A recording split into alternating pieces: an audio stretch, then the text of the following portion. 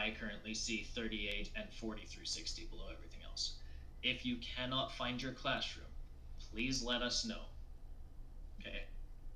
Make sure you have the spirit roll. That will show 90% of the server to you. Hello. If you do not have the spirit roll, go to the what's it, rules and rolls? Yes, self rolls and access. Yeah, self rolls and access. Now, the big question that a lot of people have been asking, with the size that we're at, what is top cut gonna be? We cut to top 8. However, prizing will extend to top 16 throughout Swiss. Everyone that has registered and shows up to round 1 will qualify for the participation rewards. Went for a long day, everyone, so strap in. So we do have 4 tournament helpers today that will be actively rolling through your rooms. They will be assigned sections, and they'll join your rooms periodically throughout each round. If you need any help and there is not a helper at your table, please ping at tournament helper. That will get everyone that is involved in running the event today, and we will make sure that someone gets to your room.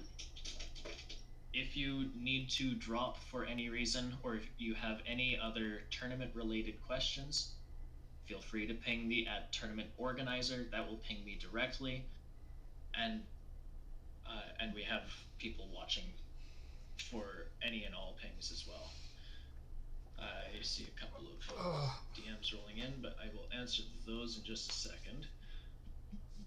Any and all pairings will be put through on the Play Network. That will be going live in 15 minutes, roughly. Anyone that is unaware, we have a stream live all day. That being said, there will be matches that we jump into before and as the round starts to pull you into the streaming clash.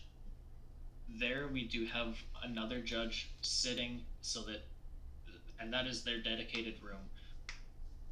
If you have any questions, they are right there for you, just to help keep the stream rolling. I know I'm forgetting something, however, I cannot remember it at this exact moment, so I'm going to... You probably want to call out the people who don't have their deck submitted yet. Yes, if you do not have a deck list submitted, I cannot check you in. I will start sending out some pings to those people that I can grab their Discord of. There's a handful of people that are here that don't have Discord that they don't have their Discord names tied into their Play Network. So in case when you guys already have, like, you log in, you get situated into the Play Network, it's by default going to pull in your IRL name. If you want your Discord name to reflect on the Play Network, you can go into your profile and put it in as your team name. That will show on the Play Network. I believe now, for the people who have not done that, we don't know who you are on Discord, so we're going to be calling for you by your IRL name. Please make sure you are keeping an eye on the channels in case we are trying to reach out to you and we have no idea who you are. And we will now pass the floor over to Skyhawk. Hello, I am Giant Skyhawk, aka Isaac, and I am the head judge for this event. Thank you all very much for coming out. Super cool to see this high turnout at an event. Just a couple of things from my side. I did go over the end of clash procedures at the beginning, but now that we've got a few more people in here, we currently have 7 rounds of Swiss, and they will be 50-minute rounds, best of 3. You can side deck in between games, but you have 2 minutes to complete your siding and then present your deck to your opponent to be ready to play. Once 50 minutes is up, if you are still playing a game, the current turn becomes turn 0, and then you will play 3 turns. Turn 0, turn 1, turn 2, turn 3. At the end of turn 3, both players will count their spirits in their spirit deck, and their spirits enchanting the field. Whoever has more wins. If that is tied, you'll count the number of cards in your main deck, and then the number, whoever has the most cards in their main deck will win. If that is tied, then the next person to draw a card would lose the clash, and their opponent wins. So whoever takes turn 4 ends up losing in that circumstance. If a clash ends in 1-1 after doing that end of clash procedure, then both players receive a loss. So both players will receive 0 points for that clash. Just some general information to keep in mind, like Syndicate mentioned, if there is a rule circumstance you're not sure of in your clash, if you're concerned about something that your opponent is doing, or you feel like your opponent is taking too long to make a move, please ping the tournament helper role and we will get a floor judge to your table momentarily. Make sure that you understand that you will always have the right to appeal. So if you're unsure about a floor judge's ruling, or you want a second opinion, or you want to make sure of something or receive a different explanation, you can always appeal a ruling, and then I, as the head judge, will come down and handle the circumstance at your table. Any ruling that I hand down is final, so you cannot appeal a ruling that I give you. Couple of things to keep in mind: make sure that you are keeping up your pace of play. Our tournament helpers are going to be moving through tables and making sure that everybody is playing at a reasonable pace. You are obligated to play swiftly, and you are not entitled to make the perfect play every time. So I would say, generally speaking, if you want to know what that looks like, 15 to 20 seconds in most board states. If something is very simple, shorter than that. If something is complicated, you do have extra time to think and we'll extend that. But if it's very complicated, 30 seconds probably. If it's less complicated, 15 to 20 seconds per move. If you feel like your opponent is playing too slow, then call a judge so that we can watch. And as well, make sure that you keep your hands on camera at all times. If you ever have to leave the room for any reason, or take your hands off camera for any reason, please call a judge first so that we can come to the table and watch cameras and make sure nothing off is happening while you're gone. So like in the middle of the clash, if you really have to go to the bathroom, or if you drop a card, call a judge and we'll have somebody to the table to supervise the situation. Otherwise, if you have any questions, feel free to leave them in the tournament general chat. Although, if you have a ruling question, make sure you are calling a judge and not asking it in general. We'll answer your questions at the table. Aside from that, thank you very much for coming, and best of luck at the event.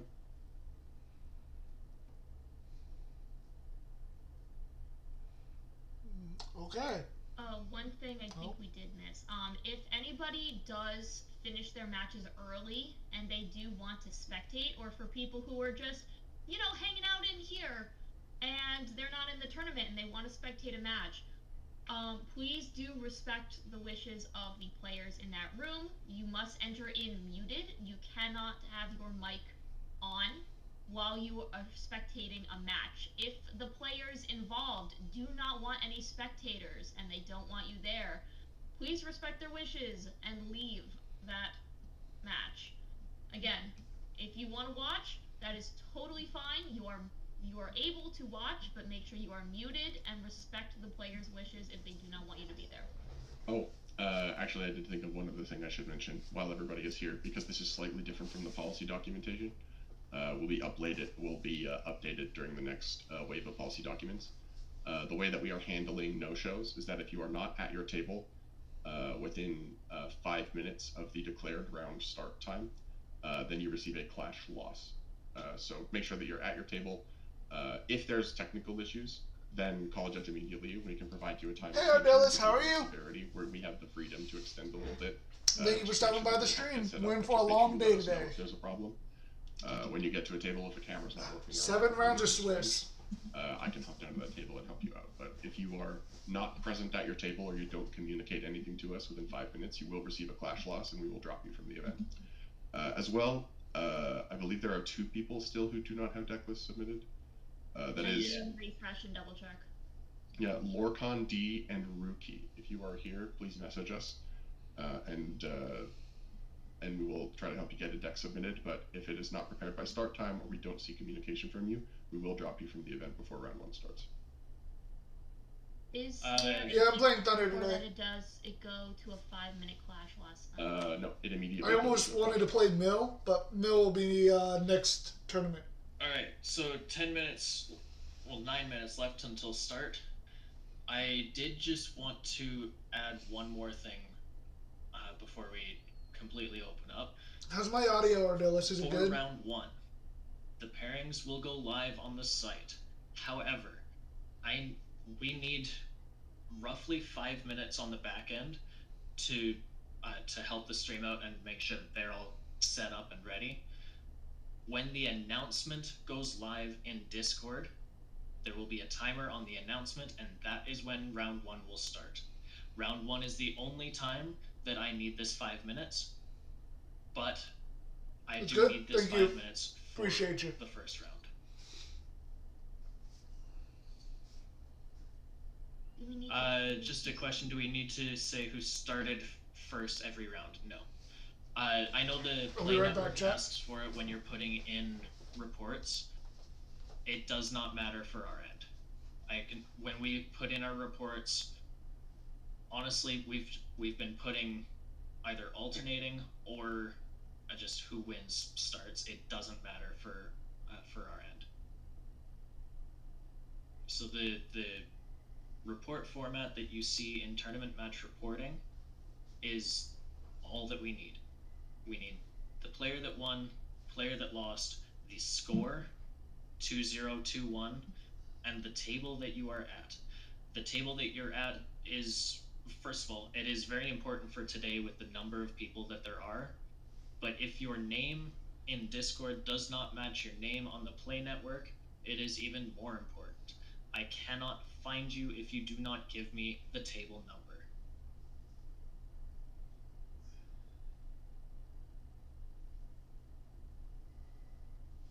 Anybody have any last minute questions? Anything that we missed? Oh, we did miss a question. So we will be in rooms with multiple tournament people, correct? You are going to be in a room with yourself and your opponent. The only time we might have anybody else in there is if we have a judge come in, or if you allow spectators into your room. That's it. May I have a reminder on what channel we put pings for help? You can use tournament questions or tournament general. You can use the Clash lobby chat as well, or the Clash room chat as well, and that will put a ping out to us. It is harder for us to scroll down and find that though, so if possible for you, please put the put your ping into the general.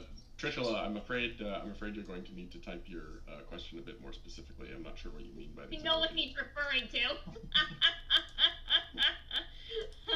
I have no idea. Wayland's PTA. Wayland's PTA. or Galaxy PTA. You gotta be a little more specific, but I think I get the gist. Trishula, come on. Do you need additional information if neither player in a Clash's Discord name matches their names on a play network to know who is who? So long as one player's name is correct, that's fine. We note on the back end if there's a difference or no. So yeah, there are some names that I already have attached to different players' names. Okay. But if I do not know either player at the table, 5 more minutes. then I will. Welcome everyone coming to the stream. Thank you for stopping by. I appreciate the support. So to answer Trishula's if you haven't, go ahead and leave a like on the live stream. And if you're new to the channel, welcome. Go ahead and subscribe. We have a lot of great videos and live streams to watch. It does not become a 2 attack 3 defense. It becomes a 5 attack 0 defense. So, gosh, I don't have them in front of me right now. But stat changes in this game always apply in a specific order. So first, any stat change that sets a stat to a specific value applies. And then second, anything that increases or decreases applies. And then finally, stat swaps. So PTA applies the reduction, and then Galaxy swaps. It does not matter in which the order they were played. I appreciate the emoji discourse. But you can find those in the rules documents as well. At the beginning of this event, once I've cleaned up some back-end stuff, there is a Daybreak rules FAQ. I will link it in the tournament. I will relink it in the tournament announcements channel. That has some kind of frequently asked questions and more complicated questions about Daybreak if you need to reference those during the event.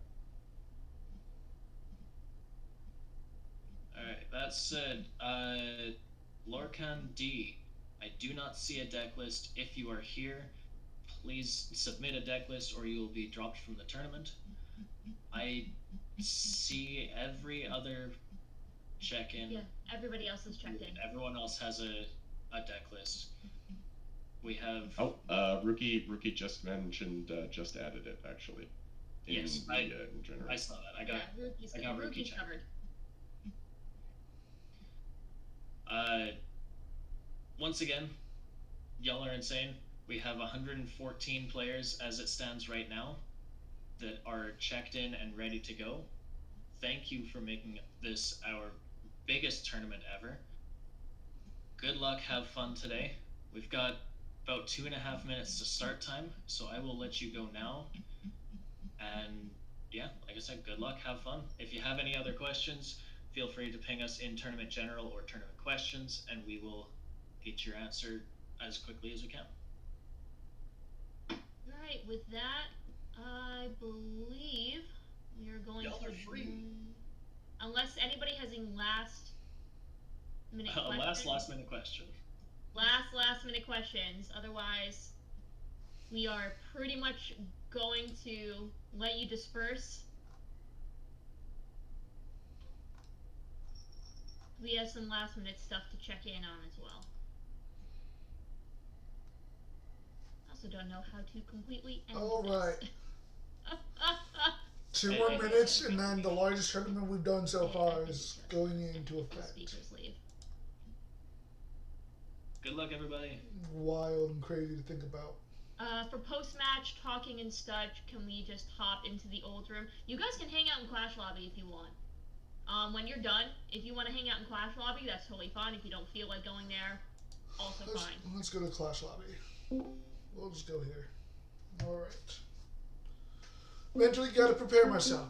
Gonna be a real... How did I finish in the last tournament? I think he got 11. There is Discord going on. I was close to getting top 8. If I won that last match against third place, I would have probably got in. Maybe. I don't know. My percentage was kind of low. Just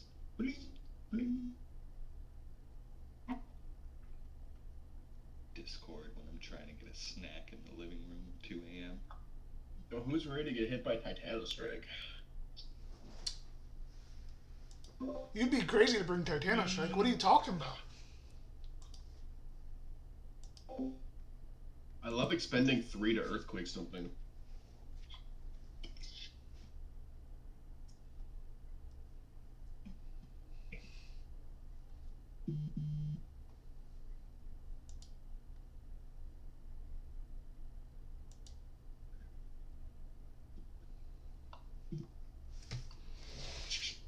Alright.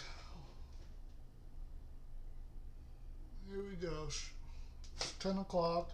Things will get posted, and then we'll have 5 minutes from then till the first round officially starts. Excuse me. Let's do this. Yeah, it would be better from the Underworld, but you do have Kieran, so technically you can play anything from the Underworld, you just have to preset it up.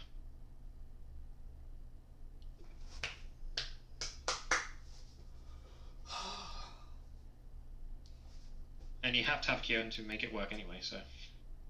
What are you guys gonna do, man? No one's asking about Kieran. Ugh.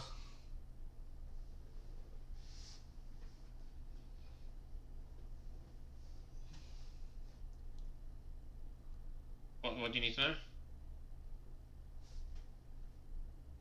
I'm muted, so it's On declaration.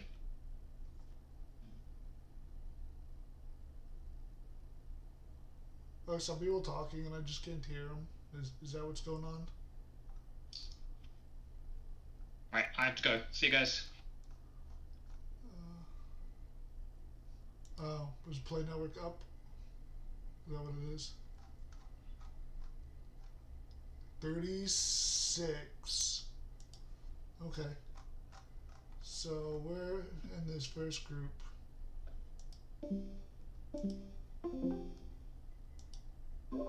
Hello. Greetings, how are you?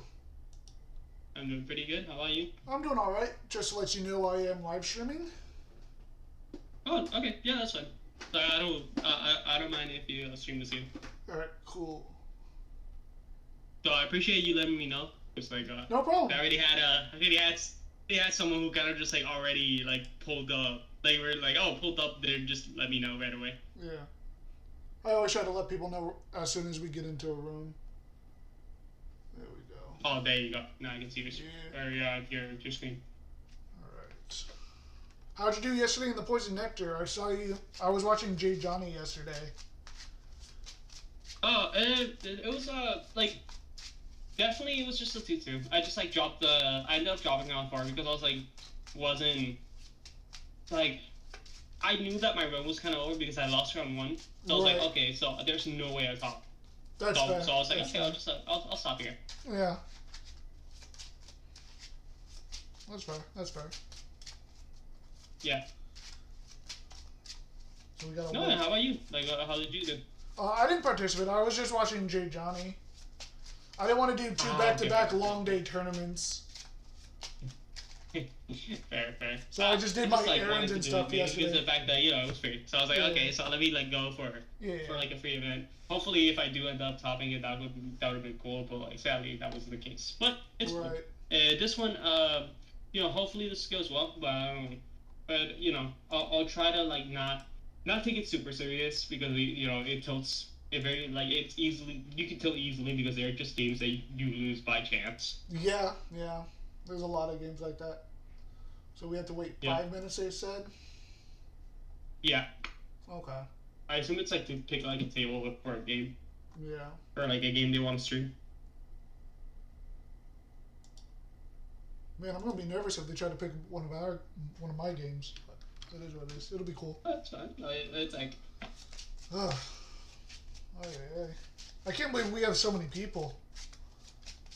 no, yeah, I'm surprised. Like literally the fact that like a lot of like I know that there's gonna be a lot of people who are gonna drop after round 1 because they're just here to get the Yeah. get the pricing, get the participation pricing, and they're out. So, but I'm surprised. I'm really surprised the fact that they're like I expected more people to be like, okay, I paid, but I didn't check in or anything or didn't put a deck list. I also thought since it was like a holiday I wouldn't be surprised. weekend or whatever that people would still be traveling and whatnot, but Yeah, I wouldn't be surprised if like someone pulled up and like they just like have a mat, no cards. They're like, yeah, I'll take the loss. oh no, I'm sure someone did that. I'm sure someone's doing that. Yeah. Which I feel is the wrong answer. They should have to actually do one full round. Not just show up and be like, I concede. Because it's kind of not participating at Well, all. they could be like, hey, can you wait like for like maybe 30 minutes, 30 minutes and then report or something like that. Maybe they can work something out with like another player. Yeah, That could be funny. It just feels bad to me. You're just taking advantage of the system. That's all. Yeah, it's like I think it's fair the fact that they're just like they just want the pricing. So I'm like, Yeah. fair enough. I mean, the pricing isn't bad. You're paying the $10 entry fee regardless. It's just you're paying for the packs. Yeah. Definitely just like it's alright. It's like 2 packs in one shatters. No, it was 1 tournament pack. Then let me check.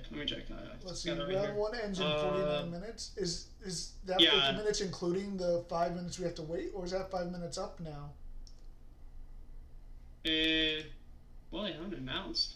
Right. That's what I'm curious about because they didn't announce it, and the countdown still has 49 minutes, not an additional 5 minutes. You know what? I'll ask. That's the round started. Oh, someone's already asking that. No, I'm just. Well, okay. Well. Yeah, because Claremont was like in the announcement, it looks like it's already started time, but not on the site. Well, the site never counts down. But I don't know. 5 minutes. 5 minutes from the start of the round. Well, that's what we're calling a judge for a no-show. Oh, no show, yeah. Yeah. Okay. Yeah. I would just like to know if we're still waiting 5 minutes because the countdown on the tournament announcement is still going. And if that's going to reduce our time with 50 minutes. Unless they're just going to tack it on the back end. But still be nice to know. Yeah, it's like... But it's okay. It's the first time we've had a tournament this large, so I can't blame them. Yeah, no, it's definitely not on them. No, we're making big moves. You know, we're on Walmart, we're on TCG Player. We're doing good. The fact that they're at Walmart is kind of crazy. I did not expect that. I was like, Yeah. oh yeah, TCG Player, that makes sense. But like Walmart, I was like, whoa, okay, Online we're making Walmart, big not boy like moves right actual Walmart, but online Walmart, which is still a big step, regardless. Now they Yeah, just but need still, distribution that's still really in good. other. They need distribution in other countries, and then we're really kicking. Yep. But now it's going to be easier for once that stores. happens, it's gonna. It's going to be easier for LGSs because now you can be like, we're on Walmart Online, we're on TCG Player, like we're legit, like support us, which is good. Still I'm never. in the announcement. You got 5 minutes to report. No, that's not it. I guess we started. I'm gonna check another table real quick. See if like they started. If that's the case, we just start. Yeah, like I don't. No one said anything Okay. or responded to your question. I don't.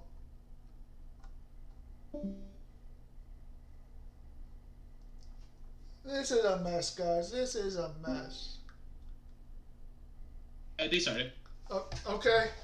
I guess I thought they were gonna make an announcement for 5 minutes. All right, whatever. Yeah. I roll. Yeah. Yeah. I got a 7. 11. Okay. I'll go first. How would you like me to cut? Just down the middle is fine. What about me? Down the middle as well. You can do the same. Okay. Yep. 1, 2, 3, 4, Okay. 5. Good luck. You too. Yeah, I'll go first. I will mulligan. I'll keep. Okay. Oh, you mulligan? Okay. Yes. Let me raise your audio. There you go.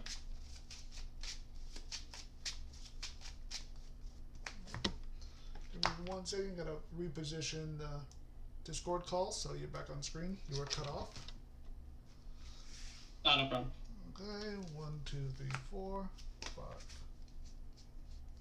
Okay. I will keep. Your turn. Okay. I'm gonna start off with a rabbit. Okay. Rabbit effect. Yep.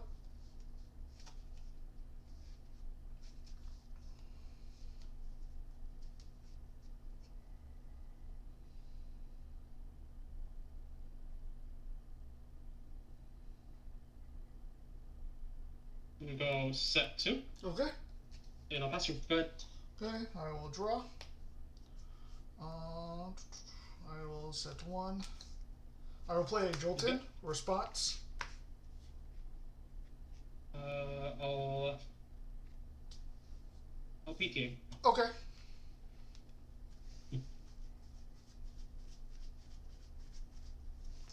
We'll get Mount Olympus. I need to get new headphones. Like these are like way too low. Oh yeah. I don't even bother with headphones. Yeah, it's like if I use the speakers in it, it's just the audio's just gonna like start rebounding. Gotcha. Let's see. Okay, Jordan's been reduced. I will end my turn. You're putting out PTA. Yeah, I will be picking up it. Okay. Your turn. Okay, go turn. Okay, I'm gonna go enchant the rabbit. Okay. Or rabbit effect. Yep.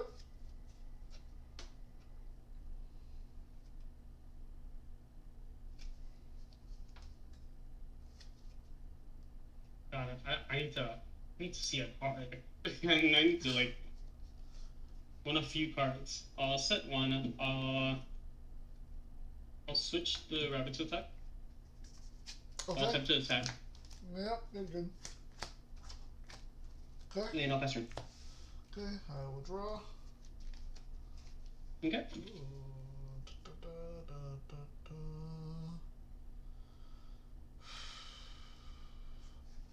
I will play Quackle response. Quackle is that's fine. Okay. I'll heal 3 Thunderback.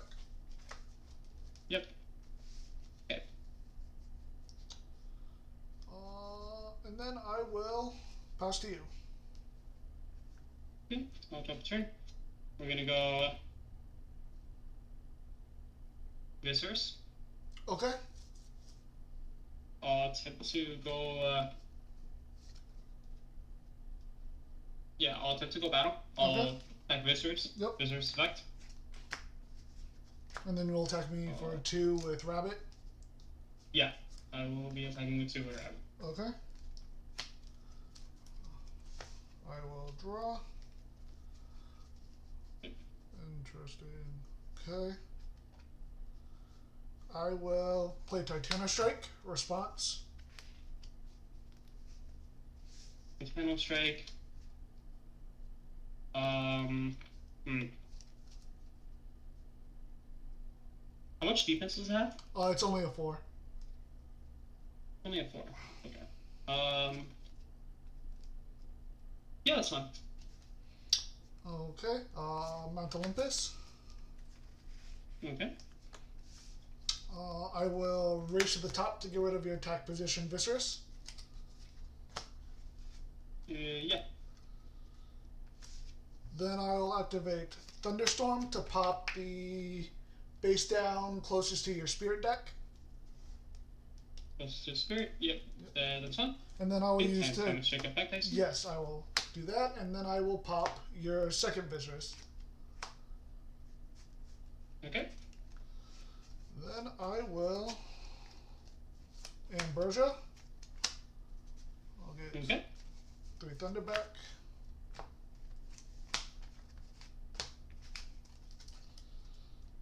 And then I will pass to you. Okay. Grab the turn.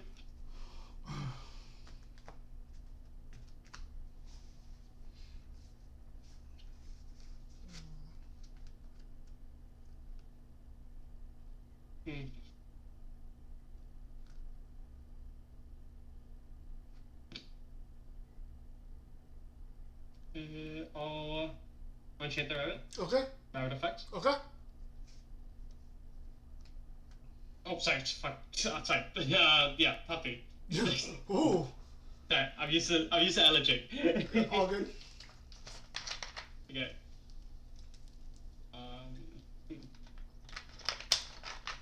So we have this.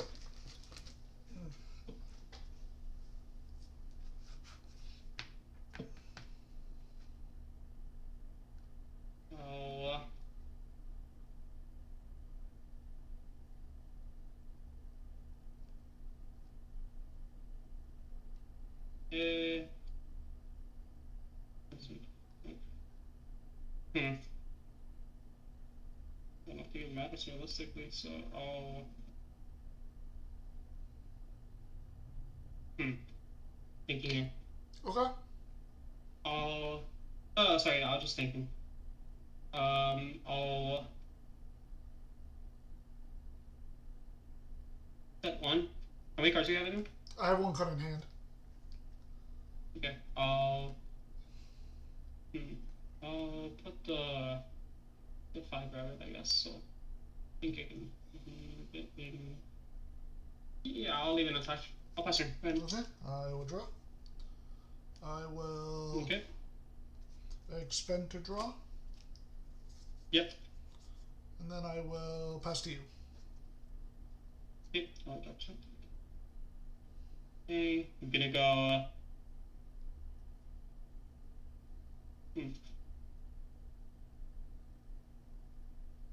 Station. Okay. Attempt to. Yeah, just go battle. Battle, attacking over the. I will alter Titano off Strike. of Mount Olympus onto Titano Strike to swap your Mount Station to defense. Yeah, that's fine. Okay. And yeah, I'll just pass turn. Go ahead. Okay. I will draw. I will set.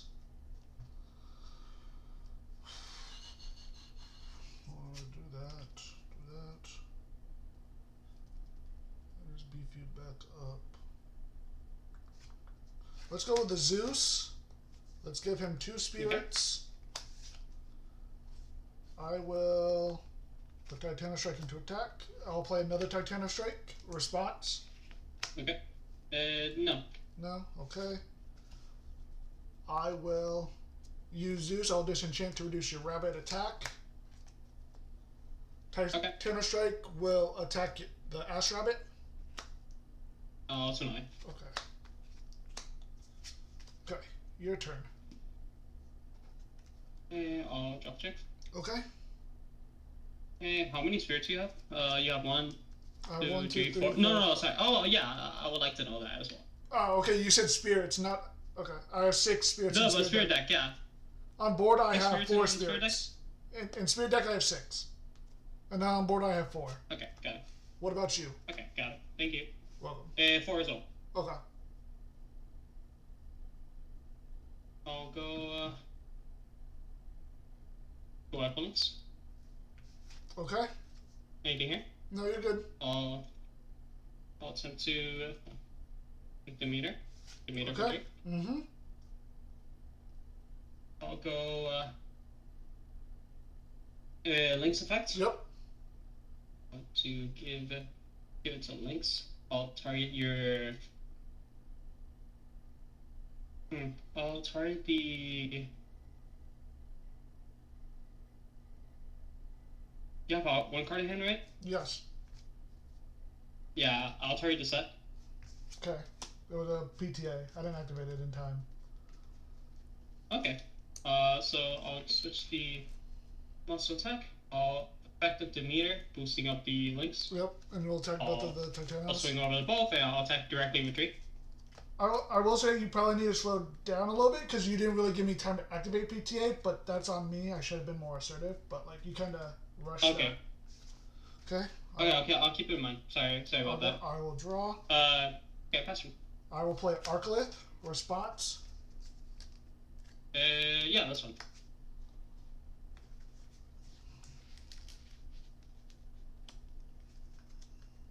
Arclith will attack. Hold on. Let me think about this. No, you do that. You can just crash, but you take a lot of spirits. I'll play a Mount Olympus as well. And then Arclith will attack Equal Links. How many spirits do you have currently in your actual spirit deck? In my actual spirit deck, I have 3. 3? Okay. It should be good. I'll do 1 from the rabbit, and then 2 from here. But yeah, you were kind of speeding through with the Equal Link summon and stuff. Okay. Let me know next time, just in case. Like Because normally it looks like you play it's like response, and then I would have been like, yeah, response, but it is what it is. Okay.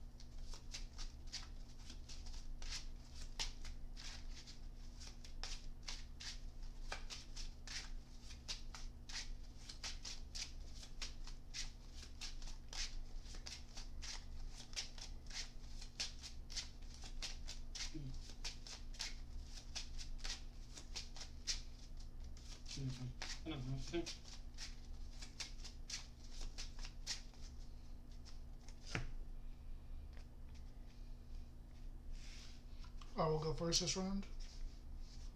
Yeah, that's good. Let me just start in here. Okay. Well, okay. Gonna just keep shuffling then.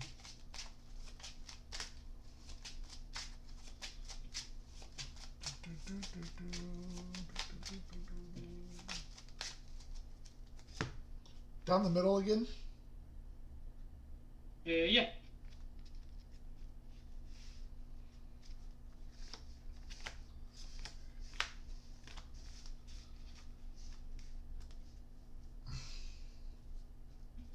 Okay, how about you?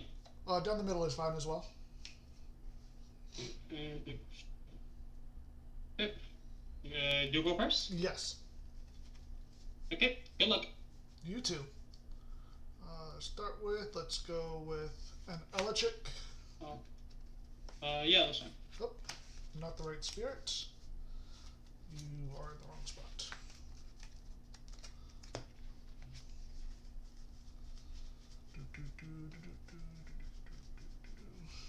Zeus.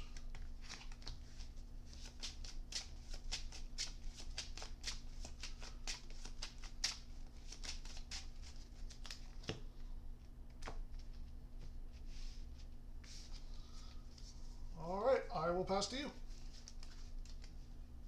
Last turn. We're gonna go. Viscers? Okay. Then. I'll set. Yeah, I'll set 2. Okay. I'll attempt to go down. Yep. Going over. I'll Viscers effect. Yep.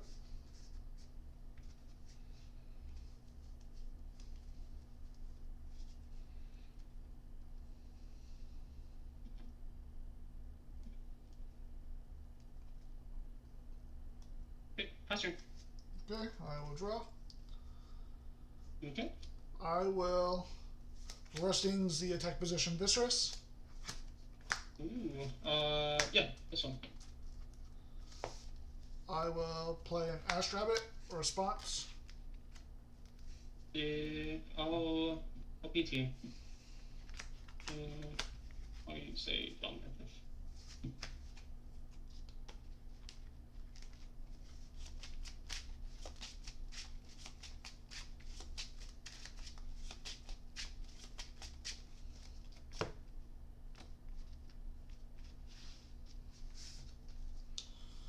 I will set 1. I will play Mount Olympus, and then end phase, paying out PTA. Mm-hmm. Okay, your turn.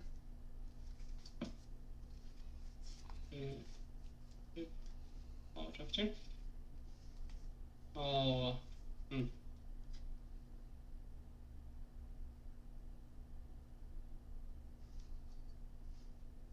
Interesting. You have. I think realistically the play is to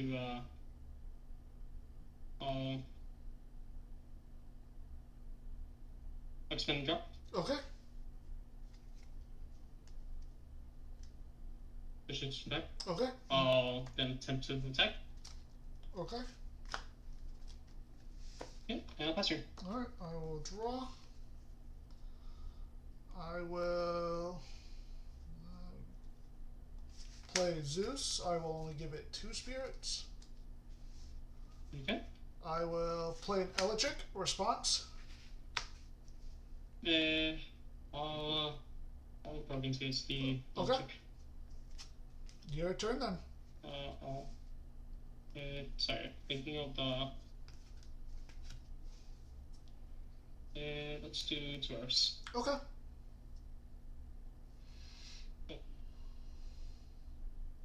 Okay, drop turn. I'll do Eddie effect. I will Gorgon Zeddy. Growing Eddie? Okay.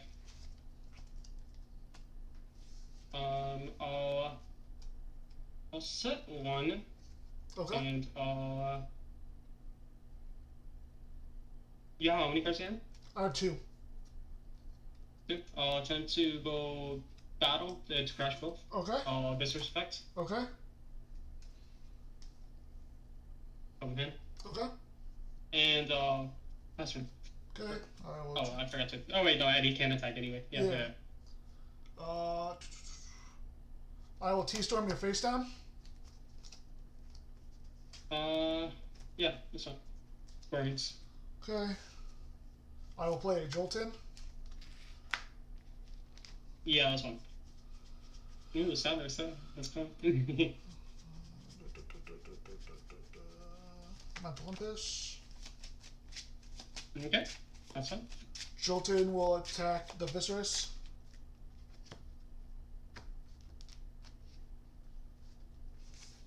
Your turn.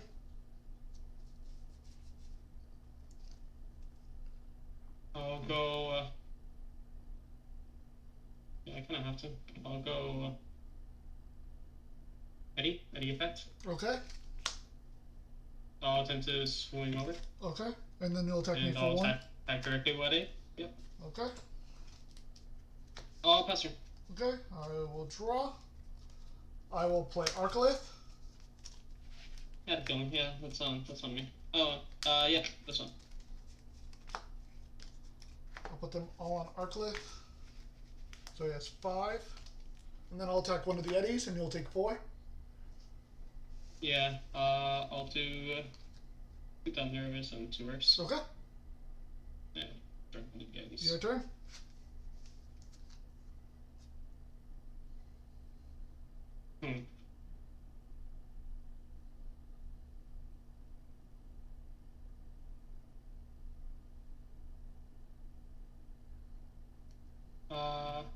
Yeah, how many cards do you have left? In hand, I have 2 cards in hand.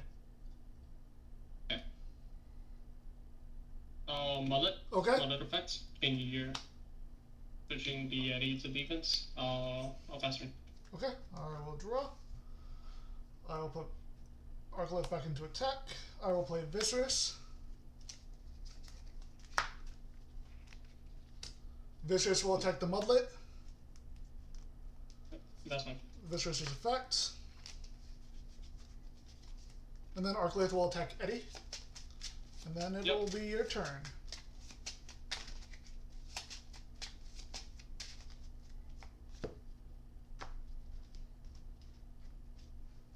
That's, well,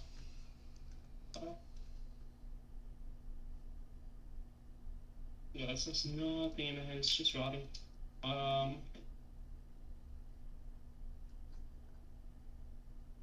No, I kind of have to. I'll go Laurels. Which Viscerus would you Oh, like? Laurels is straight. I'll D-type with the new one. Okay. I'll then.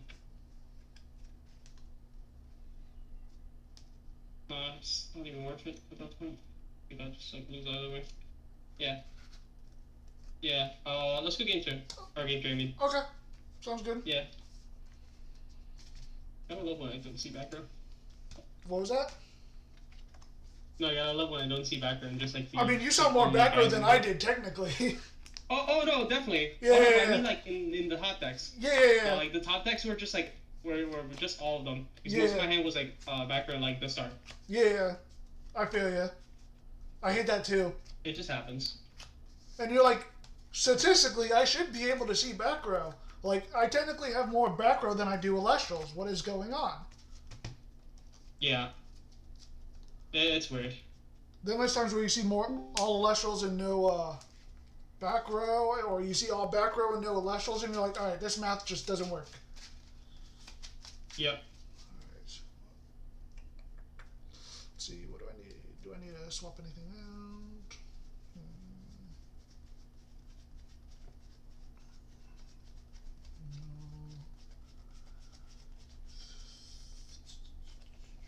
No, should be good. No, I didn't need it.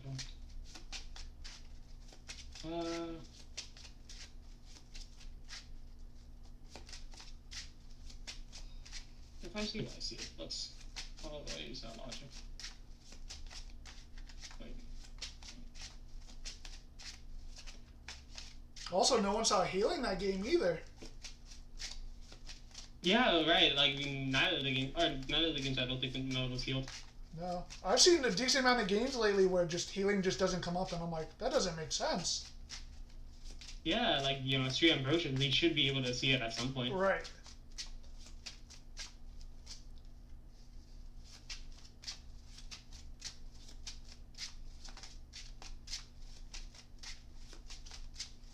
Okay. Would you like to go first this time? I'll go first. Okay.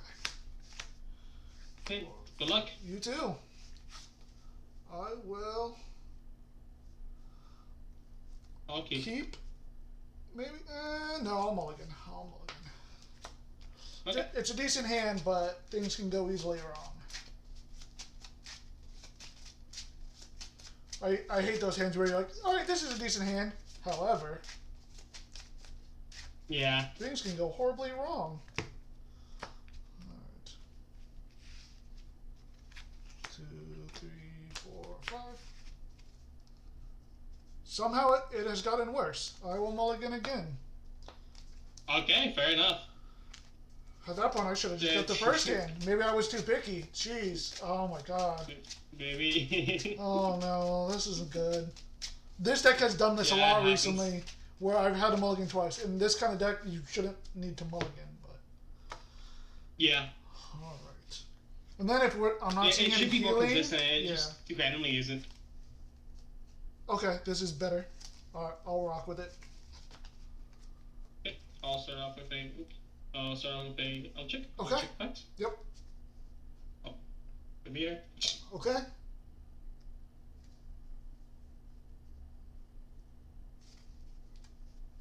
I'll then set 1, and I'll pass turn. Go ahead. Okay, I will draw.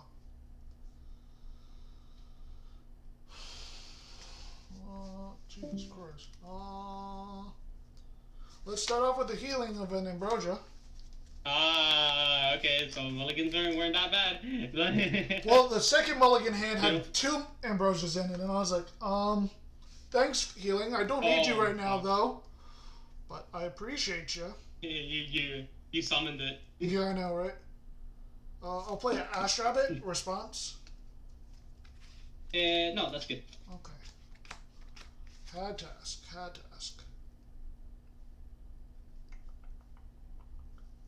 I will take this.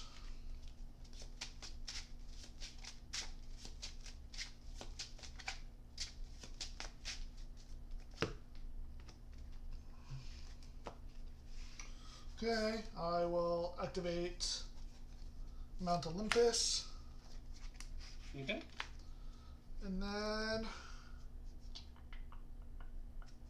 I'll do that. I will pass to you. Okay, I'll drop turn. You could start off with a Equilance. Okay. I'll go Demeter. Okay.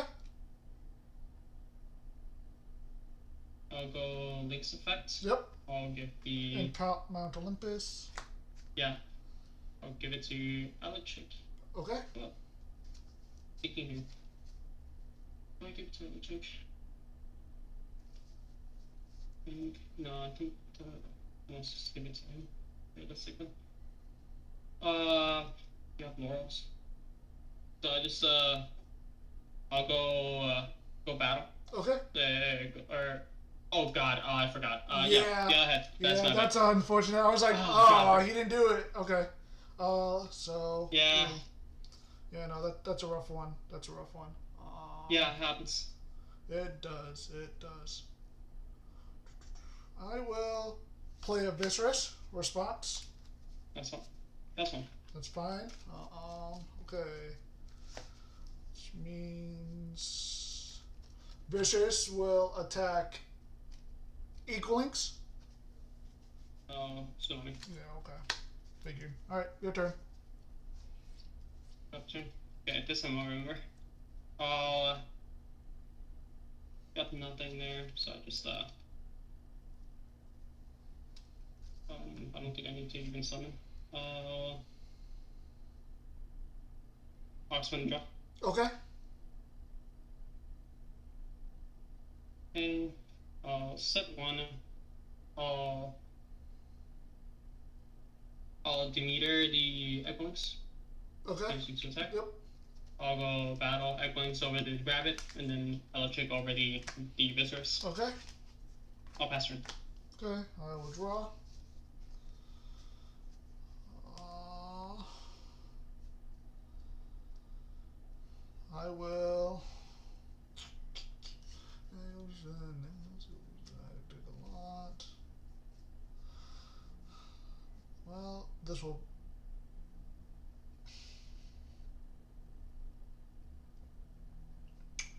Probably gonna regret this, but I'll do it. Arclith response. Arclick. I'll point to ETA. Okay, that's fine. I'll give him 3 spirits. Yeah, that's fine. Thinking what to use here. Okay, you think of the spirits. I'll use the one from the. Yeah, that's still let's take the same. Okay. Yeah, this one. Arclith will attack the equal links. Hold on, 1 second. Yeah. So. Are you against that? Okay. Yeah, before I attack, I was gonna activate a Zeus because I forgot. I forgot I didn't have Mount Olympus out anymore. This one. All right, so 2 Zeuses, that should be fine. I'll use Zeus to reduce your equal links, and now I'll attack the equal links. Okay, sure. Here, I'll take the 4. Thinking.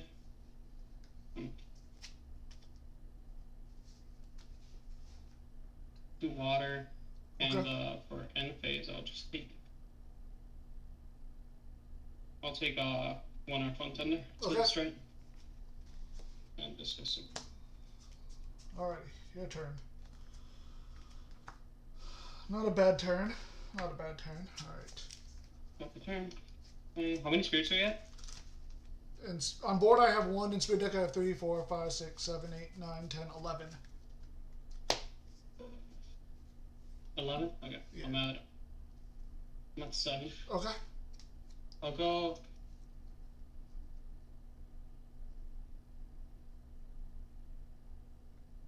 Go Thunderstorm on misses. Okay. I'll then. Rabbit effects. Okay.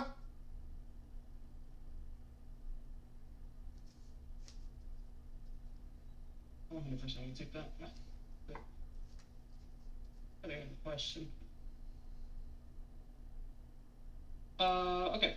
I'll then set 1. I'll just swing for 1. Let's see it then. Okay. I will draw. Yep, pass turn. I will expend to draw. Okay, I will Yep, set, that's fine. and then I'll activate an Ambrosia. Yep. I'll get 3 Thunder back. Yep.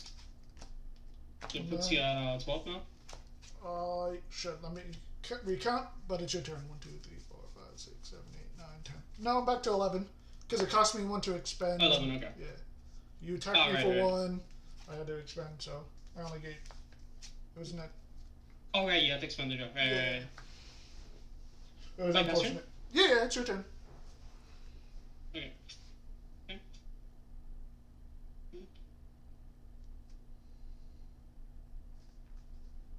I'm gonna go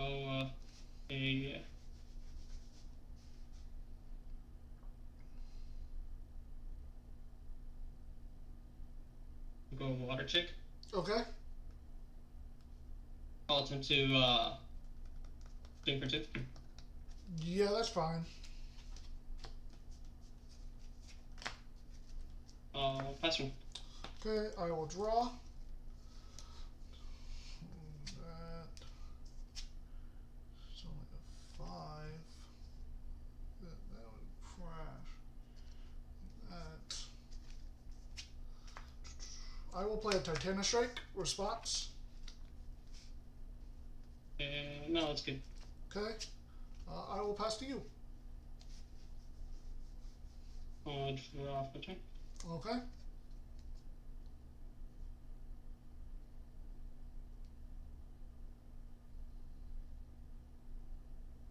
Ambrosia. Okay. Yeah, I'll do. 1 water, 2 thunder. Okay. I can enchant a divine rune, right? Am I wrong? Honestly, I've never seen anyone do that, so I'm not sure. Let me get a judge as that. Okay, yeah, I've never seen anyone do that, so I've heard it somewhere. I don't know. I know you can nexus to them and stuff, but I don't know about like just giving it a enchantment. That'd be wild if you can, because I've never seen anyone do that. People 36. I think it was starting in Harlow Bar, I'm pretty sure. Okay. Yeah. Yeah. I'll learn something new today if you can. Because it does, in this case, it does come up. That's the thing. Hello. My question here was, is it possible for me to enchant a divine rune?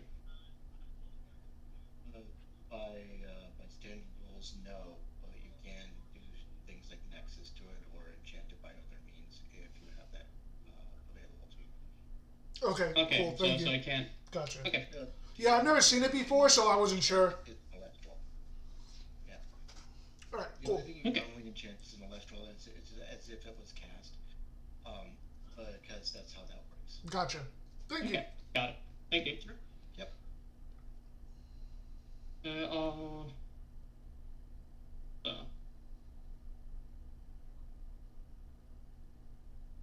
How many spirits do you have, by the way? In spirit deck, I have 1, 2, 3, 4, 5, 6, 7, 8. How many do you have? 8. Okay. You should be around 8 as well. Right now I'm at 6. 6. Okay. So it was close. Yeah. I'm gonna do an earthquake on the damage save. Okay. I'll then go step 1. I'll go enchant the rabbit. Okay. Rabbit effects. Yep.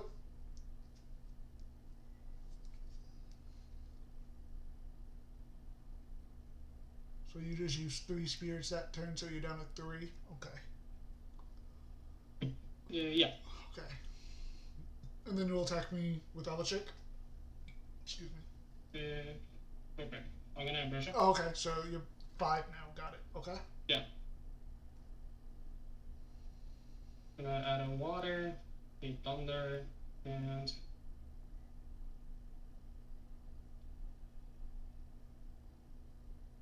yeah. Okay. Good. I'll add one of each type here: water, thunder, earth. Okay.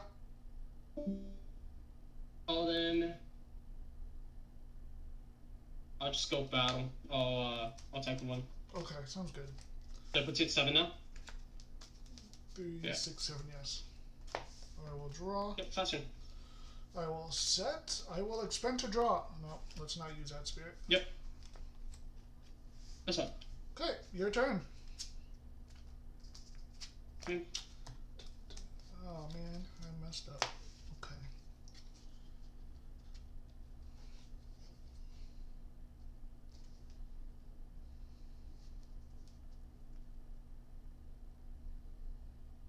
And then enchant the rabbit. Okay. Rabbit effects. Yep.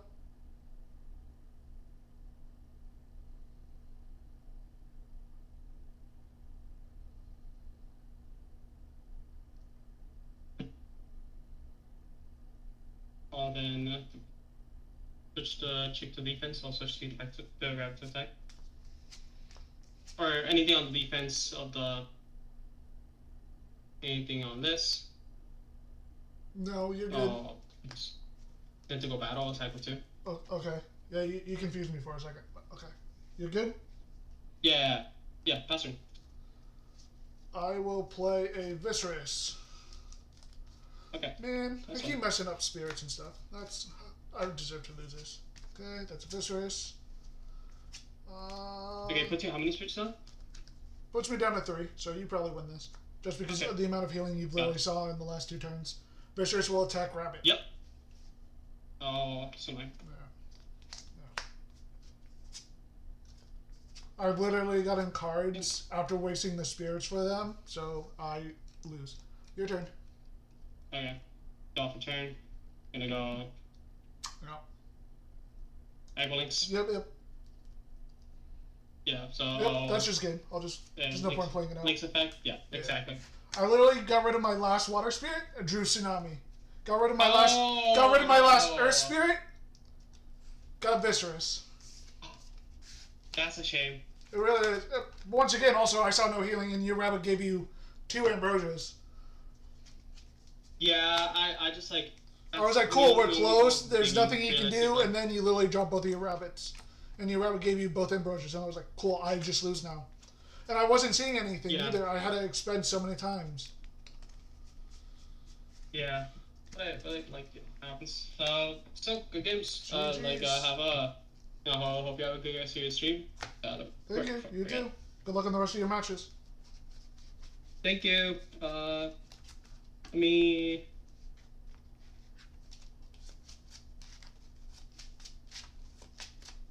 It was 2-0. Or not 2-0, sorry, 2-1. 2-1. Yes.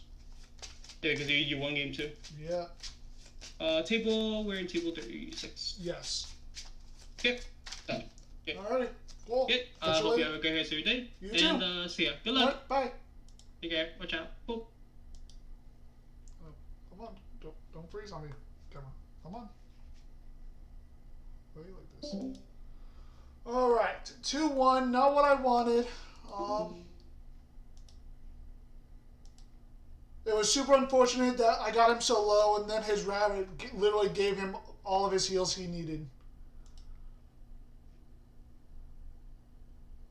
Chibi, what,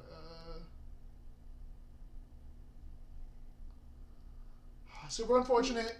Ari, sorry I couldn't talk when you came in. Thanks for stopping by. Hope everything goes well at the hospital. Yeah. Let's see how well friends have done. Friends. Bean won, obviously. Full Frontage lost. Coda won, obviously. Man, there's a lot of 2-0s.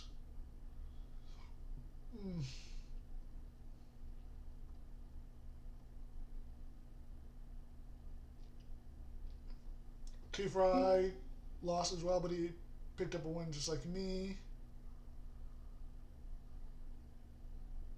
Chuckles won, good for him. Yeah, alright. Oh, let me put my changes back. Alters. Tsunami. What was the third card I added? It's Christmas, guys. Merry Christmas. Merry Chrysler. Alright. Merry Christmas. Those kind of felt I hope better you guys like are winning. And if you're not, step up. Or I'm taking your... I will take your caster coin. I will take 1 caster coin each time you lose. I don't have the authority to do that, but I will do my best to. that annoys me. Well, this isn't a very Merry Chrysler at all. No. It's the Christmas spirit. I'm taking it from the rich. I'm giving it to the poor. The poor being me. I do not have any caster coins because I do not know how to play this game. I am here as your cheerleader. So I feel like I am cheering you on with subtle threats.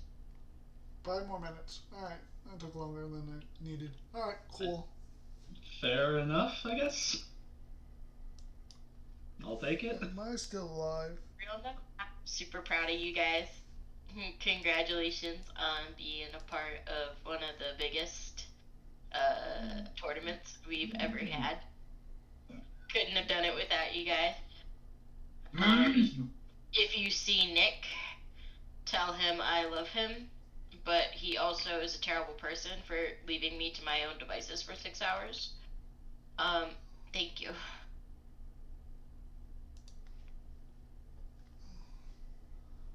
Maybe I have too many things open.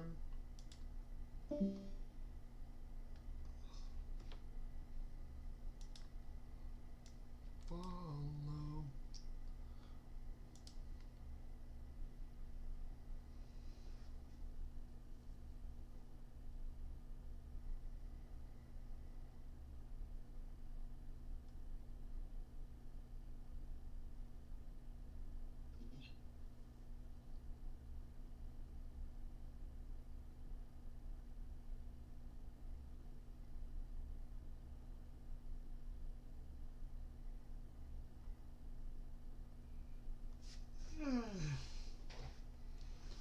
this amount of people already dropping?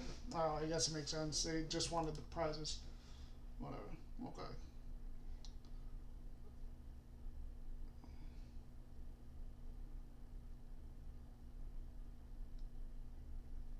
Alright.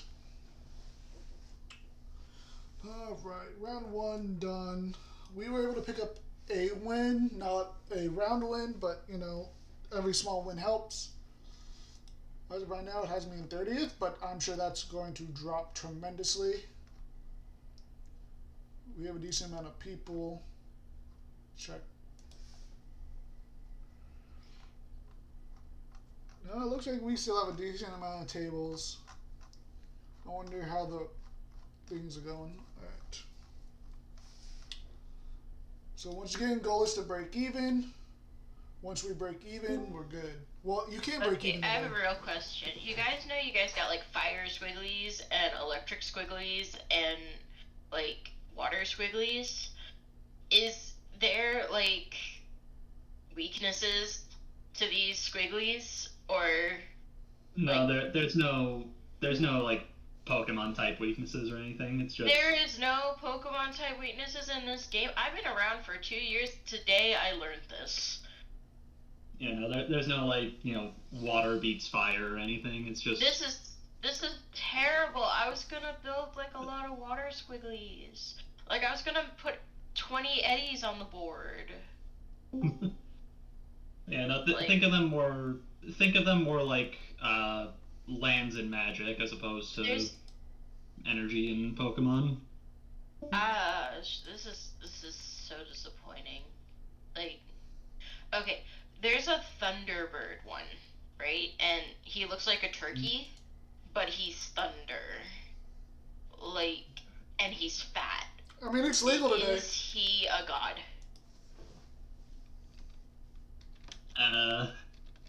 He's fat. Like, he's fat, and his whole body is a thundercloud, and he's like a turkey. Okay, I think I know what you're talking about. Maybe, Nick knows what I'm talking about, but he's not here, and I can't remember the name of it. But it's a turkey, and it's a thundercloud. Voltempest? Yes. That one.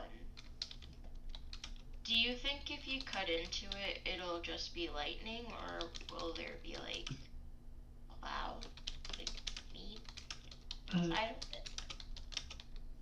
That is a good question. I'm here for the lore. Like, I just want to know if the Greek gods like stay true to their Greek mythology. Pairing. Yeah, I mean, How Welcome back. how do I win? Make your opponent run out of the squigglies. Thank you everyone for bearing with us today on technical difficulties. Hopefully you can hear and see our. Okay then. I like you. I'm gonna friend you. We're gonna be new friends, okay? I'm rooting for you, Wildcard Junior. Well, thank you very much, Alora Light. You're welcome. You can call me Anna. I'm just chilling, okay?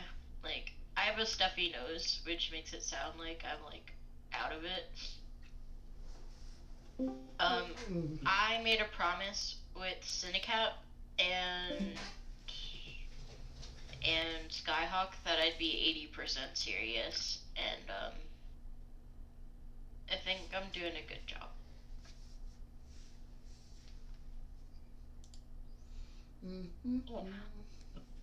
Hope you have a good time.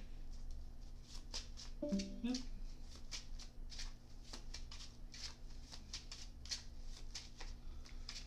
Hopefully I see more Titano Strike, because Titano Strike really helped in that one game to help clear the board.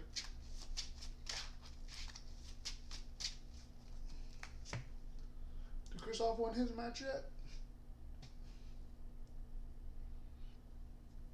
Excuse me. No, he's still going? Who's he up against? King Jack. Don't know who that is. But interesting. Round is almost... I think round is up at this point, right?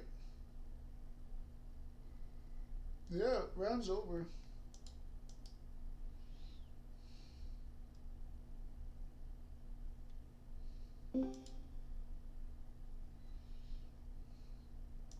Okay.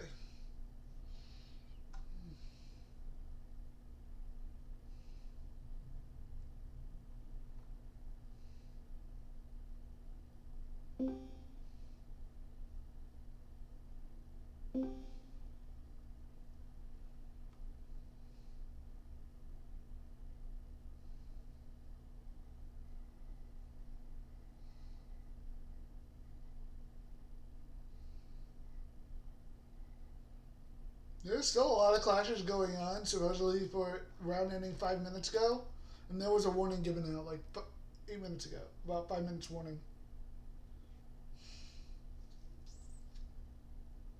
There's a lot of 2-1s today.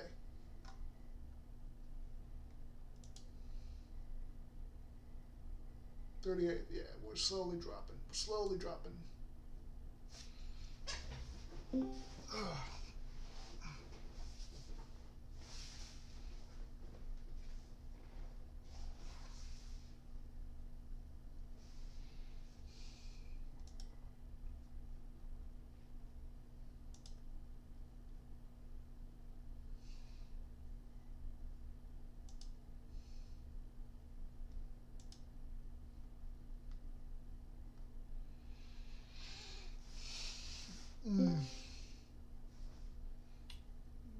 Chris, I'll get it yet?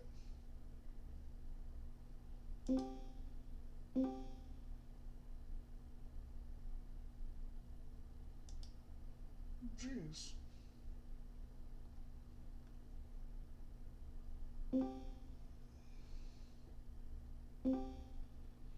Oh, okay, someone's watching their thing now.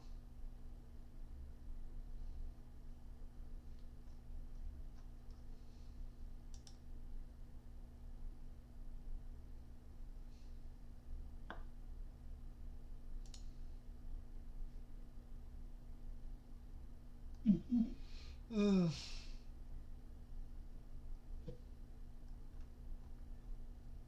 We have a couple more matches going on.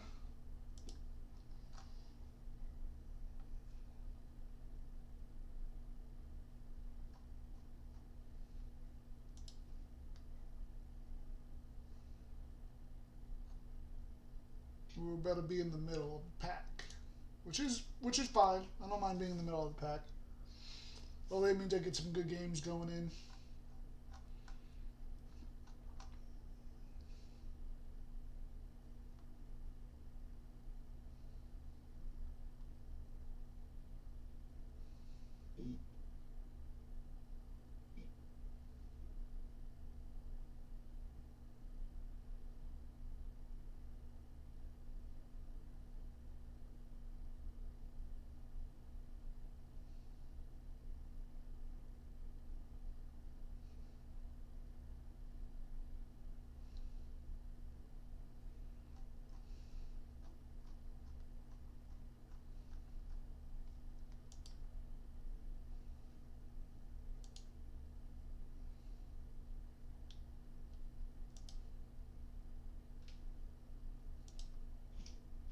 There we go.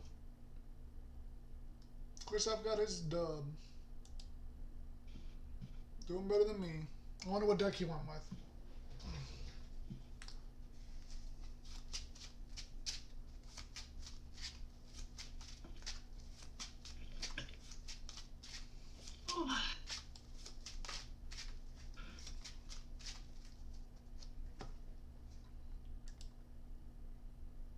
Alright. While we're waiting on a few more, I'll be right back.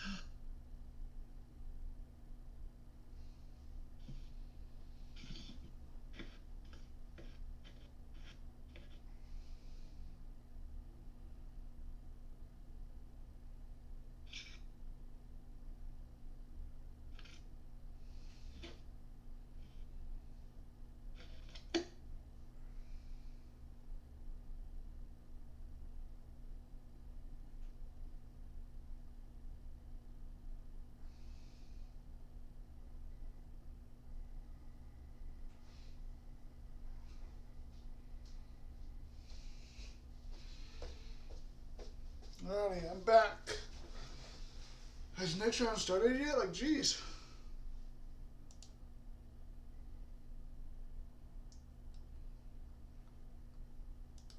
How are people still not done? Oh, now, wow, I'm dropping tremendously at this point.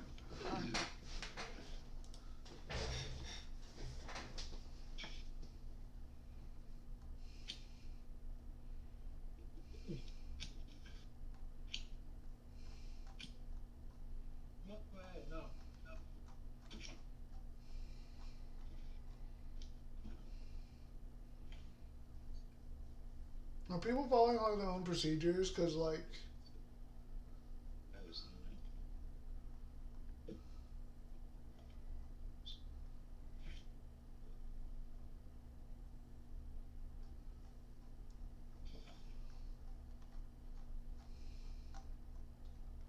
if these runs are going to go so far past, like 10 extra minutes, like, should have been over with by now.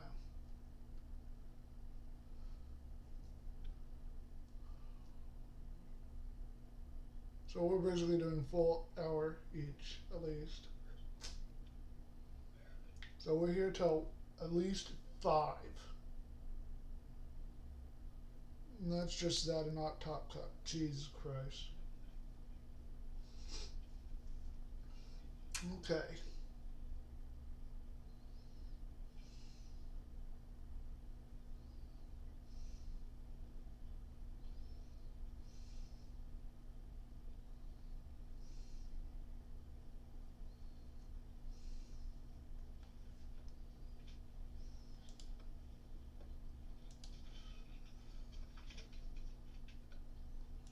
Anyway, there's a lot of 2-1s.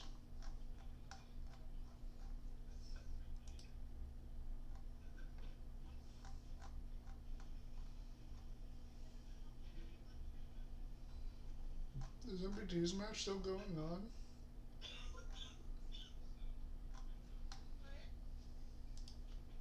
Where's MPT's clash? Did I not? No, no.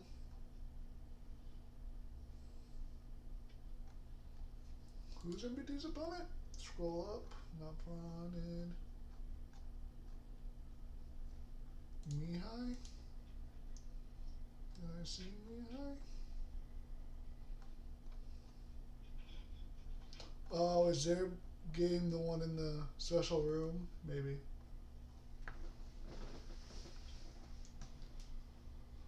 That might be it.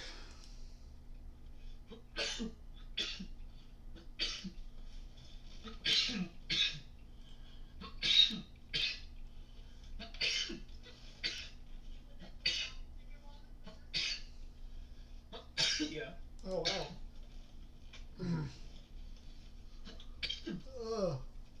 Ooh. If you won, why are you in 52nd place? Because there's gonna be 50 some people that are 1-0 right now. And it hasn't updated. No, there's no vote. 38, it doesn't really matter at this point. It's just kind of random. I also think it goes. Yeah, that one it won't really matter. I also think it goes by like previous points that you have. So probably goes by the ranking and shit too.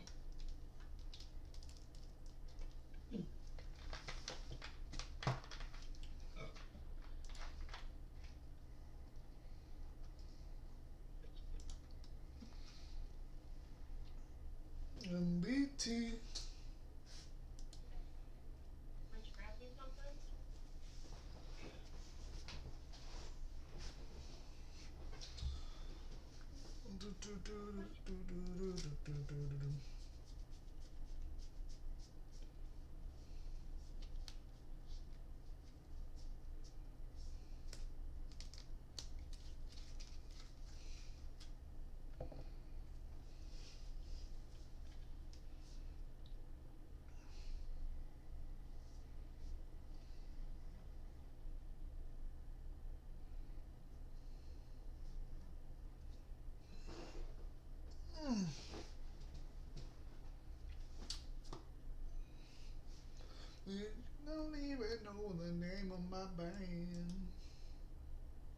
Don't know why that song popped in my head, but it did.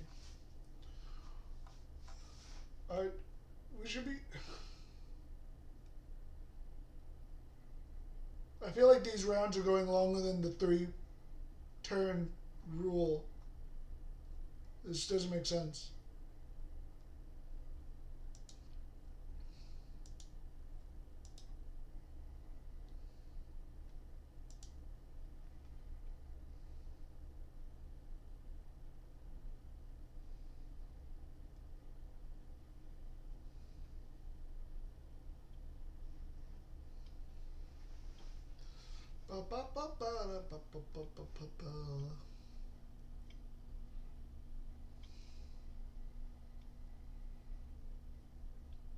This downtime is crazy.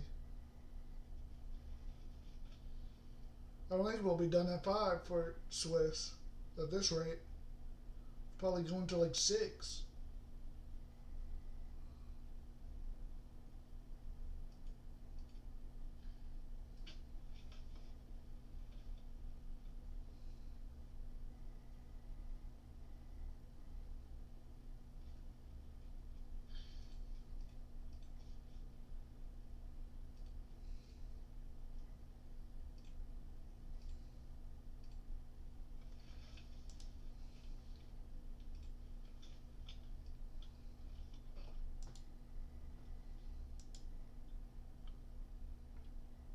I think that was the last one.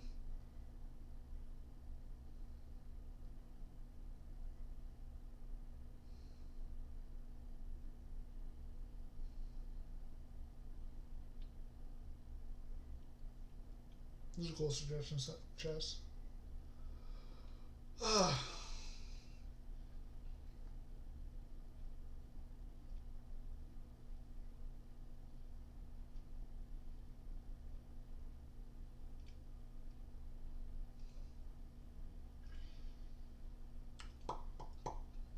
How's everyone doing? Did you guys have a good weekend? How was your holiday?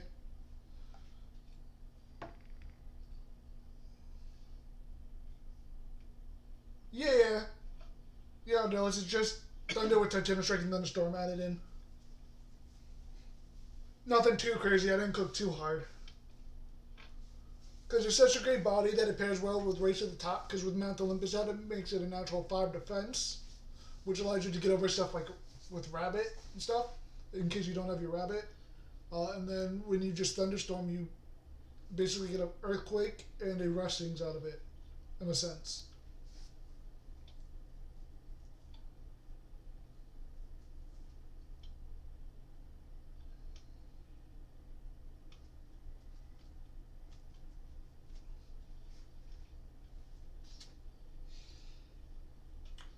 I mean, I can see the deck evolving and changing once Moonrise comes out, but as of right now, it's just a standard Thunder deck with Titanic Strike and Thunderstorm.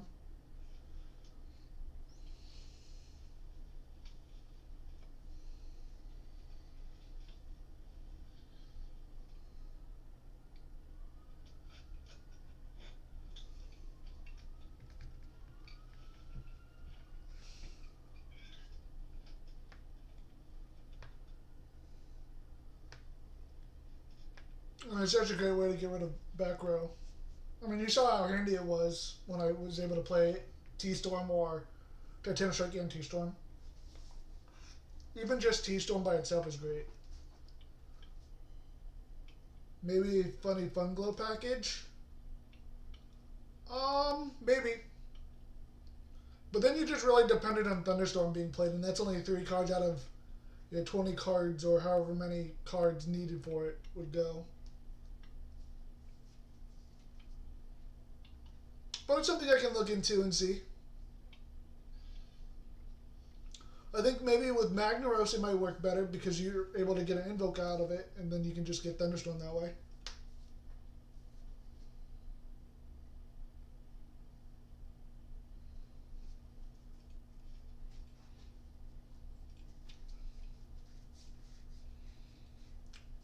I'll write that down as one of my deck idea builds that I might do for Daybreak. I'm not Daybreak, Moonrise.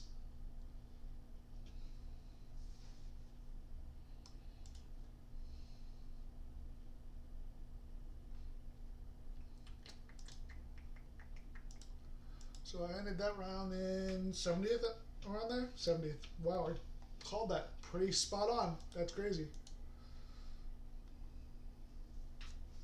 Na na na na na na na na na na na. Na na na na. Na na na na. Na na na na.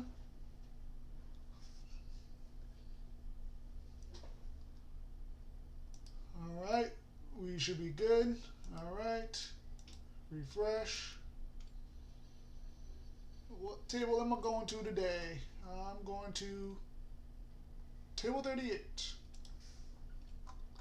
I was 36 earlier, now 38. Hello.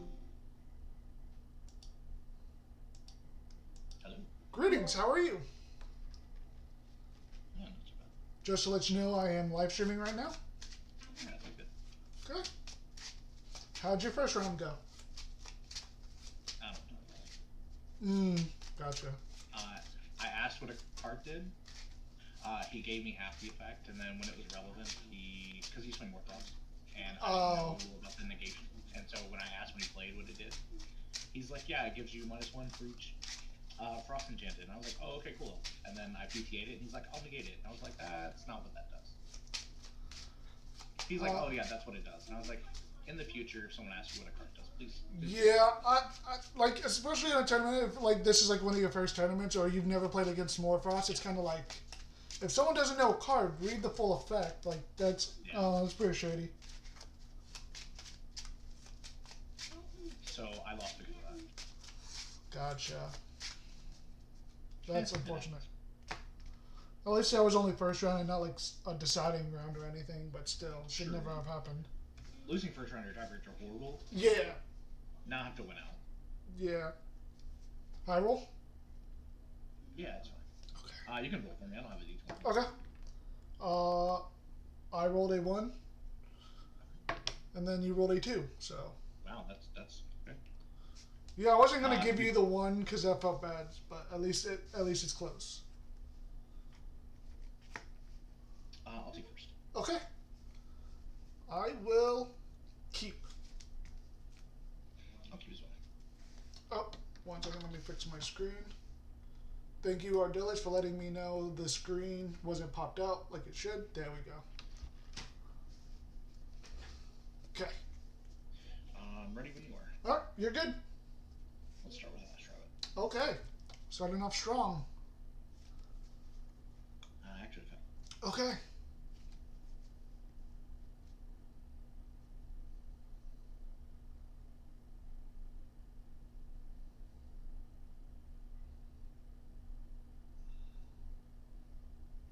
I will say be careful with your hand because you're kind of showing the cards. I don't know what they are fully, but if I know the art, I can figure out what cards they are. Yeah, that's fine. I appreciate it. No problem. Some people aren't very good at keeping the card secret, and then it's like, I have this forbidden knowledge that I shouldn't know, but I do. Okay, right. I'll set 2 passes. Okay, I will draw. I will set 1. I will play my own Ash Rabbit. Response? No response. Okay. 2, 3. I will get this card. You got the pretty one. I said you got the pretty one. I mean, yours is pretty too, but yeah. The Black Rabbit just stands out so much better. I can't wait for the full art. I'm ready for the full arts. Gonna have a full play set. Alright. And then I will pass to you. Sounds good. We'll play an Eddie.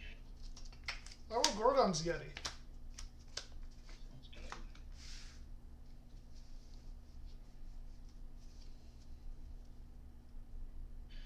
Let's Earthquake. Okay.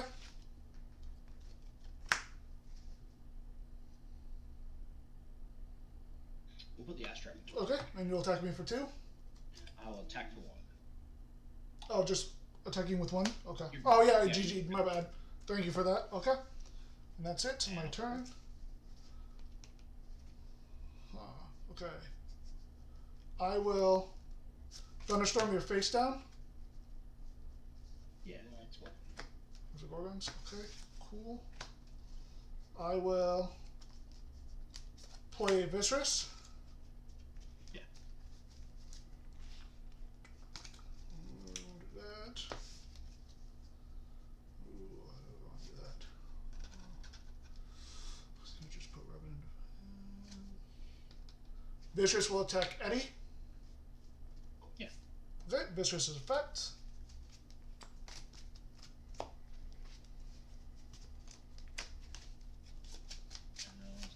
And then I will end my turn. It'll be your turn. Okay.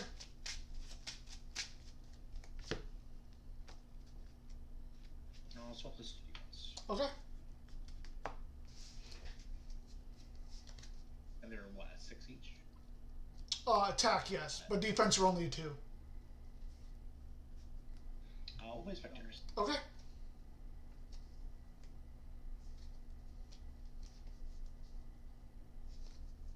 I will attempt enter combat.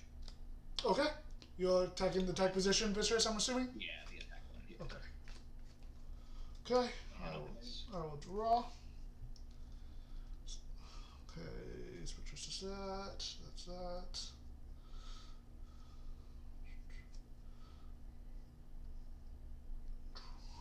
Oh, you have no back row. That. Use the Earthquake. Okay, let's go with Ash Rabbit. Sure. Ash Rabbit's effect.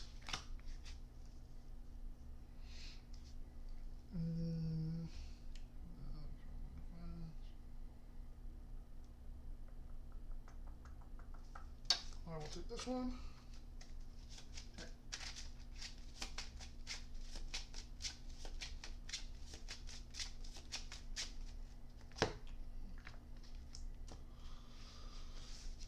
And then I will set 1, and then I'll play a Mount Olympus. Sounds good. Do that. Crash. I will put Viscerous to attack, and then I will pass to you. Sounds good. I'll draw. Nectar. Okay.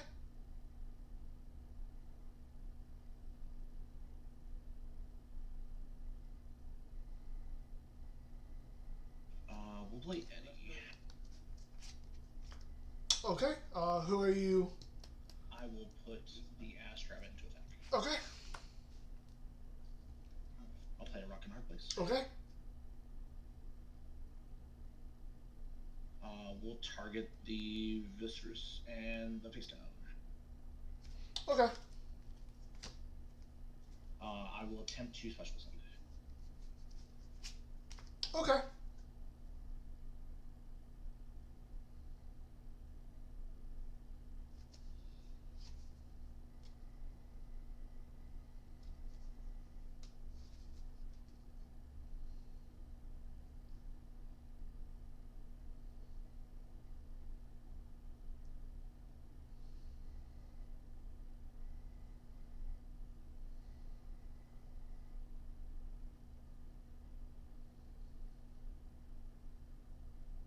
I will enter combat.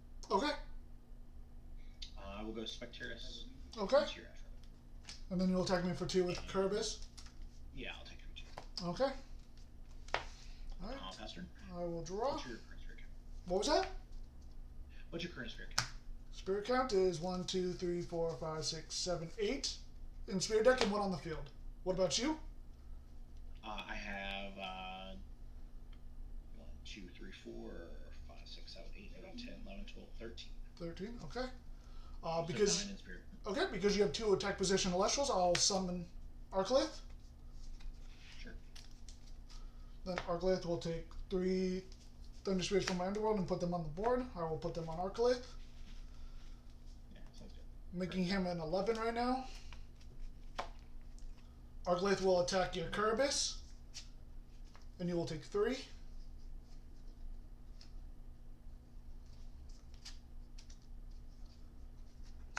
Okay, your turn.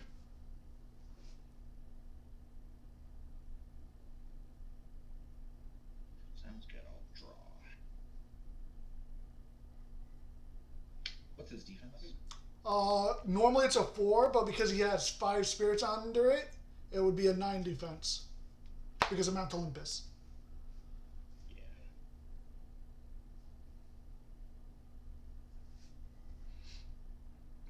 I'll ask Rabbit. Okay. Good effect. Um. I'm sorry. I didn't know if you had it. Yeah, on summon I'm gonna PTA. Sure. Resolve effect. Yep. You're good with his effect.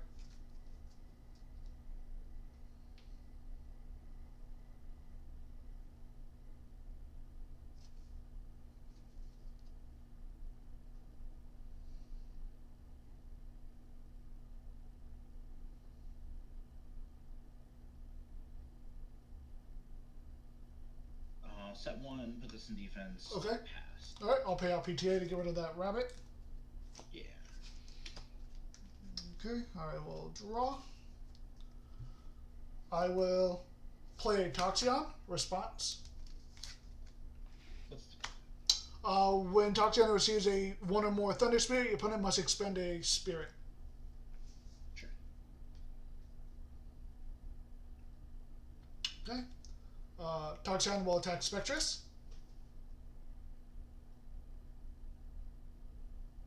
I will Tsunami. Okay, sounds good. In response to that, I will activate Altar of Stars. I will pay 2 off of So Arcalith. you're paying it in response to me playing? Yes. And then I will put Arcalith back into attack, and then I will attack your rabbit. So if you're doing it in response to this, so you're activating in response to me playing it, you would put it into defense, and then it would all stay defense. Well, I meant, so your effect would resolve, and then I'm chaining it afterwards. My apologies for wording it how I did. Okay. Can I call judge on that? Is that fine? On what? That's why I clarified. That's why I asked for clarification. Well, yeah, I mean, if you want to. I mean, I was just activating it after they would swap to defense, and then I was chaining it with Altar. But, yeah, you can call Judge if you would like to. Yeah, I can call judge. Yeah.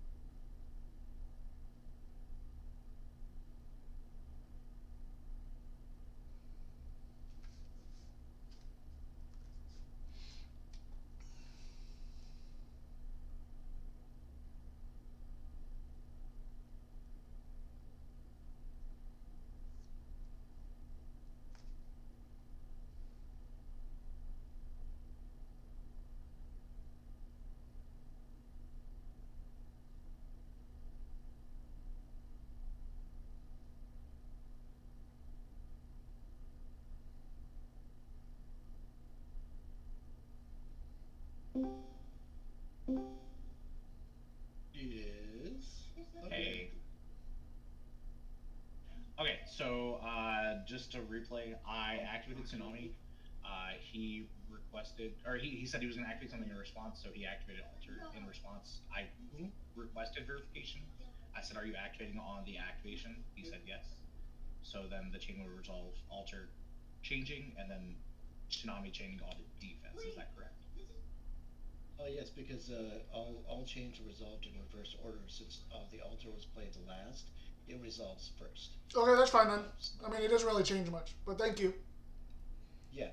It only really regards to that fact is that if you change something that is going to be affected by the tsunami is just going to change it back.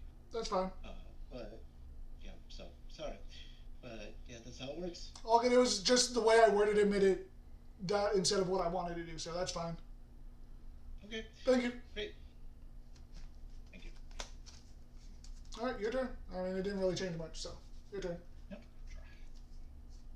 I didn't mean to word it that way, so that's on my That's why I was asking. Yeah, yeah, I yeah. was like, I think I misunderstood how you were asking it for clarification, and what I meant was like after tsunami. But okay. I'll level it. Okay. Mount Olympus. Okay. Yeah. Yeah.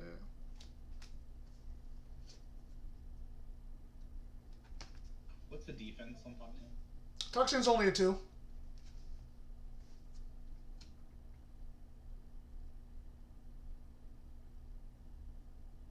I'll swap both. I'll set one.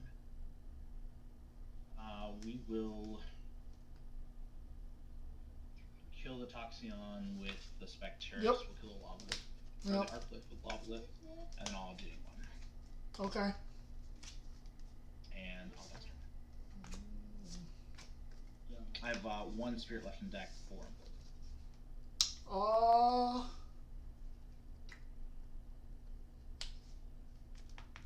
Doesn't matter. You'll have a game just because I misworded my altar.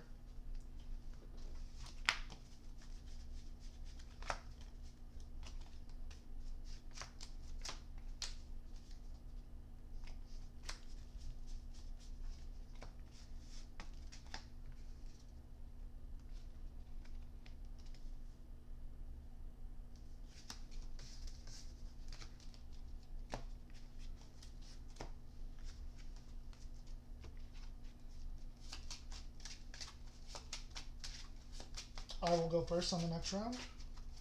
Sure.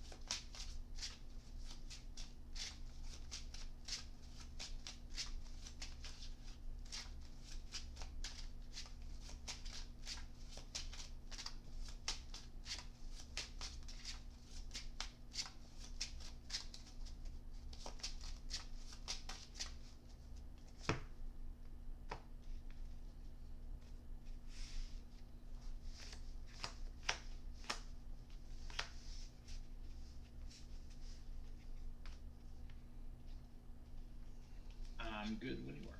Okay. I will keep. Okay, to start with, I will go with the Joltin. Go for Mount Olympus. Yeah.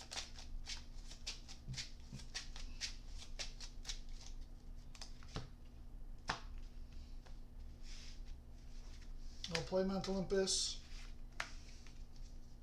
I will set 1, I will set 2, and I will pass to you. Sounds good. I'll draw a card. We'll play level. In response, I'll activate Altar off of Mount Olympus onto a Joltin to swap your level 2 defense. Sure, I'll destroy your Yep. face.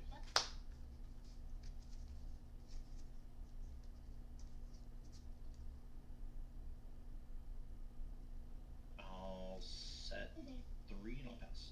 Okay, I will draw. I will play a Viscerous response.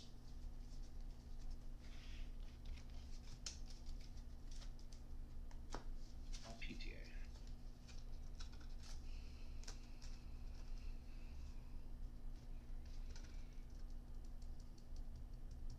Okay, I am my turn. You're paying out PTA. Yeah, I'll be in that. Alright, your turn. Oh, Nectar. Okay. I'll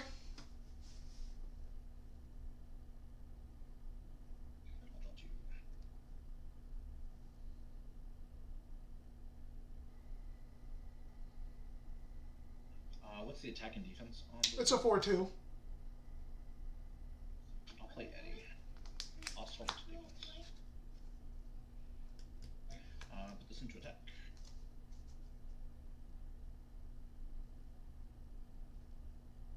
I'll attack over with Eddie, and then I'll attack for 2. Okay. And I'll pass turn. I'll draw. I'll play Ash Rabbit. Response.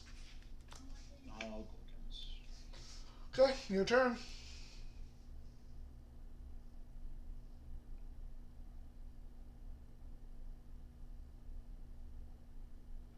Draft turn. I'll play Spectres.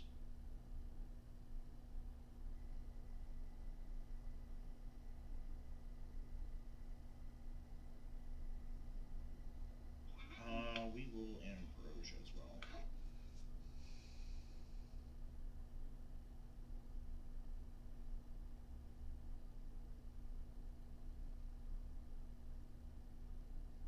I'll set one. I will enter combat, and I will attack over, and then attack for 2. No cards in hand, then I'll pass turn. I'll draw. I will set. I will expend to draw. Your turn. Draw. Number of spirits left. 11.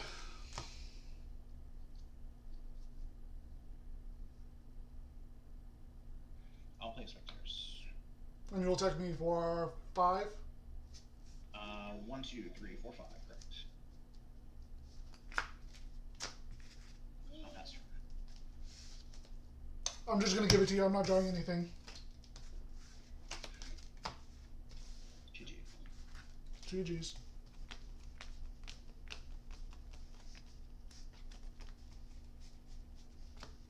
Not gonna lie, I topped that long left on turn 1. Of course you did. Of course you did. Yeah, I was like, oh, you played it out? Okay. And then I saw it and I was like, nah, I feel like an asshole. I mean, your deck just wanted you to win, that's all. And then you GG'd my Rabbit, which was the only Leshel I've literally seen besides my Jolton and my Viscerus.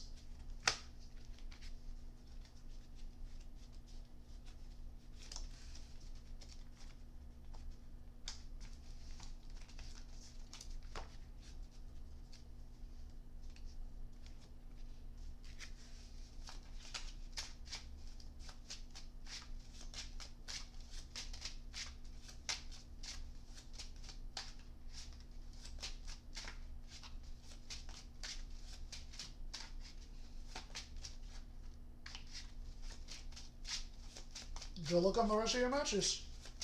Yeah, you too.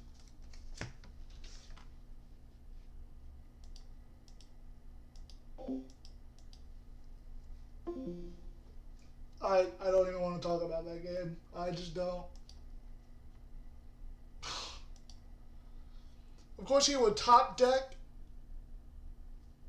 a Lavalith. Turn 1. And all I did was play. Oh, Jesus Christ. In that first game, like, come on, man. At that point, I guess I should have saved.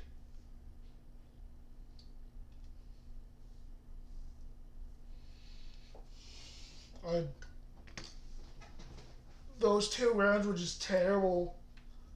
Why would I like, common sense, why would I chain alter during your tsunami? Obviously, I'm activating.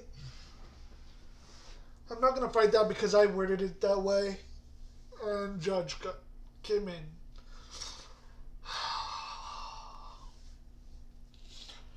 Don't tilt.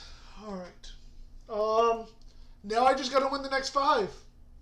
Whatever, I don't know. And we have, what, another like 30 minutes or so? 26 minutes? Okay.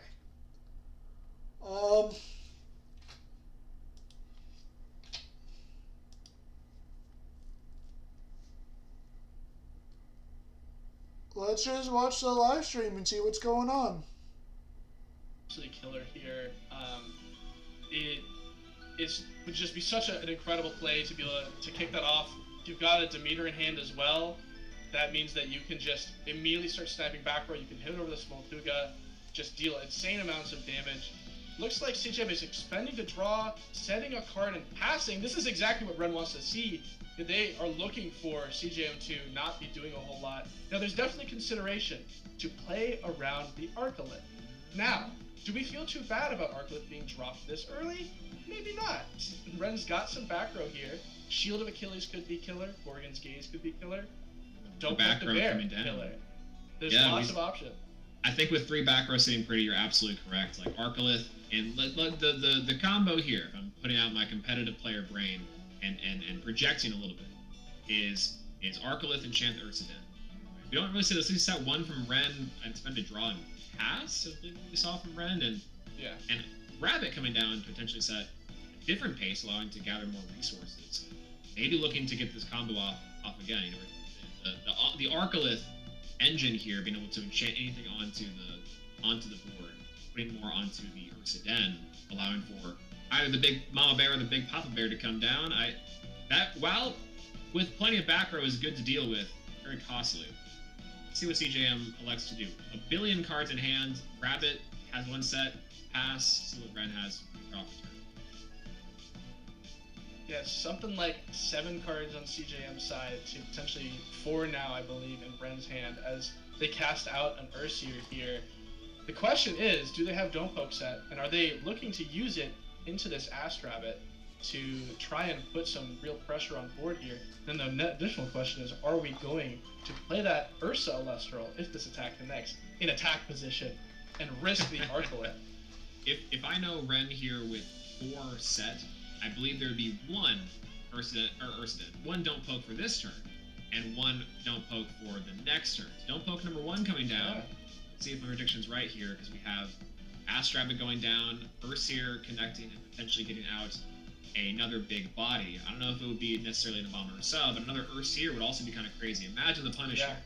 You bait for an Ursier for the second Don't Poke, kill the Arcolith, and now what?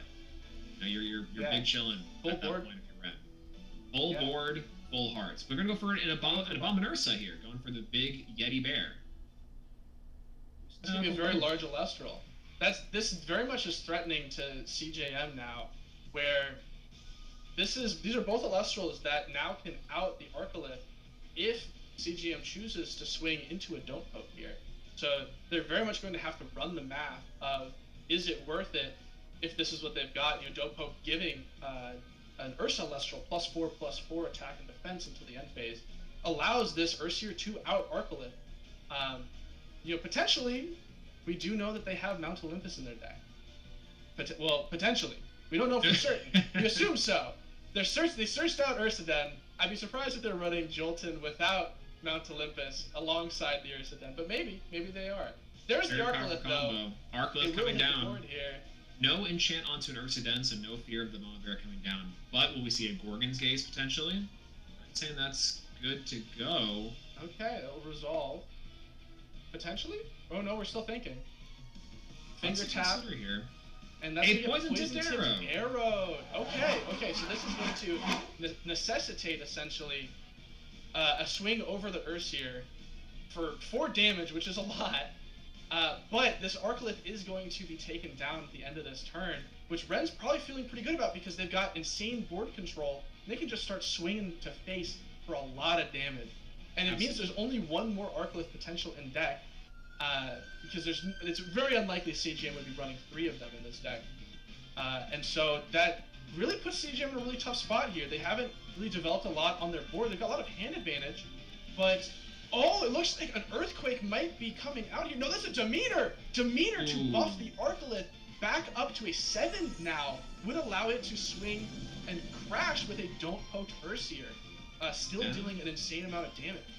That would be pretty costly here. I mean, I don't imagine that a crash would feel particularly very good from either side. I think that you'd be taking a lot of spirit damage if you're Ren, you'd be losing the Arcolith if you're CJM, and you have to activate the Don't Poke, which then gets you still an Alestral with Ursier's effect will pop off. So I'm curious to see how this play works out. We're talking about some good technical play in between rounds. It's the exact moment these players are going to have to decide. A Gorgon's Gaze to stop the attack. This would Fascinating. indicate an earthquake in hand from Ren's side, or some sort of way to PTA. That's right. We have PTA and end phase. Yeah, PTA and end phase again, still costly, but you don't take the extra spirit damage, so you are you're still taking about 5 spirit damage there, right? PTA plus the 2 for the expend, and Morgan's Gaze for 5. That's still quite a bit of spirits left. That spirit differential does not feel good, but Bears really love this tempo game. You're able to set up another Don't Poke here. You're in the driver's seat, allowing exactly 1 Celestial per turn. His back row here, we didn't really see much back row except for Argo, and then the Gorgon's Gaze last game from CJM. So Pop's shield off the Blizzard as well. Yeah, Pop shield of the Blizzard, that's right. So maybe we can make some magic happen with another Blizzard potentially. That would be a little bit costly, but imagine it'd be super crazy. Sure. Ren is really considering playing for that Arclith again. We're continuing to play into it regardless. We're going to punch for 2 damage. Interesting decision to not swap the Smoltuga. I can understand the hesitation, as basically any Alestral can out it. But at the same time, I think that Ren maybe wants to be pushing for more damage here, as opposed to playing conservatively. Unless there's some sort of Ascension strategy possible with this Smoltuga. Very interesting turn from Ren's side. They still do have that 1 set rune, which is likely going to be something absolutely killer here. You hope, if you're Ren, you hope it's killer, because CJM otherwise could really easily take control of this game. Earth Celestial coming down. It is a Viserys. Wow, 2 different pronunciations in the exact same. I love this card here from CJM because it's not a hard commit like it would be for a. How many people dropped on first round? A decent amount. I don't know the exact numbers. I at least know of at least 5. I'm sure there was probably more that dropped. Or just big enough to ward away a Don't Poke, making an 8 attack body. That's pretty big. Viserys coming down. You say, if Ursir can do it, I can do it too. Here's my little insectoid Alestral coming in. Let's see what rarity this one's in. I'm always curious to see what people's rarities in the Viserys are. Stained Glass is the one of choice. Or mix and it up. Tournament pack for this one. I like it. Tournament pack printing is a wonderful comment to make sure that people have more access to this card. A very important card as a part of multiple strategies was critical in Thunder Nexus back in base set. Awesome. And we hop over to Ren here, who's drawing for turn, playing out a Water Celestial. Galaxy potentially coming down could be huge. Eddie, which will swap the attack position Viserys to defense and allow Ren to hit over both of these Celestials. This is going to be putting a lot of pressure on board into CGM, who will basically have to Gorgon's Gaze this if they want to keep this Viserys around. And there's the Gorgon's Gaze. This will equalize their spirit differential here to both being roughly around 7, if our counts are correct. And that puts Ren in an interesting position here, who now has to decide how they want to play out the rest of this turn. Abomin Ursa will be able to hit over this defense position Viserys. But that extra back row from CGM could return this back to the hand, or prevent the attack, depending on what we have. It's a Shield of Achilles, going to cost CGM 2 more, but they're going to keep these 2 6 attack Viseryses on board, which is a massive tempo play for CJM here. Absolutely. But what's so funny is that despite the fact that you are baiting out 2 different back row from CJM there with action, the spirit differential coming much closer to what we saw previously is kind of where Ren wants to be, because at any point in time, and Ambrosia could put him back into the game just almost immediately. Whereas CJM here does have to consider if they want to go for an additional Viserys special cast, basically more spirits down to 4, and see maybe a Thunder Spirit come down. That's going to be a Rabbit in attack. Ooh, that means that we probably have something to deal with. At least the Eddie and the Smoltuga and these Viseryses, Viserai, if you will. Rabbit's going to dig into the deck for either some answers, and Ambrosia would be absolutely killer here. You're low on spirits, which isn't great. Yes, you have some big attack bodies, but counter runes are getting a little bit costly if you are CJM. Ren here with the follow-up Abomin Ursa is a pretty big body to maybe hit over this Aster Rabbit, but if I'm Ren, an Ursir here would be ideal. I think you Ursir, pray it connects, hit the Aster Rabbit, and then snowball from there, on some level. Otherwise, we're going to see these come through. This Viserys attack 1 declare into the Smoltuga. It's going to connect. No effect, question mark? thinking about the spirit count here going to be 4 to 7, this is a tough choice, I think, because you only have one counter room that you can activate after that. Looks like it's going to be a fire enchanted Viscerous from the hand. Another mismatch rarity there up in the top corner. We'll be right back, not Jack. going to get its boosting effect for its attack, but really the concern here when you have two big bodies on the other Viscerous side. And Master Rabbit connecting to the base. So playing the Vicerous Misenchanted Defense, potentially a very dangerous play for CJ because an Ursa. No way! We've said it once, we've said it before. 3 things are certain in this world, and Arcolith is one of them. Big bad Unk coming down. Beautiful Shattered Star Scorpio art coming down. There might not be a back row in the world that can stop this Unk, and hopefully some spirit damage here. This could be game winning. If Shield of Achilles is not in the back row, this is potentially game winning. Gorgon's Gaze also does it, but still puts yourself in a very bad position into something like a Tsunami, which bears love to run because they want to hit over things in defense. So Thunderstorm off of the Arcolith, playing conservative here, going to out these back rows. Interesting to see what Ren is targeting here.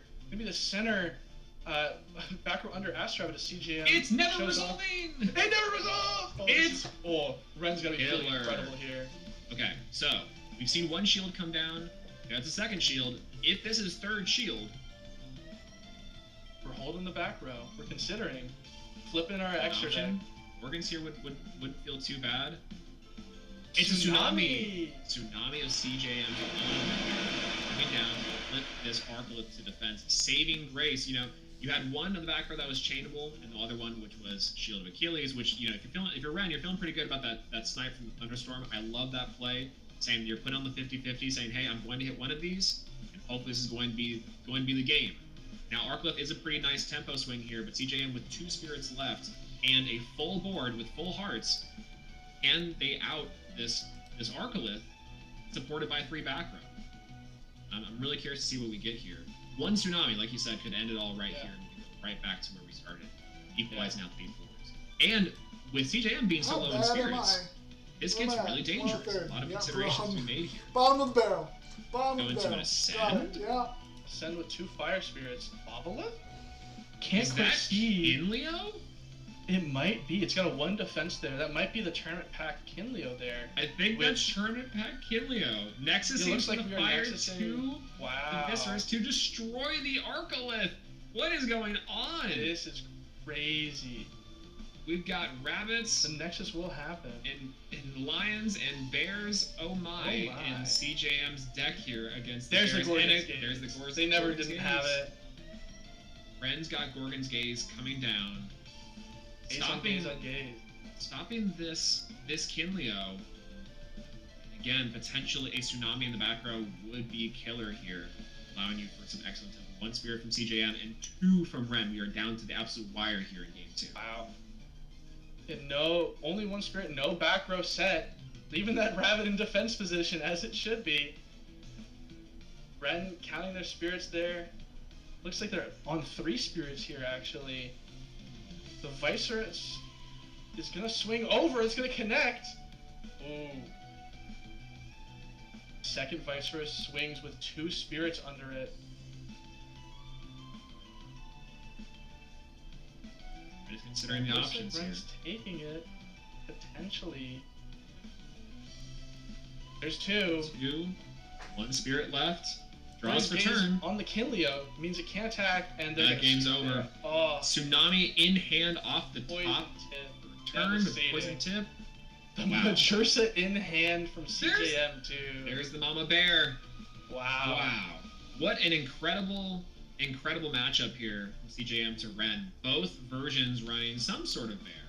I think some bear inside of both. I'm glad that we got to see a little bit of Don't Poke action, and twice in those games so I got to see the combo of Berserker and Don't Poke. Hit over some pretty big statted Alestrals. The Viscerous was killer, allowing you to have not only Nexus fodder, but also just some extra pressure on there that maybe Arcolith it wasn't quite doing. I think that's also something to point out. I was not expecting Kinleo.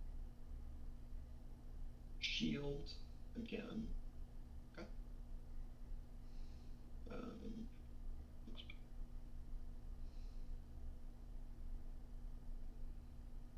pass my turn. Alrighty. How much life are you at? We've got 3, 6, 9. 9. Okay.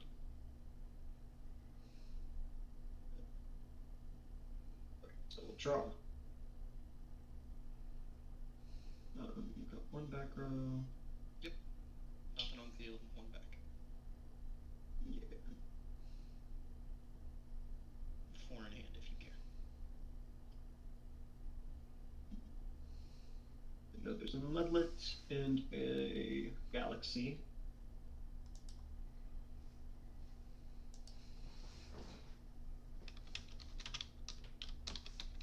Yeah. I will jolt him. Resolves.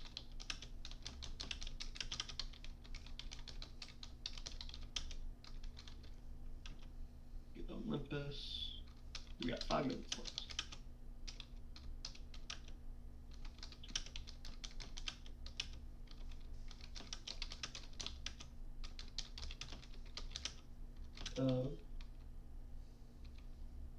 And I will cast the Olympus. Okay. And then which your attack and hit you for 2. Tsunami. There. And draw for turn. Yep. 1 face down.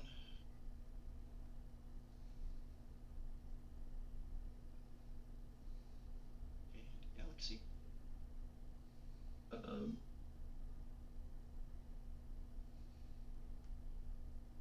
Summon of Galaxy is fine, yes. Jolton's a 4/2, Toxion's a 4/2, correct? Yeah, they're 5/3s right now. I will swing with Galaxy into Toxion. Think here.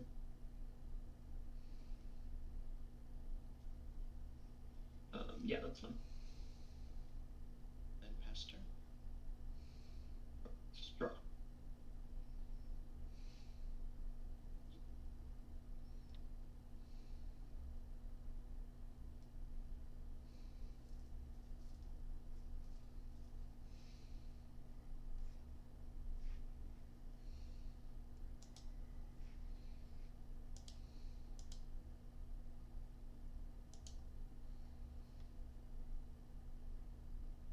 Alright, we'll re-enchant Jolton. He's looking to attack. We'll set 1. Yep. I will go to combat and try to hit over the Galaxy.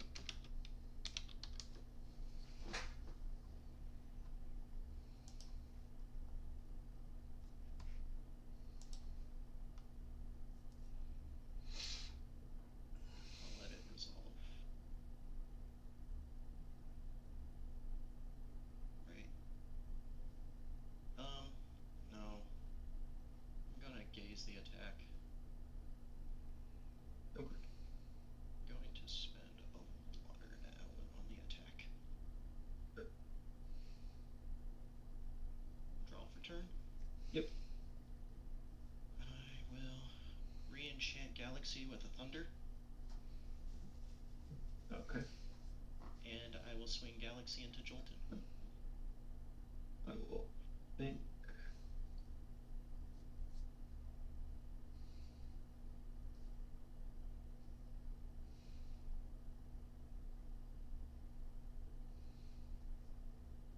Gorgons.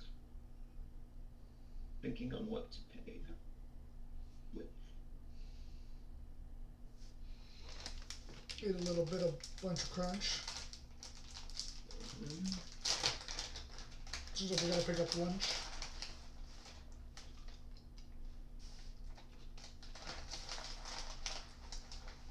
Okay. I will drop a turn. Okay.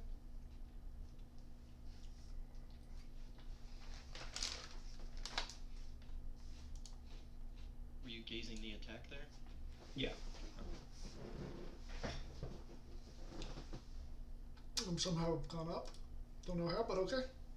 Maybe people drop in.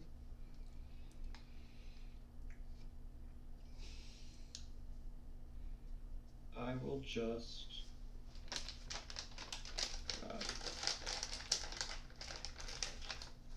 I'll just pass. I'll drop it.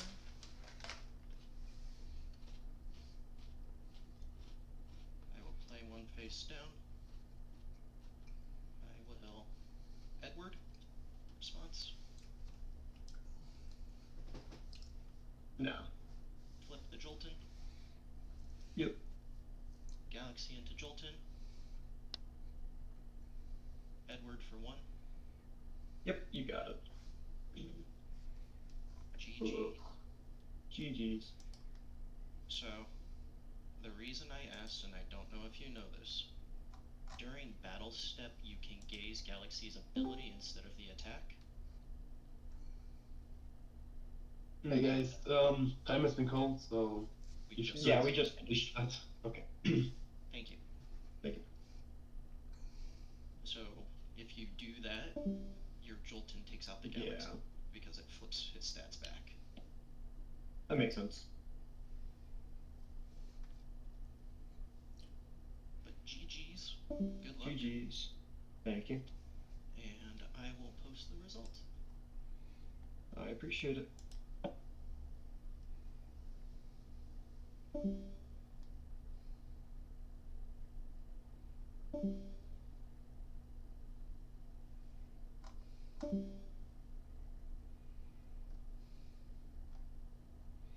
Oh, well, that's cool, guys. Was it like I was going to talk to?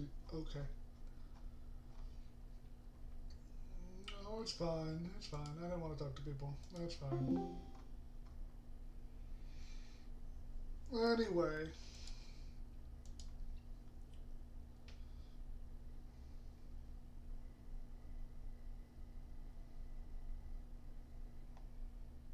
We're back up in the world. We're 89 somehow.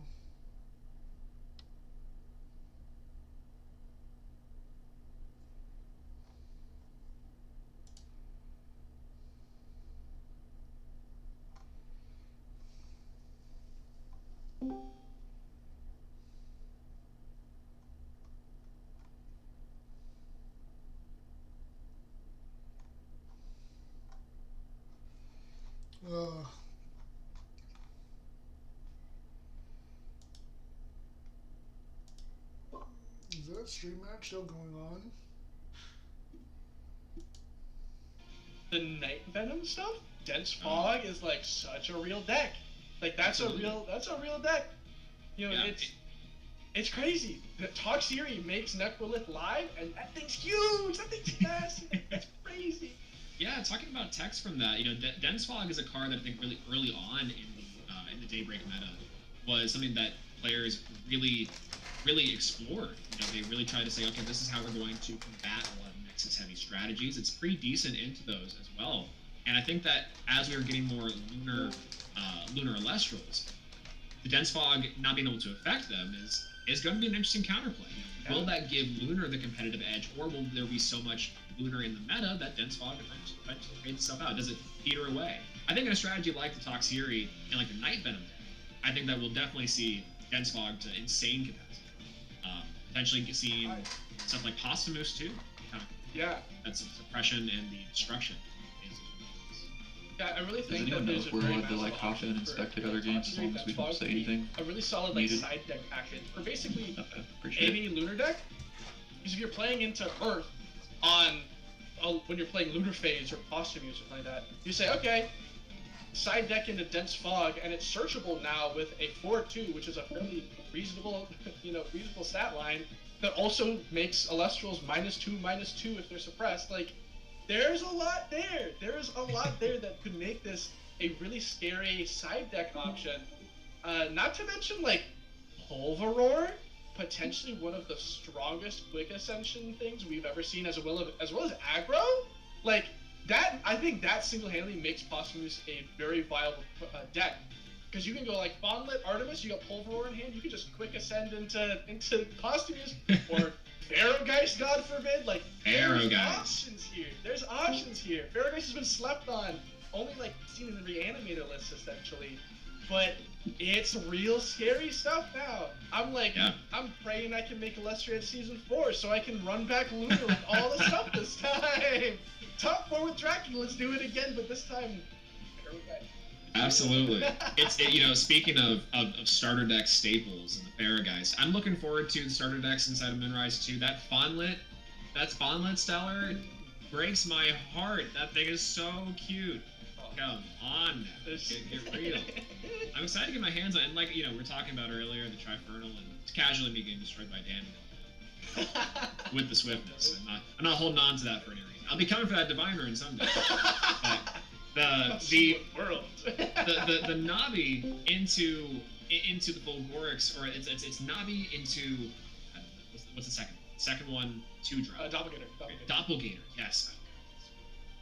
Navi into Doppelganger combination alone is really powerful, but that Volgorix does scare me. And I cannot wait to see those types of decks come out into the format. Because as an offensive tool alone, Navi is pretty scary now instead of Daybreak, but with Doppelganger inclusion, maybe they were pretty smart not to give it to us in the Shattered Stars. Maybe we weren't ready for it. Maybe we weren't ready for it. Some people are just saying that Doppelganger is the better Cryovert, right? I don't know. It might be. It could be different Cryovert. We saw Cryovert put a lot of work in that round 1, and I'm not ready to write it off just yet inside of Frostfall. Though, I don't know. You were talking about self-mill earlier with Frost. I don't know if I've seen any Cryoverns in there yet, just because not yet. Your Cryoverns. No, you don't want to know your Cryovern. Absolutely. To harp on these structure decks too, these are so strong. Like, this might be some of the highest card quality starter decks we've ever seen, with the Posthumous deck having some really critical staples in it, like Earthquake, Heatscape, and Gorgon. Like that. Those cards have never been in the same starter deck before. Like, that's phenomenal. And then the other one also has PTA, but then also gives you access to some really phenomenal new cards like Divine Healing, which I think it might be seeing a lot of play in some decks. Like, that's just Ambrosia Part 2 for some decks that want it. You can make a Fawnlet huge! Imagine how big a Fawnlet could get with that! Such a big Fawnlet looking at those big eyes. That's like a 9-to-fetch Fawnlet!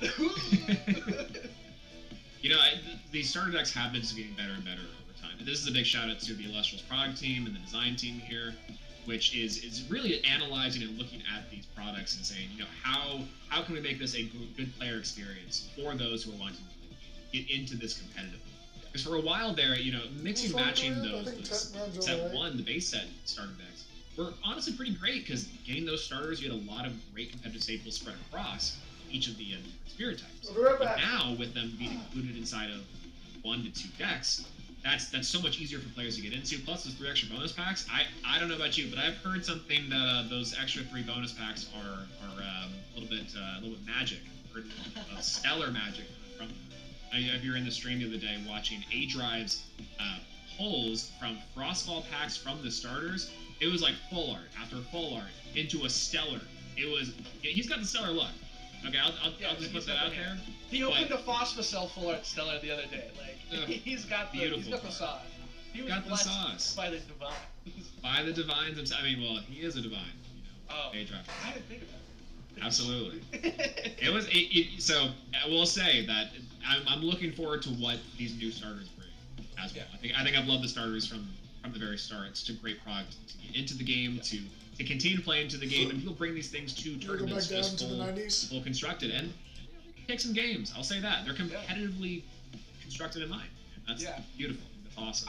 I've heard in the rumor mill that there's actually someone at this tournament currently playing a certain starter deck that they're running that lets them play a certain strategy that hasn't been seen in quite some time. Oh no! Maybe we'll see it. That'd be kind of cool. Oh no way! This is another Bears prediction thing. It's like, I'm blissfully being kept in the dark. I'm just letting everyone at home know I'm blissfully getting let in the dark here. I'm gonna stay here because I'm gonna be my pog face will be legendary. That's all I'll say. That. Wow. What is going on here today? We've seen water ice. We've seen an iceberg. We've seen Arcolith upon Arcolith drop down almost every game, I want to say. Yeah. We've seen bears. We've seen Jursa. Ugh.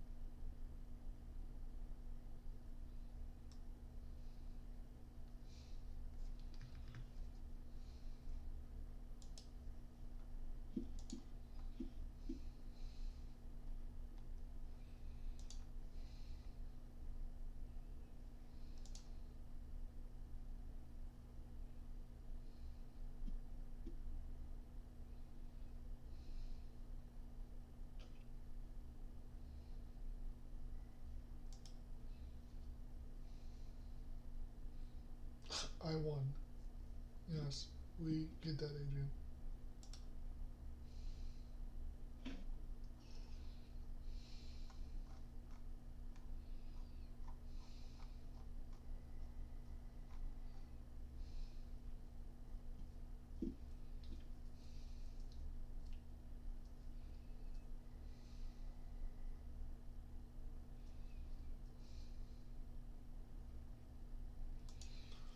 Ugh, come on.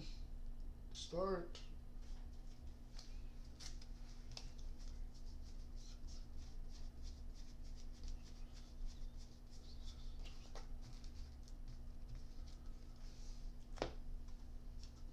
What do we got here?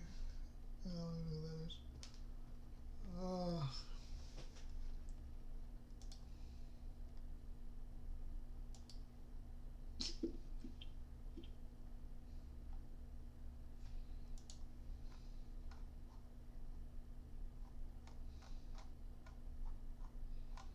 We're what, waiting on one table? Yeah, just one table? I don't get how these turns are taking longer than 15 minutes or whatever. If you're only doing 3 turns, it should not take you 15 minutes, especially if the turns are supposed to be 30 seconds, like 20 to 30 seconds.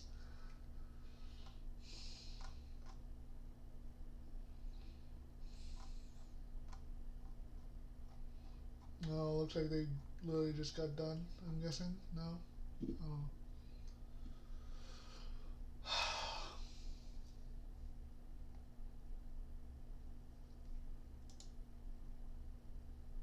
Okay.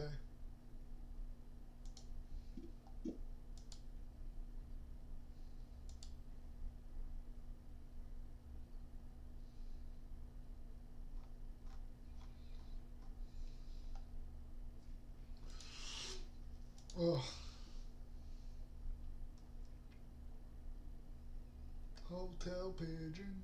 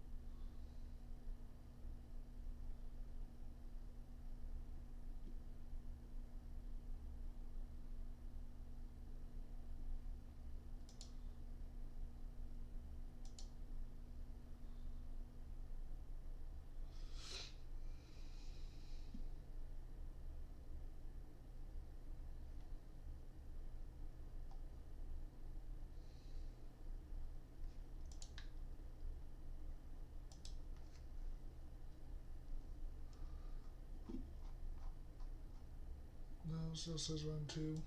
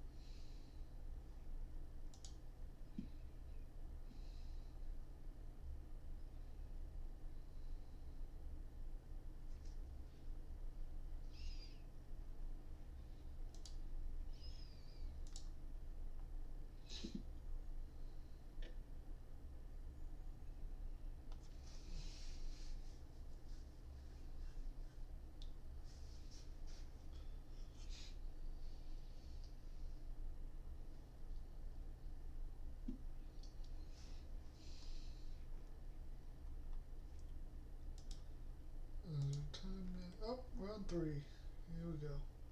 Table 31.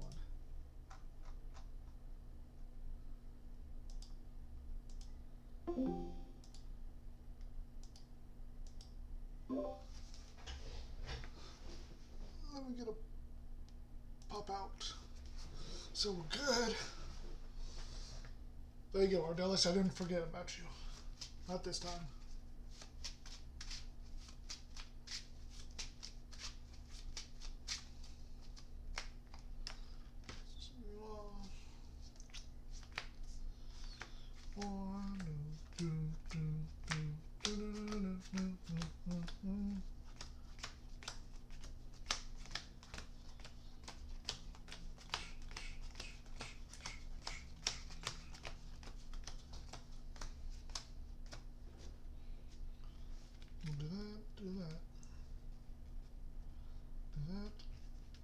Do that. And this, and this, and this, and this.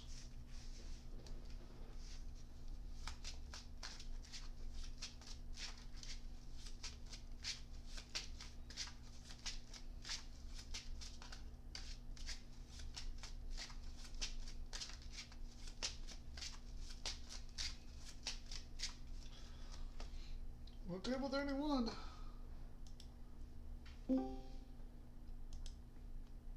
What's up, man? Greetings, how are you?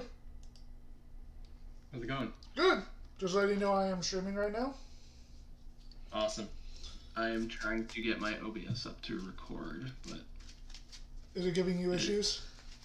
it is giving me issues. That's OBS for you. Yeah, I feel like every other day I have issues with OBS. Yeah, I was watching you stream yesterday, then it cut out.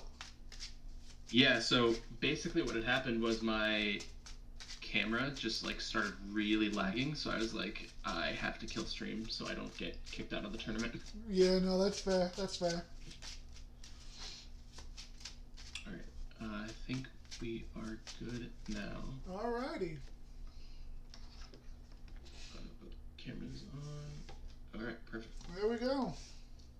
How's the other rounds going? Not great so far. Yeah, last round I got lava lift. Both rounds. Ooh. Literally the second round, I literally go Jolton in my stadium, and then he top decks lava lift, turn 1. So that was fun. Rough. Yeah. Hyrule?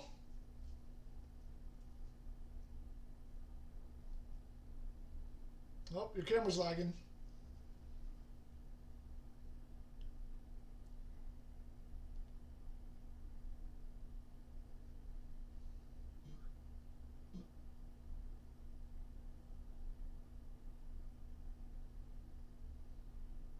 Okay. There we go. Yep. Little delayed, but I think we're good. Better than not working at all. Hyrule? Yeah, it's like a second behind. Yeah. Yeah, high roll's good. 20. 8. Alright, I will go first. Your pick. Yep, I will You go got first, alright. Yep.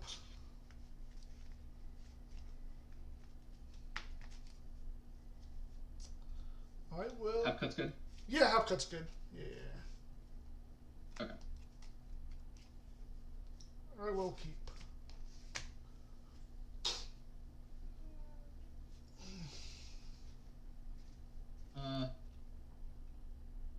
I will keep also. Alrighty. Good luck and have fun. Good luck. You too. I will set. And I will play a Titano Strike. Let's go. Yep, and I will end my turn there. Alright, I will drop a turn.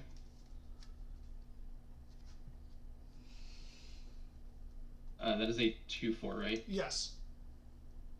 2, okay. Alright, let's do this. Let's go Thunderstorm.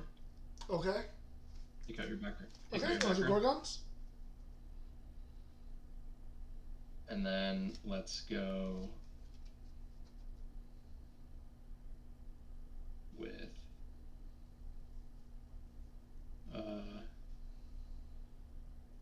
Jolton. Okay. And Jolton search. Yep.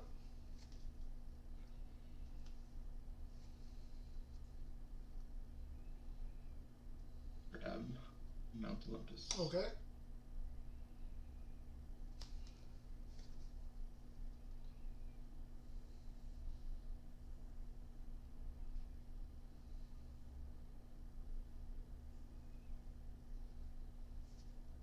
And I'll pass back over to you.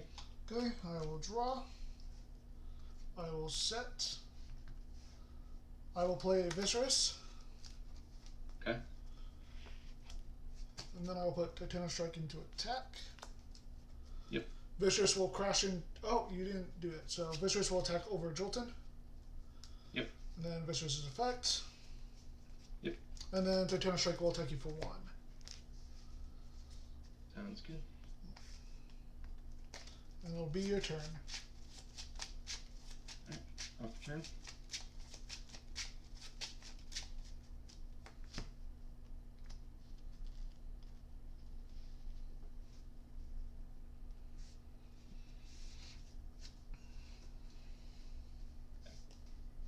Go. Or might in attack. I'll activate Gorgons. Alright. And that is your go. Okay, I will draw. I'll put Viscerous into attack. I'll play an Ash Rabbit. Yep.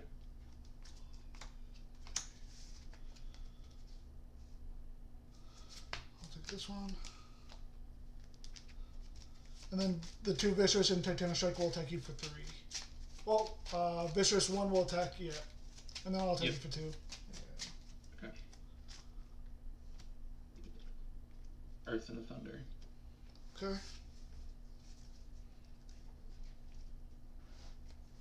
Alright. Draw for turn. Okay.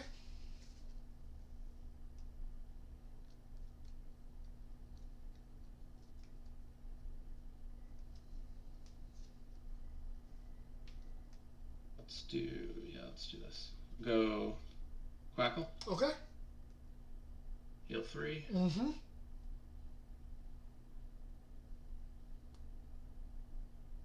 Then I will go Mount Olympus. Okay. And I will play Zeus Okay. for 3. Okay. Then I will see Viscerous is going to have 6. Yes. Quackle's got 3. Oops, I meant to put 3, not 4.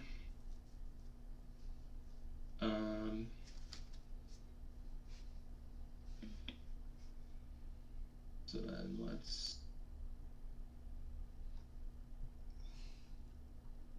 Yeah, we'll have to.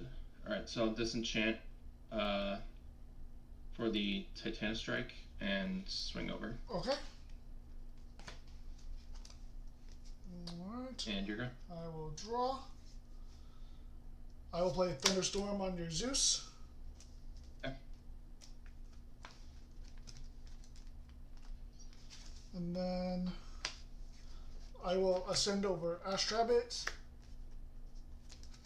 into an Arclith. Yep. Give him 3 spirits. Then I'll let's see, Quackle's a 3 right now. Yep. Okay. 1 Viscerous will attack. Yep. Use his effect. Then the other Viscerous and Arclith will attack you for 6. 2, 3, 4, 5, 6. Okay.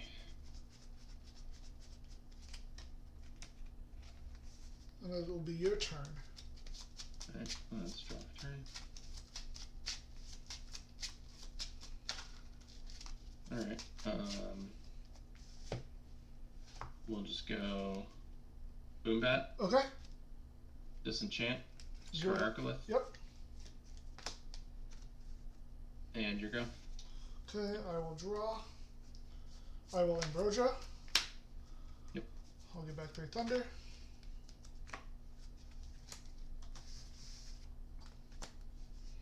I'll put Vicious into attack. I will give one of my Vicious a Thunder. Yep. And then I will attack you for 4.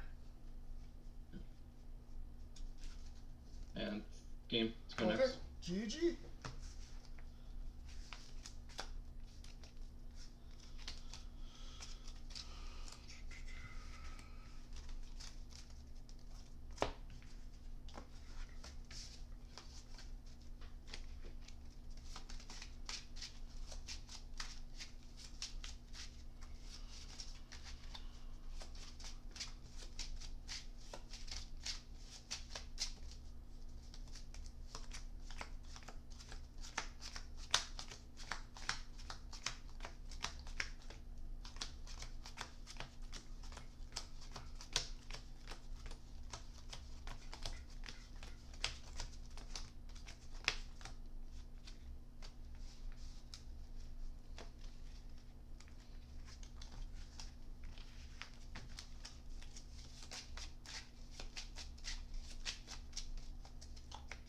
Cut the deck in half. Yep. Sounds good.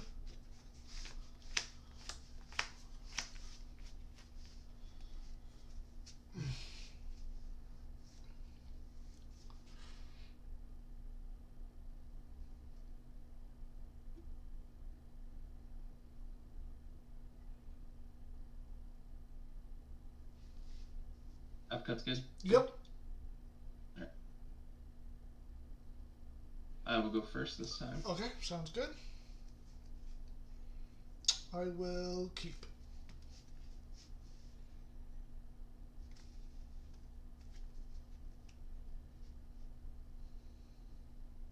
I will keep also. Okay.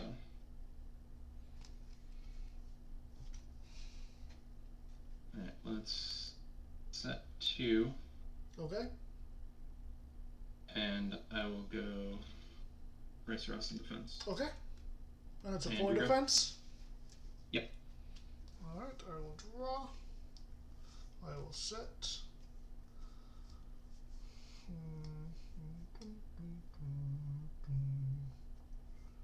I'll play a Jolton response.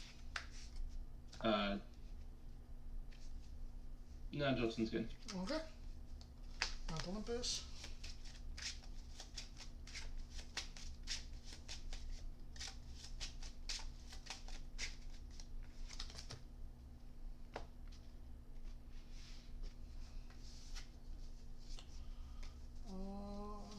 Do that. I will set another, and then I will pass to you.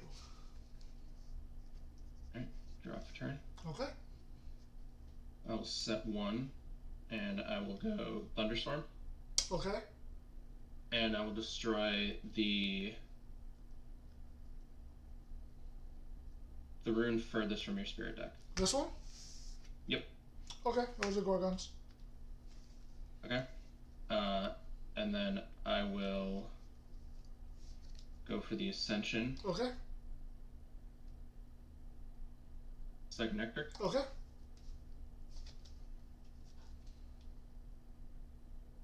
And I will equip Thunderbolt of Zeus to it. Okay. And it's a 6 right now? Yeah, 6, yep. Okay.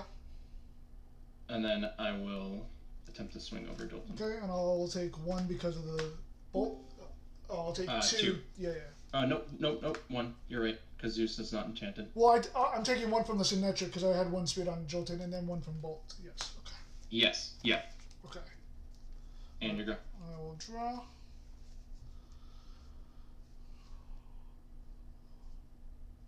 I will play Thunderstorm on your face down. Okay.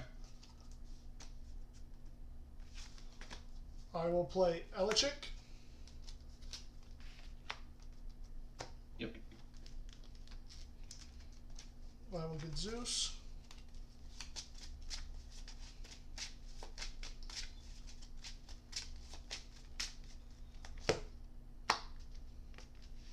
I will play Zeus. I will give him 3.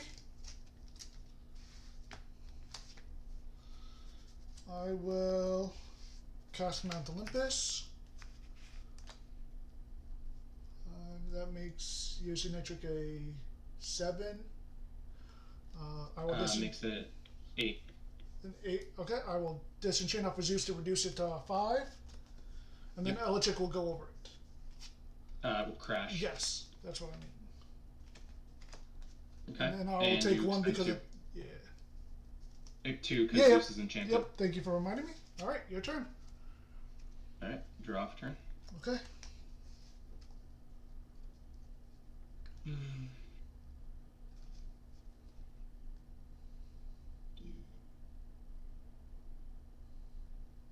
I'll go Rice Roast and attack. Okay. And have to swing for 1.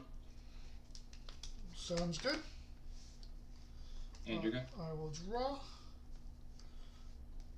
I will expend to draw. I will play an Ambrosia. I will get back 3 Thunder.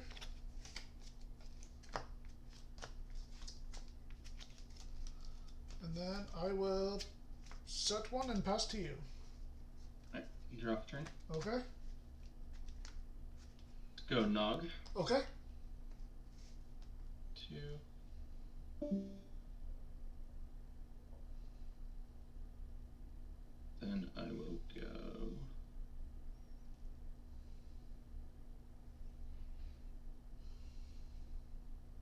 Go Ambrosia. Okay. I'll heal 3.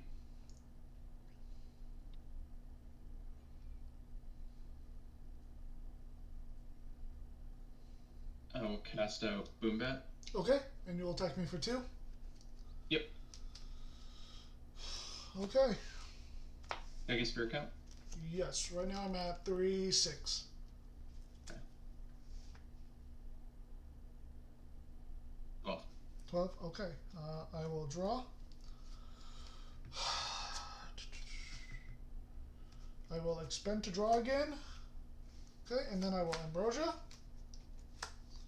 I'll get 3 back. And then I will pass to you. Alright, draw off turn. Okay.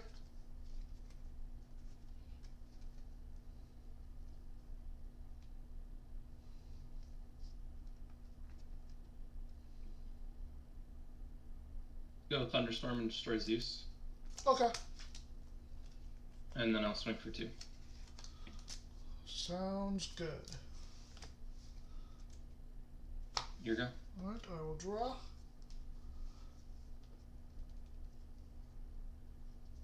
Boombat's 2 defense right now. Yes. Okay. I will play a Viscerous. I will then race to the top and choose between Viscerous and Boombat, and then I will destroy Boombat. Okay. And then Riceros is a 3 attack right now. Yep. Okay. I will set 1 and Viscerous will attack over the Riceros. Yep. Viscerous is effect.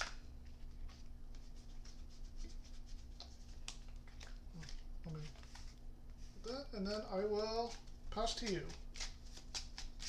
Turn. Okay.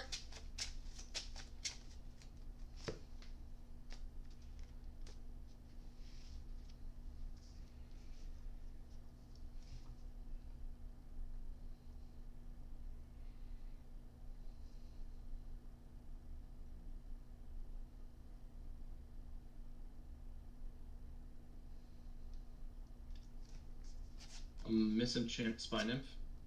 Okay. And your go. Okay. How much defense does it have? 6. 6 defense. Okay. I will set 1.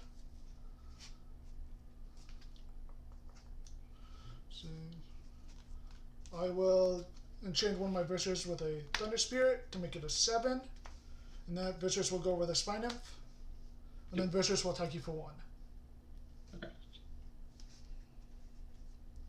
Your turn. Draw off turn. How many spirits do you have left? I have 1 spirit in deck. 1. Okay. I will expend to draw. Okay.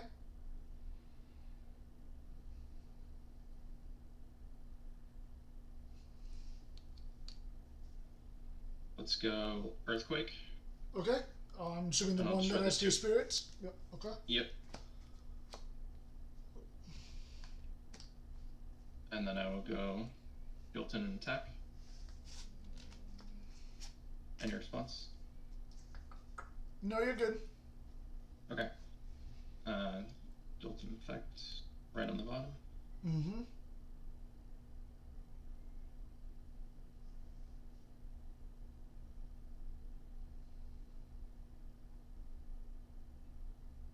And your go. Okay, I will draw.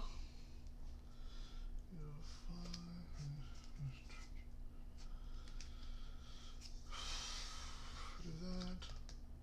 Sure, I'll give best race to the last spirit, making him a 6, and I will attack over your Jolton. Okay. Alright, your turn. Drop turn.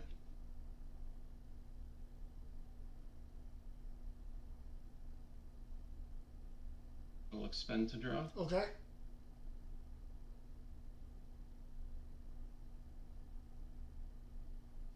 Oh, that's game. Wow, that was a close one. Dude, next card was Toxion. That's what Oh I was no! looking for. I figured you were waiting for a Toxion. I was like, man, if he gets a Toxion, it's just game over right there. Yep. That sucks. It'd be like that sometimes, but that was a great match. I really enjoyed it. Man, GG's. GG's. So you're running Rhinoceros. Nice. Thunderstorm. Are you running Titanostrike as well, or are you just running the Rhinoceros package? Nope. I am. Didn't even get to use it this match, Sad. Oh!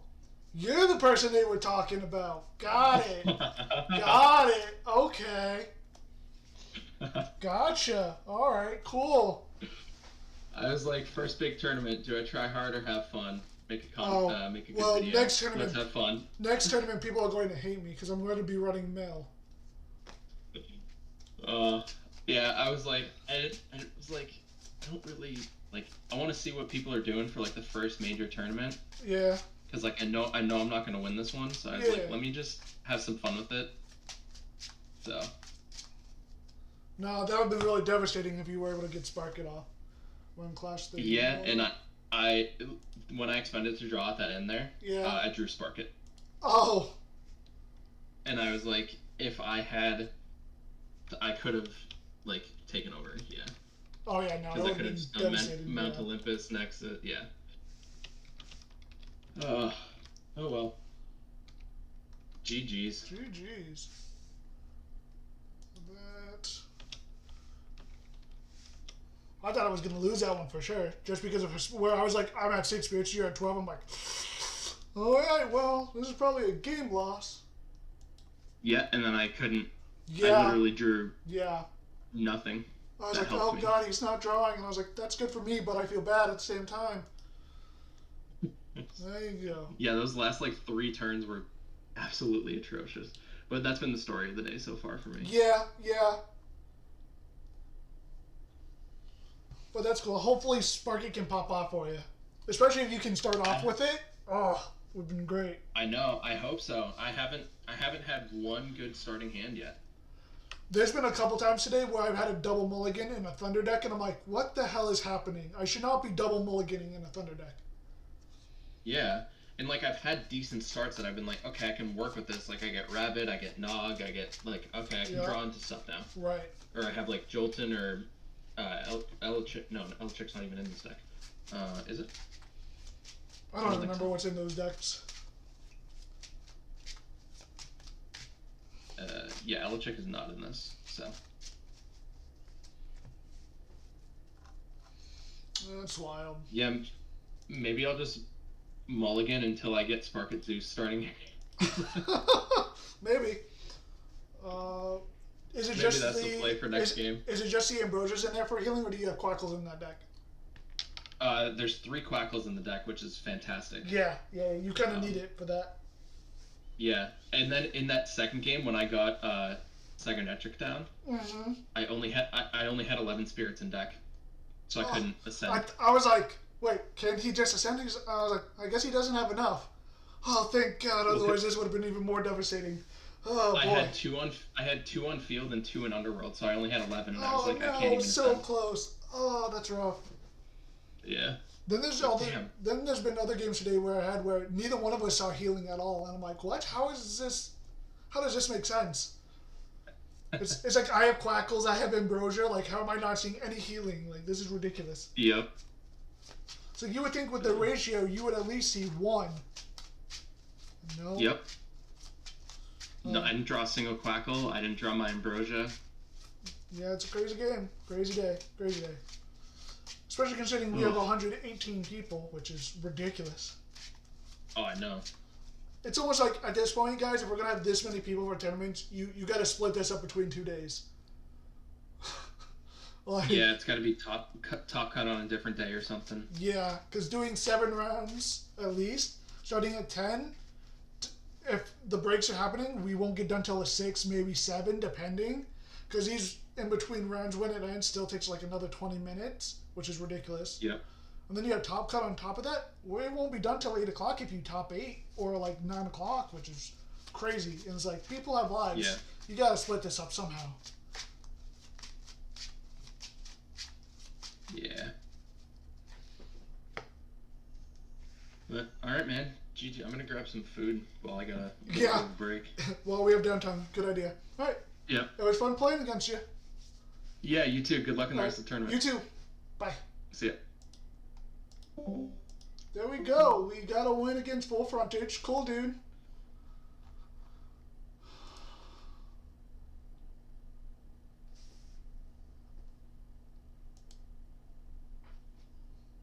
We have 23 more minutes. Let's see who's being watched on the main stream.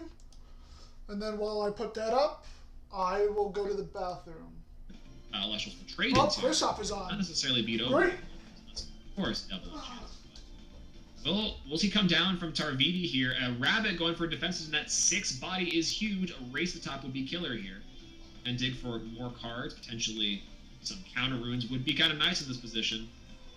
Kristoff is big chilling here, though. You know, Tarvidi cannot out this board with defense Ash Rabbit, and even a Race to Top can only take out 1. So I think the worry you have here is an Ascension from Stellar Kristoff. And I think that would be a really cool thing to see inside this clash. Is we were just talking about it earlier, some sort of water or maybe a fire Ascension, Labyrinth coming down.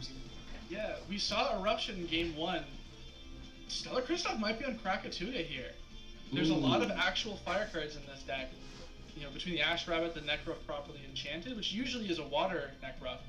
I'm gonna imagine that this, and we see it, it's coming down. It's the Krakatuga hitting the board. Krakatuga. Oh boy, Kristoff here playing it out in defense position. This Krakatuga is gonna be massive for Stellar Kristoff, clearing this board out and starting the clock on Tarvidi. Making Tarvidi expend every single turn is just absolutely massive, and will let Kristoff start to accrue spirit advantage on their opponent. The Eruption is going to come out and force out the Gorgon's Gaze to prevent the pop effect coming through from the Krakatuga. Massive play that Tarvidi absolutely need to see here. It was that or nothing. Very interesting that potentially Tarvidi did not preemptively do this to the Stellar Kristoff rather didn't preemptively do the Krakatuga effect to burn, which would have forced the Gorgon's Gaze, and then they could hold the Eruption for a later turn when Krakatuga is not. Feels good getting a win. I think there's maybe potentially a sequencing error there to try and get more value out of Tarvidi's Spirit deck before committing some of these larger resources. Absolutely. What I love about the Krakatuga play here from Stellar Kristoff is that now Race to the Top is really only hitting this Necruff, which you're not really worried about a Thunder deck coming down and clearing this Krakatuga. But before I even finish the sentence, Tektar is coming in strong, dropping this Krakatuga to the Underworld, and that's all she, wow. I don't know if it's Caster's Curse or what it is, but just talking about the difficulty for the Thunder deck to get over something like this big turtle, and meanwhile, here we are with an Earthquake coming down. It really is just that simple. And an Ascension here into the Arcalith looking to do massive damage over this Necruff. Wow, what a play.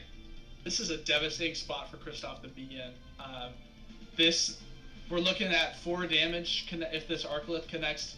That back row has to be shield at this point. If it was Poison Tipped, it probably would have been used already. If it was Gorgon's Gaze, it would have been used already. It's Tsunami, which is not nothing, but this Arcalith has 9 defense, I think? Just as big 5 as the turtle that was just crushed under Tectaris. It's interesting here, right? Because I do think that there is a way for Stellar Kristoff to come back from this. Lovelith is one of them. That is exactly it. Wow, that's great. The Mount Olympus and hitting over its brother Lith. Arcalith in defense is no match for the 6th body. That is absolutely crazy. Wow, what a tempo swing. You hate to see that is a Lith tempo brothers swing. fighting, but an incredible Oh, play. boom bat. Kristoff and Tarvini, the same play they did game 1. They're doing it at the boom bat into the Lavalith, an absolutely massive play, clearing the board, trying to stabilize here. What is going on? What an answer from both players back and forth. Clearing boards. We've seen Krakatuga come down into an Arcalith, into a Lavalith, into the boom bat, and we see a Sluggle come down here from Stellar Kristoff, slowing the pace down just a little bit, healing back. 3 spirits to try to get back into control. I feel like in an open board like this, you might even want to put that to attack, but I understand the hesitancy. A lot of Illustrials in the Thunder deck can beat over the Sluggle, and maybe you're afraid of eventual Arcalith. I'm not exactly sure, but that 3 spirits heal must be pretty nice. Yeah, being up this many spirits right now for Stellar Kristoff, gotta feel pretty good. There is a certain point where Kristoff's gonna start thinking, well, my opponent's almost in double eruption range, and that's massive. If Stellar Kristoff's, this game has gone long enough at this point where they've used an eruption, they might have a second in hand, and Tarvini's got to play very, very cautiously here to prevent themselves from losing to this. A Frost Enchanted Toxion's going to hit the board. Very interesting move here. Tarvini potentially out of Thunders in Spirit deck. Stellar Kristoff going to Poison Tipped Arrow this Toxion, and now it can't hit over the Sluggle. Tarvini looks like he's actually on 2 spirits. Stellar Kristoff, a massive 8 spirit differential here, including the Sluggle on board. Summons an Celestial, he wins. Tarvini might be out of this one already. Yeah, it looks like the PCA might just be the closer here that Stellar Kristoff needs. Even just re-enchanting the Sluggle is pretty big. But looks like you're going for the Ash Rabbit here. I recognize that green from anywhere. And that's going to be game 2 for Stellar Kristoff, ending it with a Stellar against Tarviti with some pretty insane back and forth gameplay. I think, we think about the Krakatuga deck being a little bit of a slow-paced burn deck, but that seemed plenty quick to me. That was quick work of this Thunder deck with no small feat. Wow, Krakatuga just really hamming it up here for Stellar Kristoff. That was exciting to see. I haven't seen that card dropped in so long, and it's now searchable with Moonrise cards coming out soon, so maybe we'll see some more Krakatuga in the future.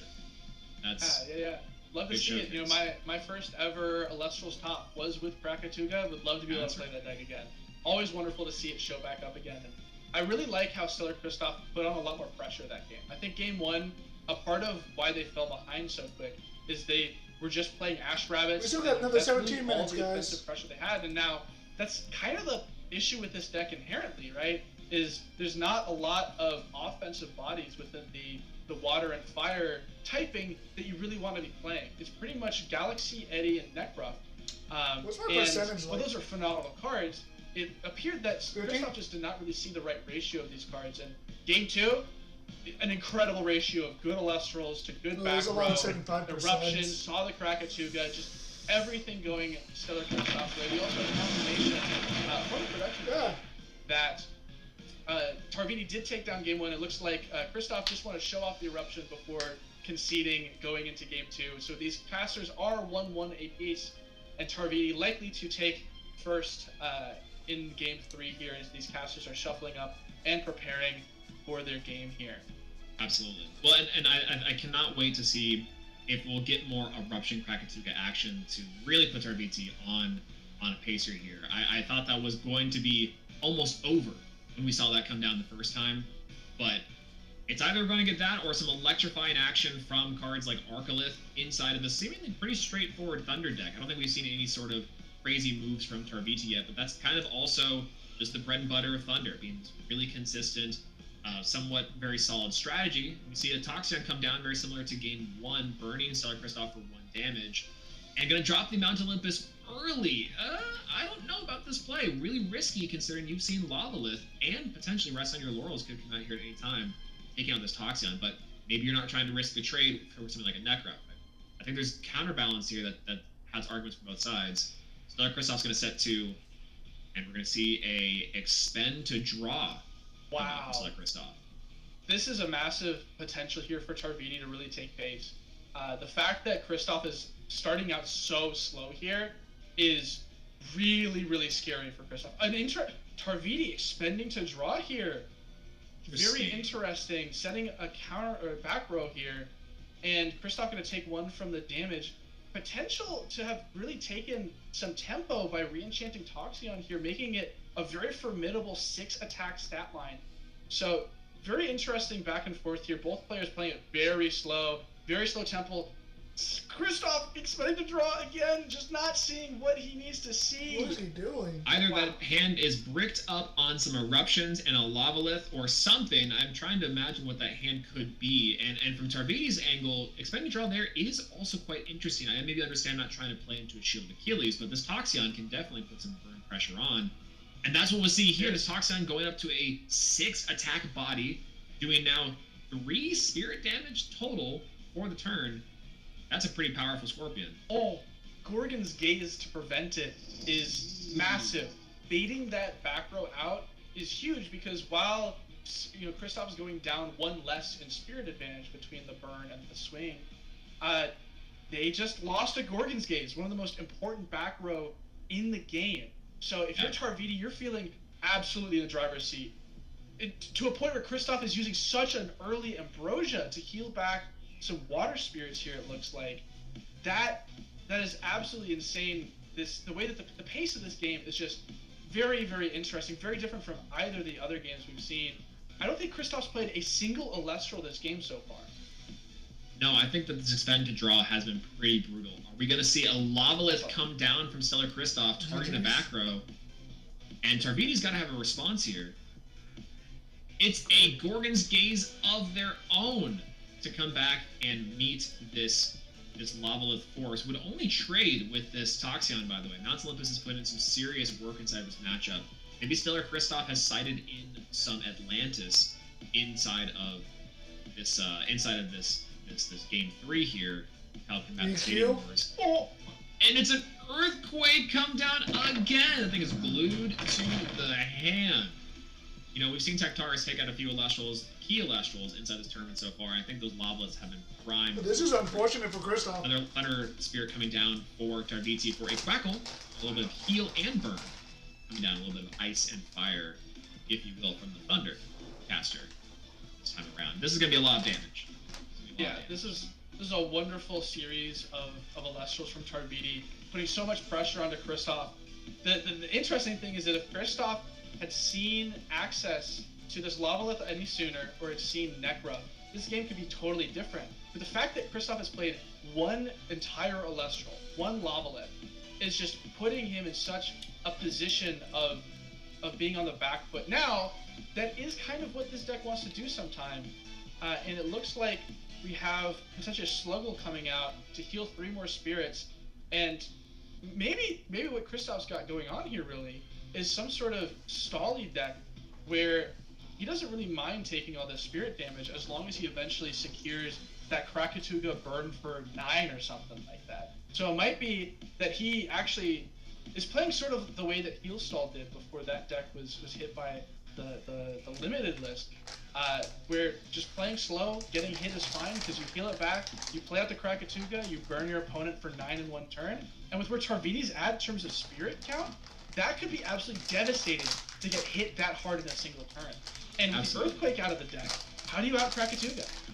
Yeah, no, for real, and I think that Stellar Kristoff can also kind of hang 10 with these tsunamis here and keep Tarviti off of clearing the board just for a little bit longer. And if we do see the Krakatuga come down inside of this, very possible, again, its expended draws might signal down an Ascension. And it looks like exactly what we're going to get. Again, Krakatuga, huge. This has to be. Tadera will be pretty big. Gorgon's Gaze will be pretty big. If not, this Krakatuga is about to do some damage. And we get an eruption coming up from Stellar Kristoff, burning for 3 and destroying a card on the field.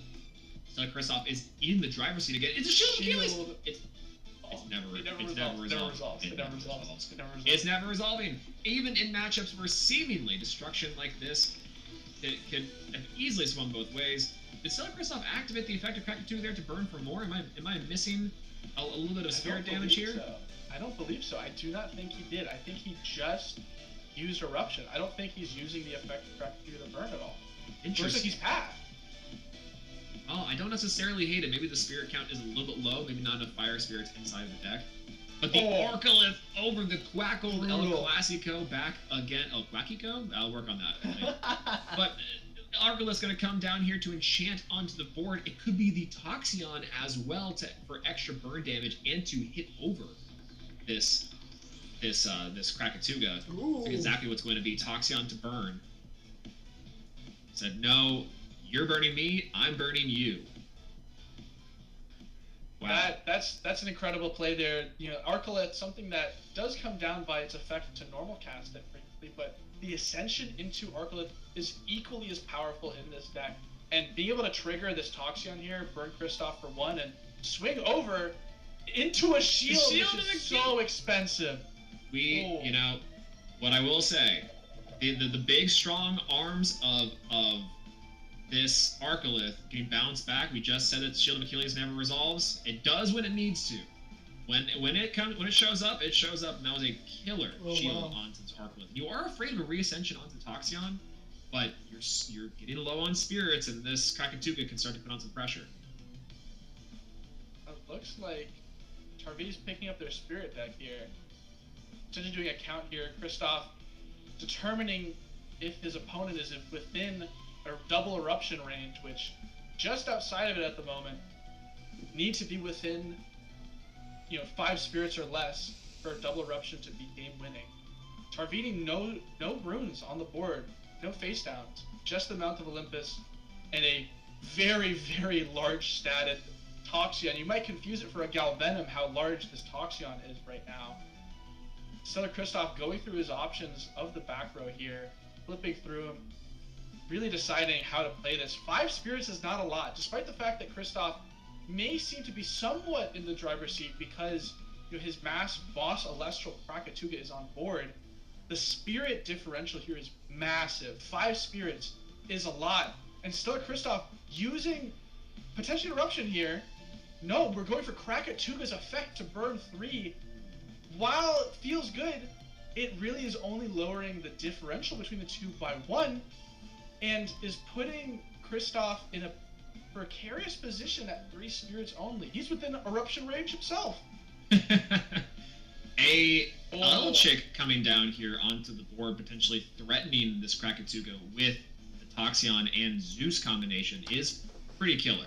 I think even if you're targeting that position, you could easily enchant the Toxion to burn and sit there for a couple turns. Take this one a little bit slower, but maybe you're not trying to have Stellar Kristoff utilize Ambrosias or even Eruptions further to try to excel this game.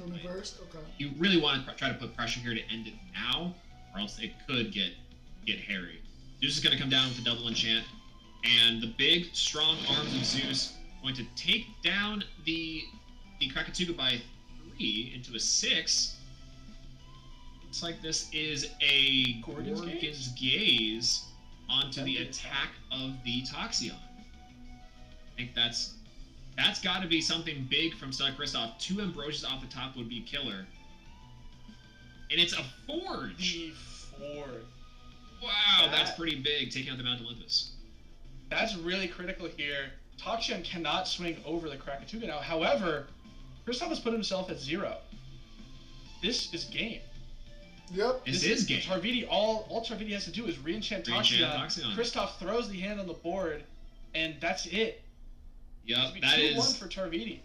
Wow. Yeah. Again, burn me, no, burn you. Yeah, I think that is one of the things I like about Thunder specifically is the fact that you can go from this more advantage engine playstyle to putting on a lot of direct spirit pressure. We're talking about that with Stellar Kristoff, being able to punish Thunder's playstyle by having a lot of spirits on the board attacking for direct to the spirit deck.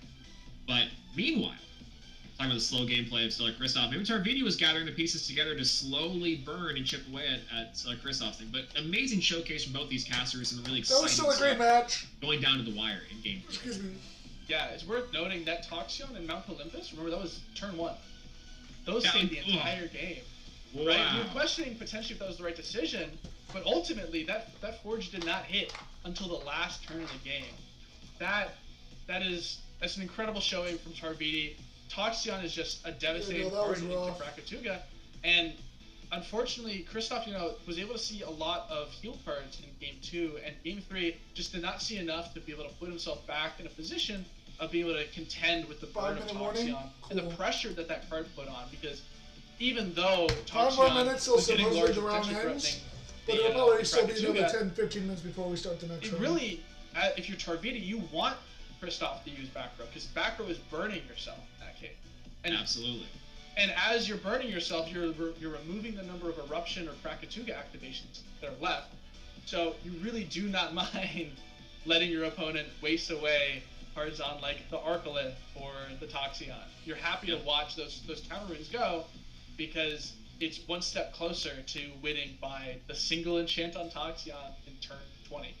Yeah, absolutely. And that kind of goes into like a weird balance of this game. We talk about a little bit of the power of both the Illustrials and counter runes often, kind of generically, but more specifically, we've seen the meta kind of evolve between having these different tempo decks. We have Earth, which is a really big aggro strategy. But we also see Burn every now and again. That can be a real meta threat. It's kind of depending on the game state. And what's so fascinating about, I think, that match is a really good showcase between showing how easily Burn can take advantage of tempo inside of Game 2 for Stellar Kristoff, as well as put on a really nice showcase with the non-Burn cards inside of Game 1. Those were really close, considering the fact that Thunder is considered the best decks inside of the meta currently. And I think that even the last game there, going down to, I think the Spirit differential was still pretty big, but I mean, that Krakatuga being on board is still a very strong presence that would have to be dealt with. So I think that was a really nice showcasing from both Tarviti and Stellar Kristoff on both those decks and strategies. And I'm glad we've been seeing a little bit of variance inside of these rounds so far, and a lot of really good games. I'm really seeing now what people are bringing to this tournament. At first, I was like, well, we're going to see Thunder, we're going to see Earth, but we've seen a lot of Water today too, and so far, I think it's been pretty good showing so far. Kind of showcasing that maybe it's just right there, or maybe we've seen some other people are going to have some success with it. Yeah, it'll be very interesting to see what some of these feature matches look like in a couple of rounds as we get deeper and deeper and closer to the top cut. As it's possible that unfortunately, Stellar Kristoff losing here takes him a step further away from making it the top cut, and so we may start to see some of these decks that can see some early round success peter out a little bit as we get deeper into the tournament. Krakatuga Burn is a deck that historically was very powerful in best of 1, because you can take your opponent off guard, you can do a lot of damage, and they don't have any recourse because there was no side deck in best of 1. In best of 3, while no one's particularly siding for Krakatuga Burn, it still has some gas. It still has some gas even into best of 3, and there are definitely some pieces that the deck has got, like Ashrab and Daybreak, that continue to push this deck a little bit further. And I think that there hasn't been a lot of experimentation with the deck, but it certainly is one that warrants seeing more play. Absolutely. And I think before we hop into some more Illustrious action, we're going to take a quick break and be right back with some more games in round 4. I think that will be closing out here sometime soon. We are blazing through this tournament. We still have a lot more rounds to go before we reach the top cut, and we can crown the largest Illustrious tournament champion to date. But thank you so much for watching, sticking tuned for now. We'll be right back with more electrifying Illustrious action. Unleash the torrential power of Chronodile as it rips through everything in its path. Beware the curse of Farrageist, vanishing like a mirage before your very eyes. Witness the ultimate showdown as the elemental forces of solar and lunar collide in an epic clash like never before. Peer into the future with the all-new mechanic Fortell and the mystical Celestlio. Lestral's trading card game Daybreak. Available now. Alright. What we got? How many people? Another dropper.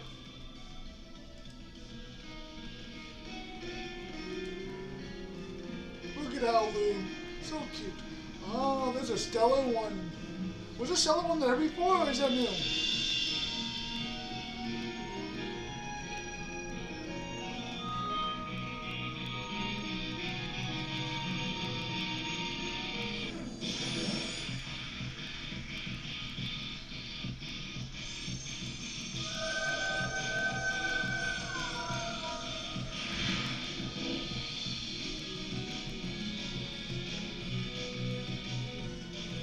God, I can't wait for Moonrise. Oh, I'm so excited.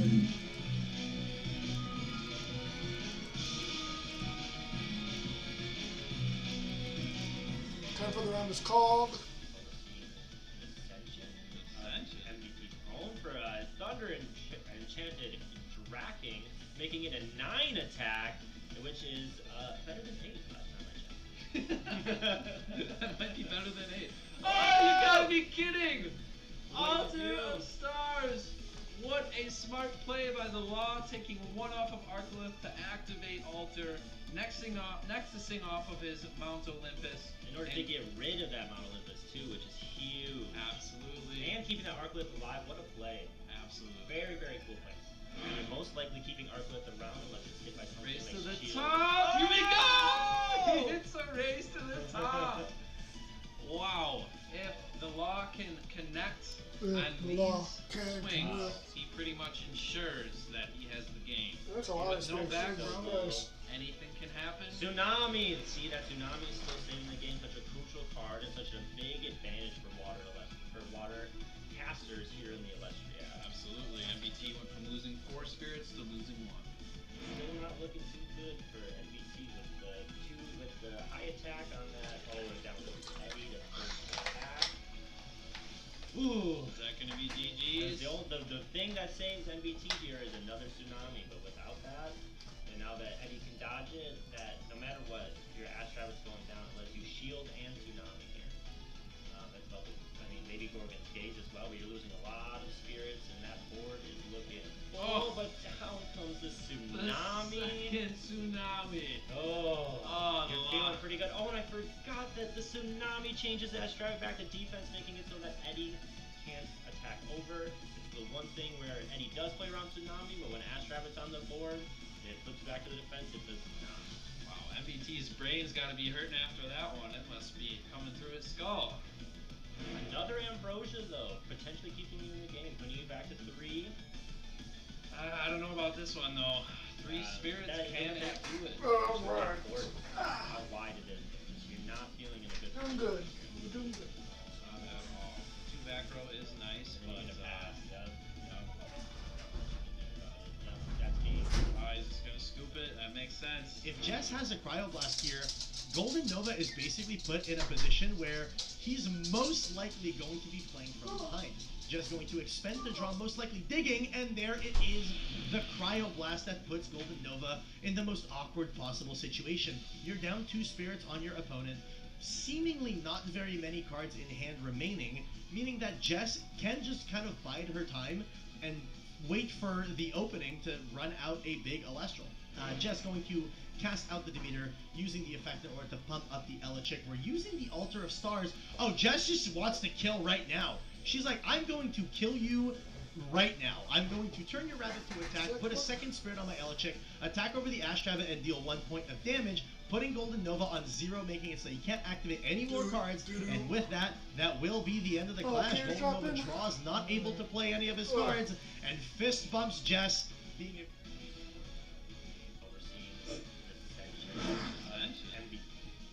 And we're back here with a little post commentary as we get ready for round 4 to kick in. What an incredible matchup between Krakatuga and Thunder. I really was not expecting to see Krakatuga, my old love, once a deck that I played quite frequently. Really got, so this is the wonderful thing about watching card game tournaments, watching Elestrals tournaments, is, I don't know about you, Swole, but really lights a fire, pun intended, in my heart about the game and different decks that I want to look at. I want to look at Krakatuga again. I haven't looked at that deck in a long time. I haven't looked at Water Frost ever before, but that's cool. I want to look at that. That's a sick deck. Yeah, we've had some amazing decks that I would love to cook with personally, post this tournament. And I think with Moonrise especially, talking to certain Krakatuga enthusiasts inside of the Lessels community, they'll say that the best card inside of that set for sure coming out is No Stone Unturned, which has a beautiful bear art on it as well, but can search some of the craziest cards inside of the game period. Not just the Liths, but I believe the Krakatuga is a big old boulder. Bring out somehow it's a gold. I think that listen, that big rock on the back, it's spouting more than a little bit of fire. It got some oh, wait a minute. Some rock in there. I'm excited to see as the deck performs too, and I think that we touched on it a little bit the immediate post of the game, which is that's kind of the power of that deck entirely. I think that a lot of people are trying to find the footing for water, and maybe that could be it, is a Krakatuga deck. And that taking Thunder to the wire, I think that was pretty killer from Stellar Christoph. A stellar performance, if you will. Yeah. I really think that if Stellar Christoph, and this is just a consequence of as we mentioned during the game, fire and water as types, there just isn't a lot of offensive pressure they can put really easily. And so he didn't see the cards he needed, and that's variance. That's card games, unfortunately. But hopefully Moonrise can help out some of these decks by giving them some offensive pressure tools that they need. That's the way the Krakatuga That's crumbles. nice of them. Yeah, I think that as we're going into this tournament today, we have a few other tournaments that we are going to be looking at here in the near future. If you guys are looking to play more Celestials, even on the casual level, we have some tournaments coming up inside of 2024 left. We have 6 tournaments here in this year, both the webcam and the digital app tournament. You can play, just like today, you've seen the casters going head-to-head here over the internet, as well as the digital app, which is free to play and has all the Celestials cards that you need to help explore. Next thing's really cool. As well, we have some events in the 2025 year of Celestials already planned. I keep on saying this, but the Celestials team is hard at work to bring you some of the biggest and best events. And the Celestials webcam tournaments for the casuals here are no exclusion to that. I think these are a lot of fun to play in. And if you're looking to test out decks for maybe some premier events, or also just to get into the Celestials action early, safe place to learn and have some fun, these upcoming events are for you, absolutely. And speaking of the premier events, I think we have one coming up here in a couple of weeks. It's that December 14th for people who are curious to maybe take the competitive edge here and join casters at the top ranks of the Pantheon and compete for the highest level of play against some of the best casters in the world that we've seen so far. All fighting for, and it's on December 14th, the Celestials Champion Stamped Draking, that reverse stellar looks cool. Incredible card. The casual tournaments are wonderful. There's lots of people from my local area that will compete in these. I haven't been able to because I'm a student, and so I unfortunately had a class right at that time. It was devastating when I found out I had to take this class, and I couldn't attend. And now I'm free, so you'll be seeing me there in those casual tournaments. A wonderful way to test out new decks, meet some new people. I've met a handful of people through these tournaments, these casual tournaments. They're just wonderful to talk to and test with, and add to the ever-growing testing circle and make this game just a beautiful little community. Absolutely. Well, and it really is all about the community too. We've seen a lot of familiar faces here inside of the round so far that we've showcased. We had Stellar Christoph, part of the Illustriad, as well, NBT, also part of the Illustriad. You may have heard of him. I'm not sure if you know that person is, but but we've seen a lot of really great showcasing from people who are regularly attending these tournaments. Really, I guess, lean on for some expertise here if you are just joining in yourself. I think it's one of the great things about Celestials is that the new player experience, or even things like the premier events, are very welcoming. There's plenty of resources out there inside of the community for Celestials, and there's the official Celestials Discord you can join in to discuss decks, to look at cool cards, to see what stuff's upcoming and how people are playing, or just to get involved in the community. Some great things that I've seen from that as well. So I think it's a great opportunity to get in at any point in time, whether it's the premier events that we have today, a couple weeks, or the casuals. Yeah, the people in the Discord are very friendly, so if you're not in there already, go ahead and join. They're very friendly, very helpful for people learning the game. I know a handful of people have gone in there and learned the game through that. You can do pickup games there. There's always people that are playing in there, looking to play games in there.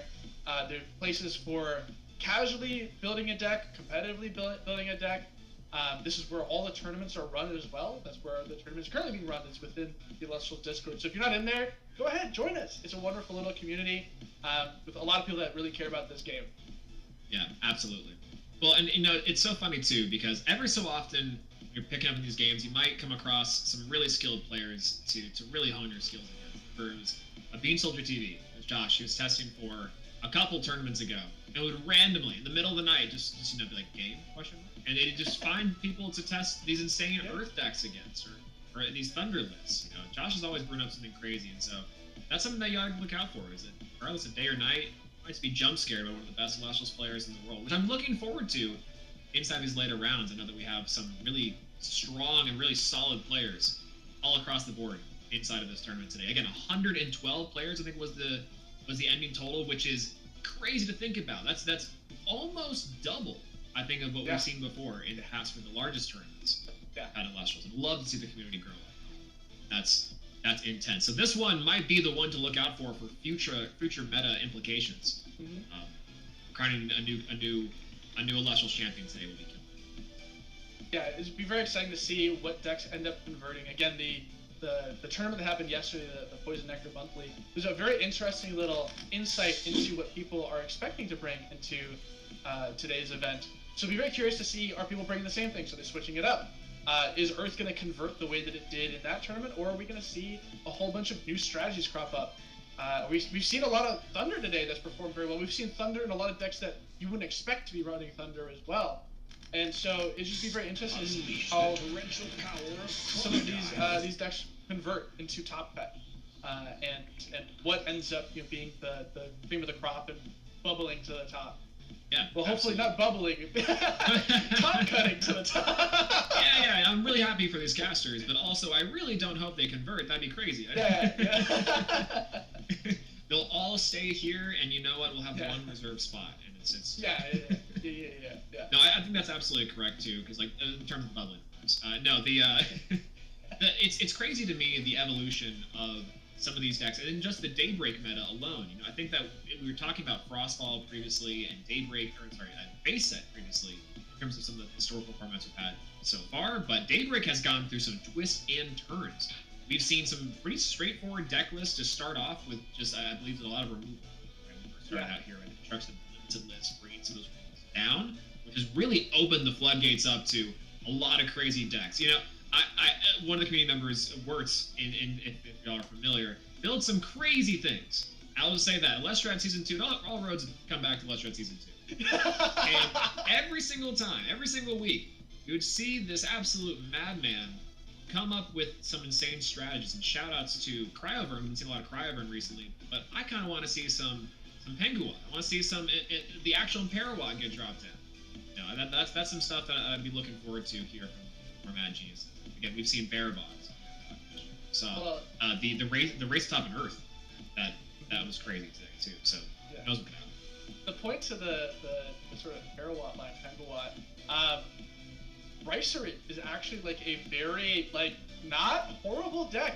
if we think about Cryovern water, Thunder with a splash of Frost is kind of crazy actually, right? Because you can same thing as with water. You turbo out the Cryovern, and then you have a facilitating engine as well of more Frost, which is not more Frost. It's Penguin, and it's searching Ricer Ridge, which naturally is just a pretty solid body for Thunder. Gets pretty big under Mount Olympus. There might be something there. I'm just saying. Could be brewing. Could be cooking. I can't wait for the day where you go in turn 1, you go Rice Arrows, right? And then the next turn you have the option. You could either special send into your Ricer Ridge and go turbo that out, or you could drop down another Rice Arrows. That both would be crazy. Just another Rice Arrow. And it's just another Rice Arrows, but deceptively strong too. That strategy does have some legs to it, and might pair well with things like the new Titana Strike, which is also somewhat defensively focused. I think that we have one thing we haven't seen in this tournament yet that I know we did get rumblings of is new legal cards like Titana Strike, which give us a little bit of preview into the Thunder meta for Moonrise. So I'm hoping maybe they'll turn up later. Maybe some sideboards will pop out some insane plays there. We've seen Thunderstorm put in some work so far, and things like Blizzard and some extra back removal there. A lot of casters. So Here's hoping that we can see some Titanic Strike love. Funglow, please. Someone out there for Funglow? I really think that, we're not seeing a lot of Thunder right now, at least not that type of Thunder. We've seen a lot of Thunder variants, but I imagine that as we get later in the day, those Thunder decks will sort of bubble to the top, and we will have a handful more, and potentially we'll see something like that top cut. I'd be very surprised if we didn't see a Thunder deck at least at top cut. Be very surprised as well if there wasn't Titanic Strike, at least in the side, because people have definitely been playing around with Titanic Strike as a side deck engine. Going second, being able to go Titanic Strike Thunderstorm, clear an opponent's entire board if they just set one play in the Celestial Pass. Oh, man. That's really, really strong. And I imagine that as a go second engine for a game 2 or a game 3, that's pretty strong. So I would be surprised if we don't see something like that kind of come up later on in the rounds, maybe round 6, round 7, or maybe in Top Cut. Because I think that that's a very, very strong type of engine to be running. Boombat has served a very similar function in a lot of decks, and the combo of Titanic Strike Thunderstorm, while it's a 2-card combo, is just better Boombat. So it'd be very interesting to see if that kind of ends up, seeing some sort of success in this tournament. Yeah, it's crazy to think about all the new innovations that we've been seeing from these casters too. And one thing I really like as well is that these big major tournaments happen, right? One thing I love about Elestrals is that after a certain point in time, nothing's secret. You can hop on to the Discords we mentioned earlier to talk and go over certain texts and certain lists. The casual tournaments are a great way to preview what people are playing. But then also too, if you're following the Elestrals socials on Twitter, you can see that they post graphics for topping lists, which I think is excellent. So if y'all aren't aware and aren't subscribed and following on Elestrals on every platform, well, first off, what are you doing? And welcome in. But 2, there's amazing competitive resources as well as great updates and news from the Elestrals team across all platforms. And I think that's one thing I've really looked forward to is after the tournament, after the hype is there, we get to see, okay, well, what's the deck that they were running? Even if you aren't in those circles who are maybe following on the minute by minute, Elestrals action, you get to see that these players are playing some incredible brews, and really showcases a lot of the community there too. So if you guys aren't following Elestrals on socials, then please do right here in the action. If you haven't liked this stream already, and if you're watching, please give it a like. It really helps share the love of Elestrals around the world, and subscribe if you haven't already for more exciting Elestrals action. And I'm looking forward to it. The Elestrals account on x.com, the Everything app, is an incredible resource that I use actually quite frequently. It's a wonderful place to go to see historic lists as well if you're trying to see what does the metagame look like for the past month or so. You can scroll through their images and you can just go find deck lists. They'll always post the top 4 and then 4 through 8 a couple of days later on the Twitter account. And that's I'll get jump scared because sometimes I'll forget, oh yeah, X top, and then I'll see the list pop up on my timeline. I'm like, wait, what? Fox Texas? Links? Where'd that come from? Right a sect? I'm loving the name conventions too that's really coming out here for a little bit. That was Photosynthesis was absolutely crazy. Love that name from previous champion was Bo. He was too short. And it's almost time.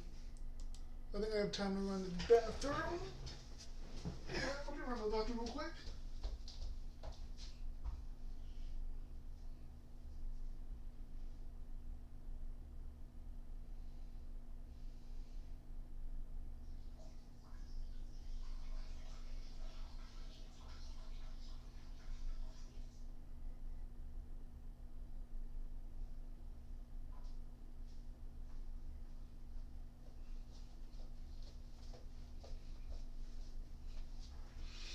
All right. Let's do this. Give me round 4. Give me round 4. Table 27. Okay. What?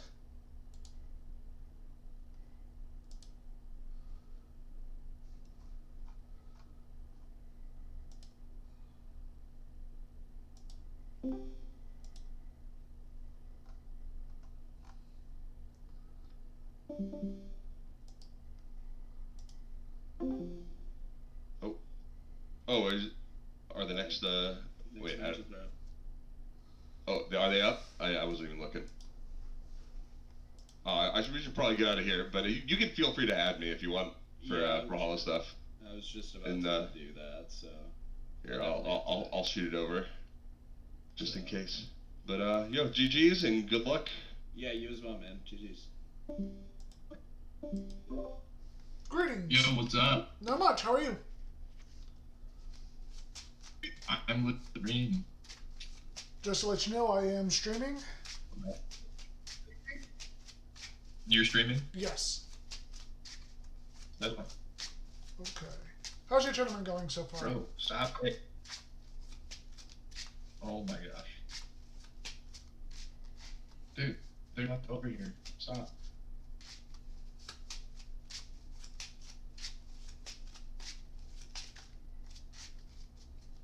Is there any specific way that you want me to cut my screen? Just down the middle.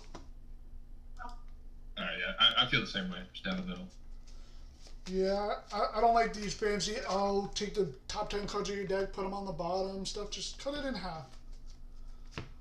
I played against MBT and he was doing that. Yeah. I played against Jay Johnny the other day, and he was like that, and I was like, alright, you're just weird, man. Like, high roll? High roll's fine. You got D20 or D6? I got a D20. I got a 15. Oops. I got 3. Okay, I will go first. Of course. I will keep.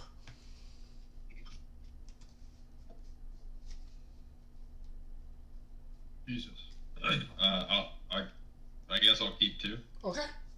Good luck and have fun. I will set. Yeah, you as well. I will play Jolton to start with. That's good. Going into Olympus.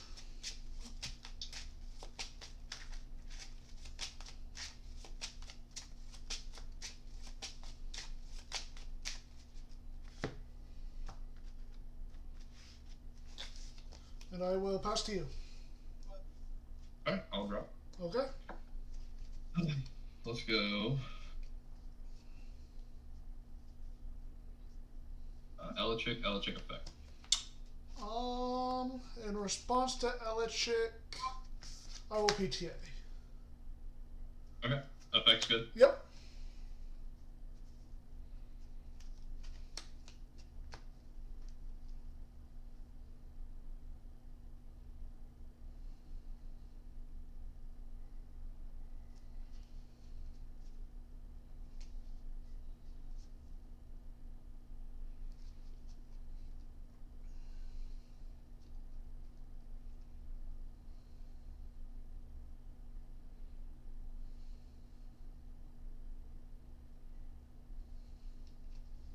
Alright. Let's do, go ahead and do this. Okay. And I'm gonna slap 3 on him. Okay.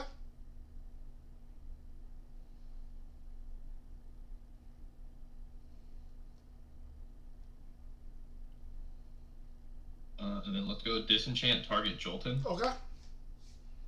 And then swing over Jolton. Okay, sounds good. And then end phase, I will pay out PTA. Yep. Alright. I will draw. I'll play T-Storm to pop your Zeus. Okay. I will then play Elichick.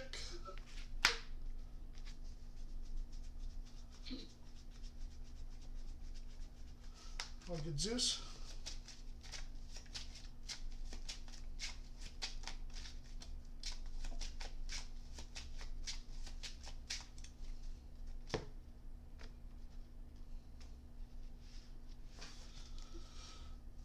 And then I will attack you for 1. Okay, you got it. Alright, your turn. Let me get 1 spirit out of here. There we go. Alright, draw. Okay.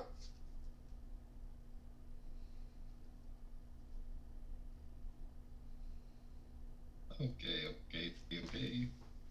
We will go.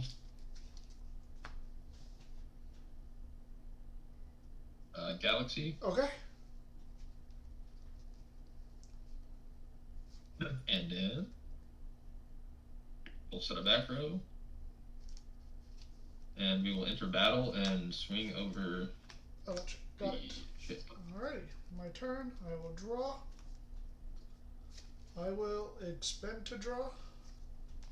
Okay. Alright, your turn. Alright, I'll draw. Okay. Let's go Joltin effect. Okay.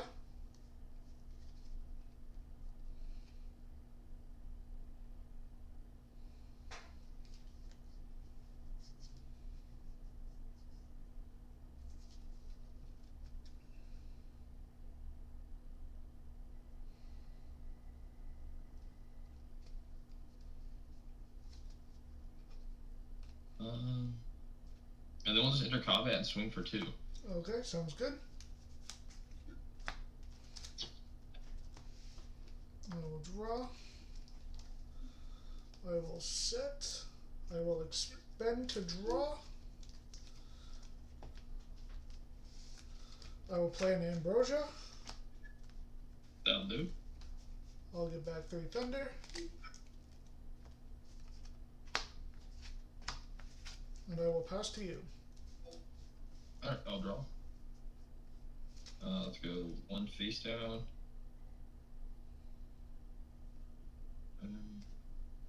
Let's go Quackle. Okay. Quackle effect. Yep.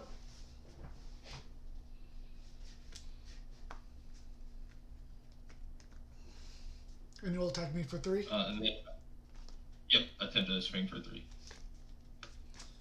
Okay. I will draw.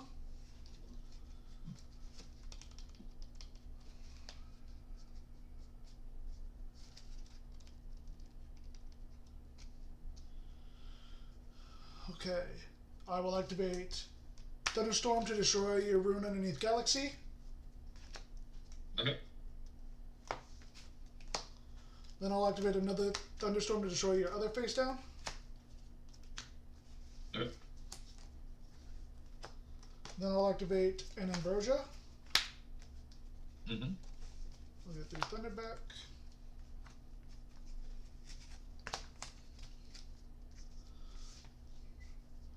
I will play a Mount Olympus.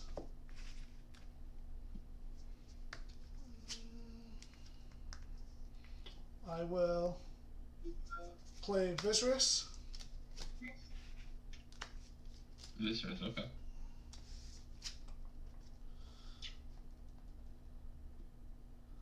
I will play Zeus. And I will give him 2 spirits.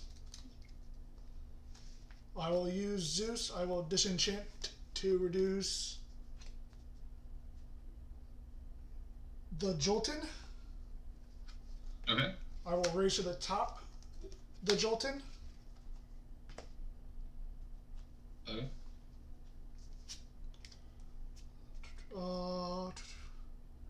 Viserys will attack over Quackle. Okay. And then, do I want to use its effect? No. I will pass to you. Alright, I'll draw. Okay. Let's go 1 face down. Okay.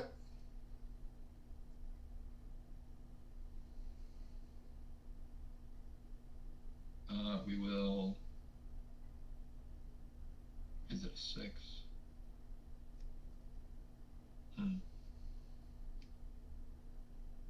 If we just buy time here. Let's go Quackle and then attempt Quackle effect. Yep.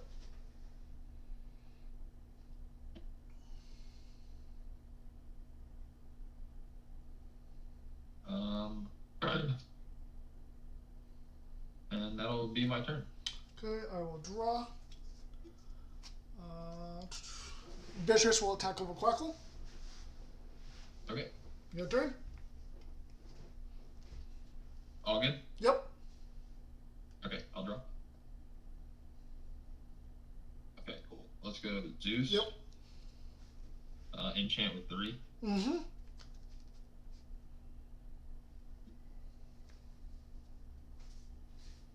We'll play Joltin. Yep. No effect. I don't want the effect. Yeah, you're fine. Disenchant target Viserys. Mm-hmm. Galaxy over Viserys. Yeah, that's fine. And then Jolted for 1. Okay. I will draw. Alright. That's all And good. I will give you the game, because I didn't draw any illustrals. Okay. Yeah, this game was rough for me. I wasn't drawing anything. Dude, I can tell. I hate that. I hate when that I happens. do too, and it's like, the ratio should not be like this. Like, my ratios are good, and then it's like, nope, sorry, you're just not going to draw anything. And I'm like, well, this game is just over with. And then you saw all your quackles for healing and everything, and I'm like, cool, so I see no healing? Got it, okay. I know how this game is going to Way go. she goes. Sometimes it just happens. That happened to me earlier today. Last time it happened, it was between me and possibly bubbling in the top 8, and I was just like, okay, cool. Guess it's just not meant to be. Awesome. Nice. Let's see, what do I even want to do?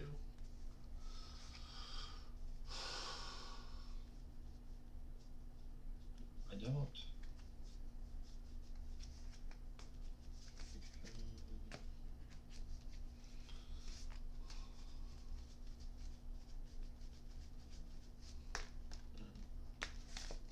Oh, I'm fine, I think.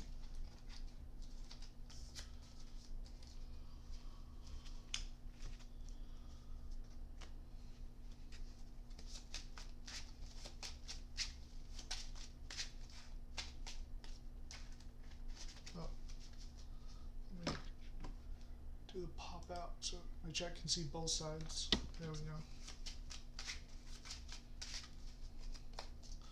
Let me do a quick shuffle. Maybe this will help.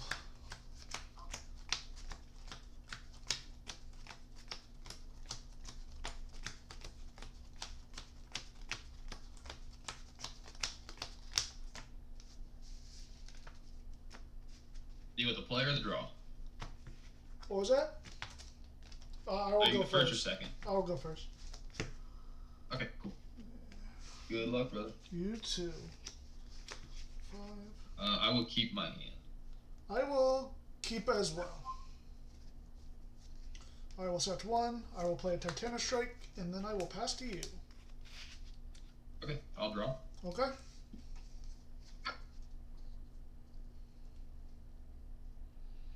Let's go. Eddie. Eddie target. Gorgons?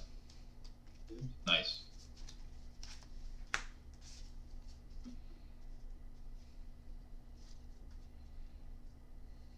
Go set 1 back row. Okay. And we'll pass. Okay, I will draw.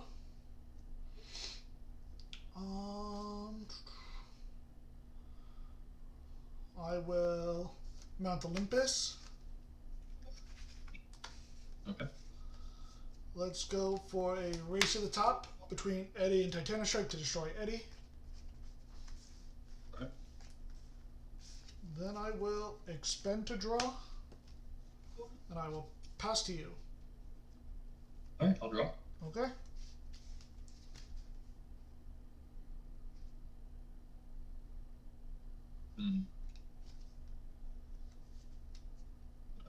Go Elichick effect. Okay.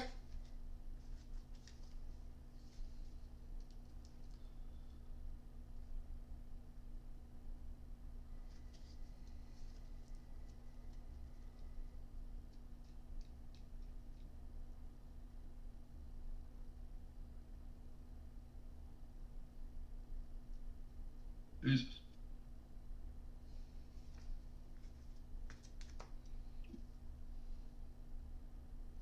Alright. I'll cast Zeus Okay. with 3. Okay. Let's go with 2. We'll go Okay. 2. We'll go 2.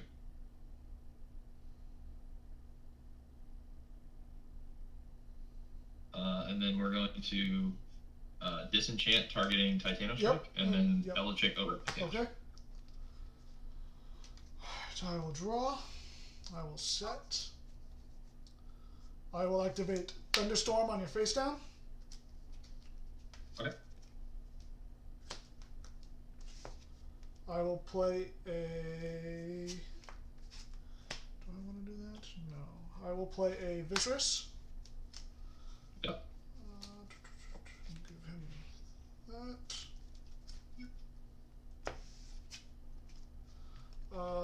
Viscerous will. Hold on, do it. First, I'll Ambro.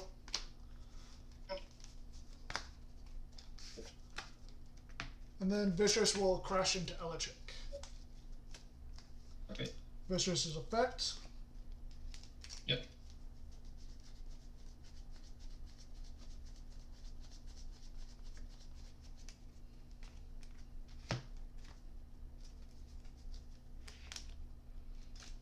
And I will pass to you. Alright, I'll draw. Alright. Try again. Eddie effect. Or, never mind, no Eddie effect. I apologize. I forgot he's in defense mode. Okay. I am a dingus. You're fine. Let's go. Oh. Edward over Viscerous, attempt to. Gorgons. Gorgons, nice, okay. And that's on you. Okay, I will draw. I will play Electric. Mm-hmm. Electric for my own Zeus.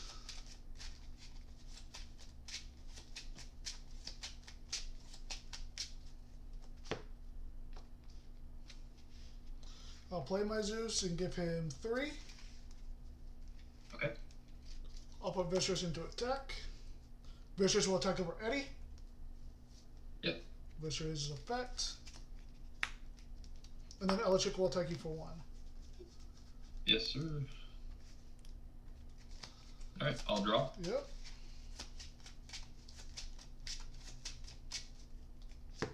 Let's go.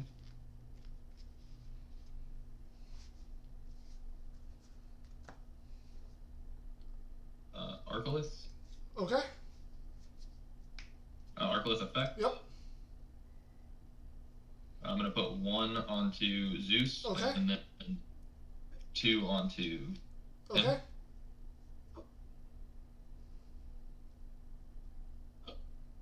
Then we will. Let's go ahead and we will swing over the attack or the attack position Viscerous. Okay, and I'll take 3. Okay. I will draw for my turn. That's a 6.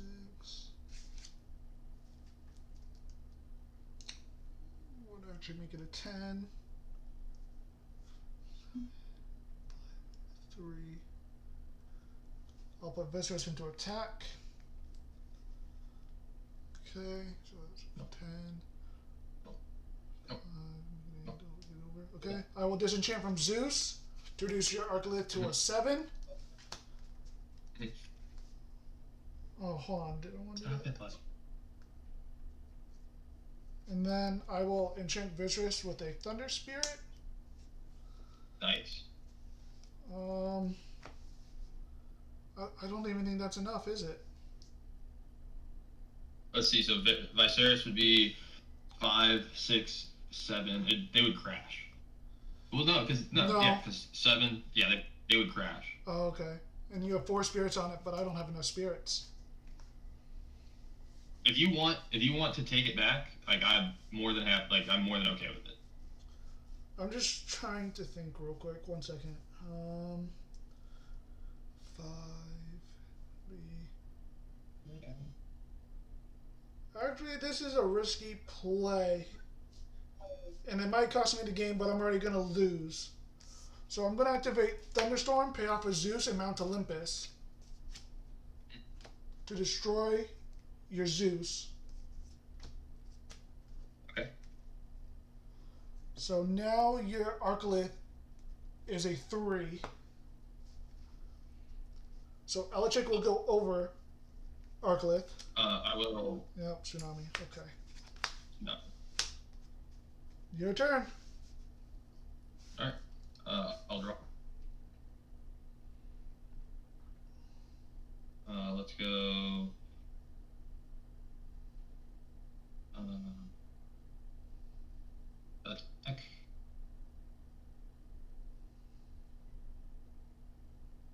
Galaxy. Yeah, that'll just be game at that point. No, it won't. Well, okay, sure, we can play this out, but I already know it's going to be game because I only have one spirit besides the one I have on Zeus, and you have 2 Celestials on the board. But, okay. So you'll... We just don't take any spirit damage. You don't draw on Ambrosia. I've rarely seen Ambrosia today. But, okay, so you'll attack both of my Celestials? I'm gonna throw down my Mount Olympus and then attack. Yeah. Okay. And then I will draw, and it's your game. Okay. Yeah, I just wasn't seeing anything again, and you were getting all your runes. I was, dude. I was. This is probably like the best that I have. Like that I've seen this deck work. Yeah, mine's been the worst, so I don't know. Today's just been off for me. It happens, man. Yesterday's tournament, the MBT tournament, I went 0-4 drop, so it happened. It just really sucks when like you're not seeing your counter runes and your opponent sees everything, and you're just like, all right, this is great. And like no matter what you do, there's nothing you can do. It just sucks, but it is what it is. Yeah.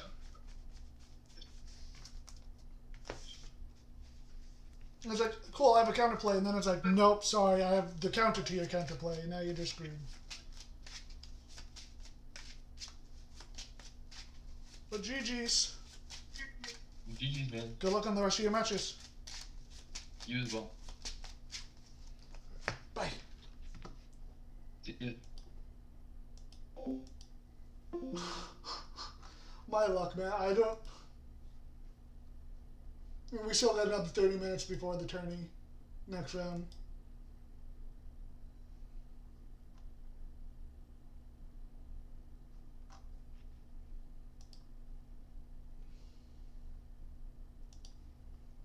Like, this is just so rough, man.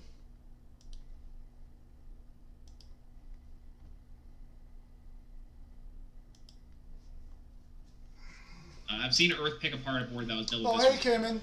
Thanks. I just have to point it's out alright. what a heads-up play it was from Sir Tractor there. Casting the Altar of Stars, siphoning a spirit from that attack position, Viscerus, and then using the Nexus to put a spirit back under it, so that the Mudlet was the one that went to the Underworld. Celestials are not sent to the Underworld until the end of a chain is resolved, so you're allowed to do something like that where you Nexus back onto an Celestial, preventing it from dying. So an incredibly heads-up play from Sir Tractor, making sure that Altar was practically free, just losing a Mudlet, and this turn going to go ahead and play their Elitchik, getting their own Demeter, which means if they need to, they can just absolutely wash over this Equilings here. So we see these 2 Viscerai, if you will.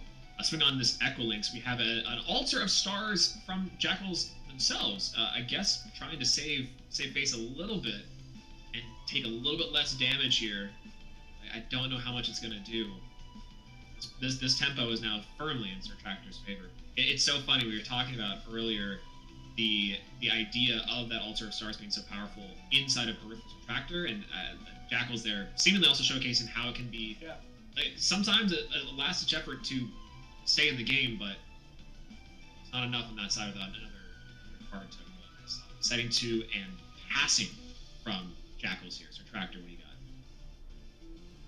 Those back row from Jackals just have to be Tsunami. Otherwise, Tractor is going to just massively take board state here. That looks like an Equilings that's going to hit the board here. We know they have a Demeter in hand. Poison-tipped arrow going to be hitting that Equilings. Didn't even see the Tsunami. He's like, come on, man. Jackals trying to stay in with everything that they've got here. The Poison-tipped arrow does feel nice to be able to remove the Equilings, but that Equilings might be sniping at that other back row. So now pretty safely, the Equilings can threaten the back row, even if it is Tsunami. And this is game. Unless that's Tsunami, this is game on board right now.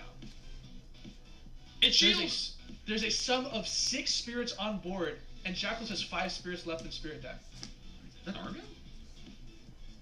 That was an Argo from Jackals. That was an Argo. I was thinking it was Shield.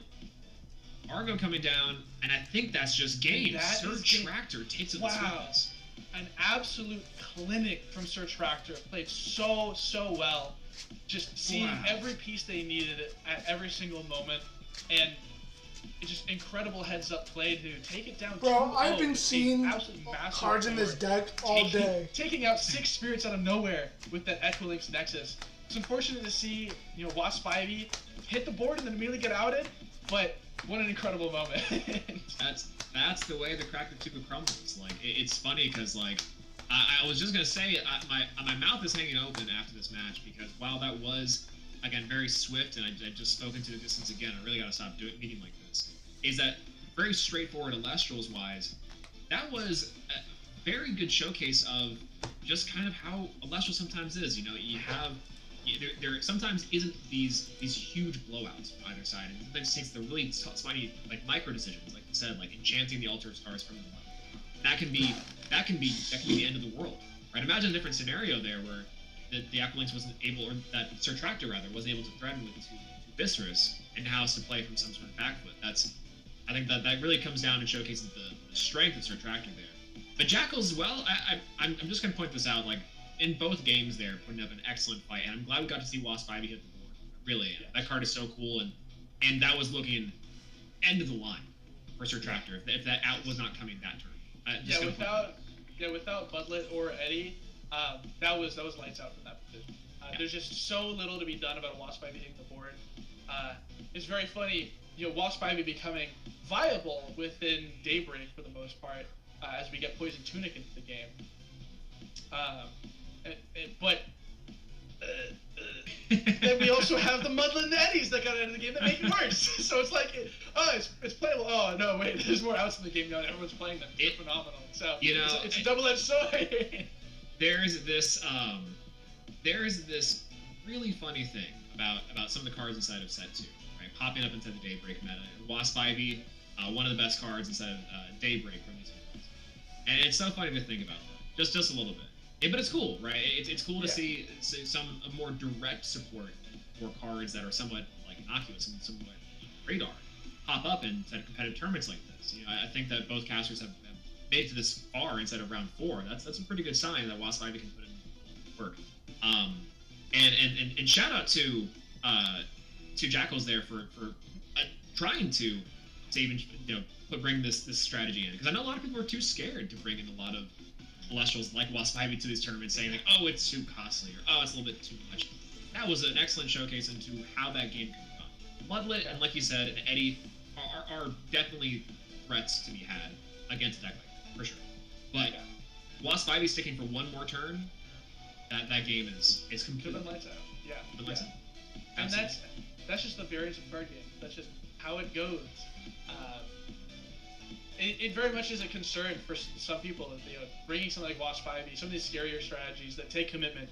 But that's where you find some of the really beautiful strategies. Like Krakatuga, I think, really has potential. I think Wasp Ivy really has potential. Honestly, Wasp Ivy in, like, the Artifact Nexus deck might be kind of nice. Just thinking about it. That's all I'm saying. No one's doing it. But look, there's lots of potential combination that people just aren't experimenting with, and there's definitely room for it. And so it's cool to see something like this make it to a premier tournament. Absolutely. And I mean, we wanted to showcase too a little bit of the straightforward decks. Surtractor's Earth list. I'm not exactly sure the entire contents of it, but that, man, we've been talking about Earth being one of the best decks for many formats now, and a lot of those key players are base set staples. It kind of just shows the power of something like Equilinx, Nexuser. Viscerus is a really big body that's able to really take tempo. Mudlet was probably one of the best inclusions. Really fun, cute inclusion. And I cannot wait. I know that A-Drive revealed the Stellar and the common, the new common print, the alternate artwork for it inside of the more recent Shattered Stars coming out. And I'm looking forward to that eggplant. Crazy that paired with one of the cutest Alestrals of all time. I hear the creator of this game go, my mother used to make a mean eggplant parmesan. Anyways, here's this cute card. Dan is the GOAT. It's absolutely the GOAT. That was crazy. I forgot about that. That was so cool. I'm. It makes me want to get it a lot more. I'm just saying. I'm looking for some pork right now with a little extra mud on it. delicious Bro, I'm sausage just links. cooked. The alternative name for Earth Nexus is mudlet with sausage. Sausage links, wait! L-Y-N. So we get spicy sausage on this right now. Oh my god. Spicy's been really quiet since this has dropped. Absolutely. Spicy. Oh god. Oh, that's incredible. That's incredible. Incredible. Alright, so we still have quite a bit left of round 4, but I believe we're going to throw it to a break from here as we sort of wind down into the later rounds of our day and we prepare for round 5. So I believe we're going to go ahead and throw it to a break. Yeah, we'll be right back for more Final Lectures action. Stay tuned, you don't want to miss it. Unleash the torrential power of Chronodile as it rips through everything in its path. Beware the curse of Farrageist. God, such a rough day. Before your very eyes. Witness the ultimate showdown as the elemental forces of solar and lunar collide in an epic clash like never before. Peer into the future with the all-new mechanic Fortell and the mystical Celestlio. Lestro's trading card game Daybreak. Available now.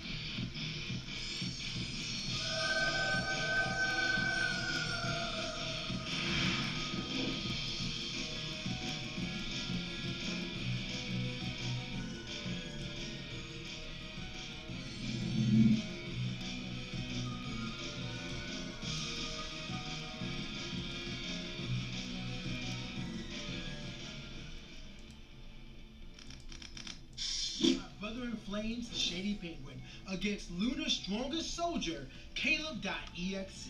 Between the searing destruction of fire and foreboding presence of Lunar, the stars have aligned for an exciting clash, as quickly as they've aligned for Alestro's fourth set, Moonrise. I'm most excited for the Naughty line. Doppelganger is going to be a force in itself. And have you read Necrolith? Spoiled Fruit? Hurricane? The meta won't be the same once Moonrise releases, so visit Shop Illustrious on November 15th and be the first to pre-order. I'm ordering a deck profile with the premier sushi delicacy of Draken. Let's see if Caleb's deck has what I ordered. What is up, my drag kings, drag queens, and squids of every Nexus form? It's Caleb here from the Illustronauts, and today we are facing off against Shady Penguin, the Firecaster.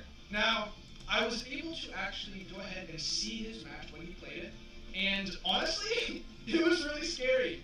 And so that's led me to really have to consider what I'm playing this week. And so let's go ahead and let's quickly run through what we've got for you today. We've got our kids and our squids. We're running 2 Drakid, 3 Eddie, and then of course we've got our 2 Draking and the 1 Purvis to go alongside it. Very standard, we're playing Draking Purvis, and Eddie's a good guard, and the goal really, this deck wants to go second, so I don't feel too bad if we go second. We'll take first anyway, because we can slow roll our game plan, and just expend to draw if we don't have a good cast. And the reality is that we probably won't have very many good casts for a turn 1, because we'll have Tadpuff, we've got Gloombat, we've got Dratagua, Veritaqua, and Spectaris. Basically, all of these are good cards for playing second. Again, we'll choose to go first if we have the option, because there's no reason to not just take that advantage of drawing and being able to set up our back row to interact with Shady's plays. We're on the Dratagor. You will see we're on a very interesting water package here. I think these cards kind of speak for themselves. Tadpuff turbos out our Purvis and our Draken if we need it. Moonbat can do the same thing while also being a utility for popping back row.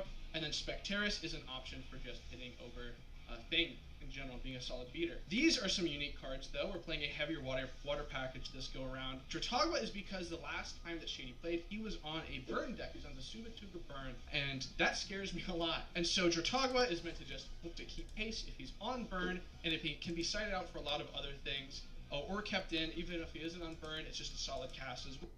well, plays us slow, it's a 4 defender, then we can ascend over it for dracking after generating value. Veritaqua is because a lot of these stall type things like the Subatuga, really big ass. The Subatuga's an 8. We can't hit over that. Let's try to go at least 4-3. But we only have one of those, and it's a little more convoluted to get there. They're not looking good right now, though, Veritaqua, guys. though, we'll guarantee that we can get over it, and we can generate advantage if he's sitting on some guys that we're just not able to get over super easily. So we're running those in main. We're trying to consider what he's on. The reality is that if he's on Fire Nexus, I'm not super worried. We can take tempo really fast. We can swing really hard. That is what Draken is really good at doing. He's playing aggro. He plays a slower strategy, like Burn, like the Subatuga. That's where I think this deck will start to struggle. But onto our runes, we're running the 1 of Artemis, the 1 of Resting. These are our 2 1-ofs. They're both really solid. We've got the 3 Ambrosia. We've got triple Rock and Hard Place. Can't go anywhere without it. Keep it on me. And then triple Nectar of the Gods. And these are Invoke runes for the deck. We're trying to draw deep. We're trying to special cast out our guys. We're trying to throw reverse stellars under the desk. And we're trying to play hard and hit hard. We then have our counter rune suite, which is just standard. We got Poison Tip, Gorgon's Gaze, and Shield of Achilles. We're not running Tsunami. You'll see why in a second. So that is our counter rune lineup. The Spirit deck, super simple. We're running 11 Lunar, and we're running 9 Water in our Spirit deck. With that, we are into our side deck, and our Spirit deck. We're running Triple Sluggle if we really feel like he's Crush Breaker super hard with the burn stuff. We can go into that, siding out Veritaqua. We've got Double Nobby if we feel like he's on a beater strategy or Fire Nexus just to hit over things that leave an attack position. We've got Dense Fog for Nexus specifically, and also Vesubatuga because it can prevent his burn effects and heal effects before he's able to use them. We've got Triple Cryoblast because it kills the heart. The thing that I'm the most scared of, I think, in his deck is exactly Kindleo and Necra. And this kills both of them. Then we have Triple Tsunami, and then we have our Flare Mines for the Cryoblast. This deck has felt killer. It felt killer last week. I'm confident that's going to do well this week. We're probably going to be running something very similar every single week that you see me. What because the reality is that I just don't know if Lunar is going to be able to produce something that is as consistent and as scary as Drake. You know that, and that's why we. Here's what my Pink percentage stays on is. top, baby. Pink stays on top. 50%. We're gonna go another week with my glorious pineapple. So see you in the clash. Let's go pineapple squad. I don't know. I don't have a closing thing to say. A straightforward list, similar to what he played in round 1. But his knowledge of Shady's Vesubatuga deck from round 1 has him bringing in Veritaqua to the main deck, an Celestial that suppresses and destroys any defense Celestial it battles. The perfect tool to out Vesubatuga. Hopefully Shady cooked up a new strategy this week. We made it to the top 16 of the Illustrated Season 2, and we have our deck profile here for our match that I'm about to be playing. We'll go over our Fire Celestials first, as that seems most appropriate, because I'm in the Fire Pantheon. We've got triple Astrabbit. That's right, triple Astrabbit. And then we have triple Necruff, who will more often than not almost never have fire equipped to it. We have a single Lumaru that ends our Fire Celestials, by the way. And then we have triple Viscerus, which is, I'm kind of liking Earth a lot. I'm not tied to the Earth Pantheon, but I could dabble. I could be persuaded. Up next we have 2 Vertilith, 2 Sakurasaur, which is a card that I don't think sees play at all, and then 2 Lotagon. So I'll talk about the game plan after the deck list. But that's our entire Celestial lineup. Then when it comes to our runes, it gets a little bit weirder. We have our 1 mandatory Hephaestus. We've got 1 Earthquake because you can, and then I believe we have 1 Laurels because you can. I think those are all my singletons when it comes to our runes. And then we have triple Poison Tipped Arrow. Very nice. Triple Gorgon's Gaze. Very excellent. We have double Shield of Achilles. We got triple Ambrosia. We got double Ambrosia Cornucopia. We have double Foilo Forest. And then we have what I think is a sleeper pick. We have triple Chains of Prometheus. I think this card is the best thing Fire has going for it right now. So we are going triple Chains. I don't think I'll be able to get this all in the picture. And then our last one is triple Nectar of the Gods. And that is our entire deck. Now when it comes to our side deck is as follows. We've got 2 Golden Fleece,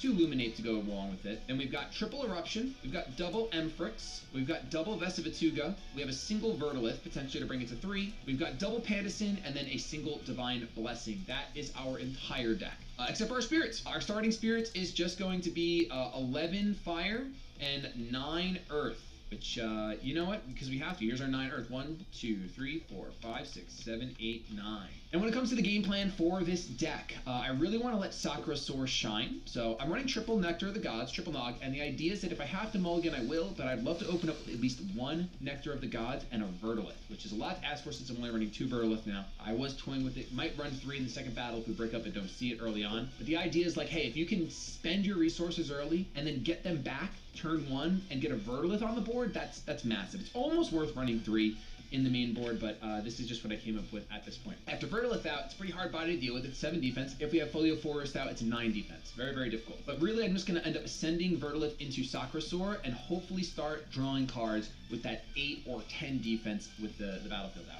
Lotagon is here as like the actual, okay, what am I going to draw into? What is going to make this deck good? And what ultimately is going to make the deck good is by getting Lotagon out combined with Ash Rabbit and recycling those Ambrosias to pop cards and keep myself healthy. This deck feels a little bit more mid to late game where it really shines. It probably loses to rush down aggro pretty hard. I've never versed Lunar before, so I'm going to do my best. This is my game plan going into it. I'm hoping Lunar plays a little bit of a slower game because I think in a tempo game, I will see more resources with Sakura than my opponent will see. It's certainly a deck. I like the confidence to run Sakura, which is Nectar of the Gods on Lakes. But there are a lot of 2-cost Celestials here.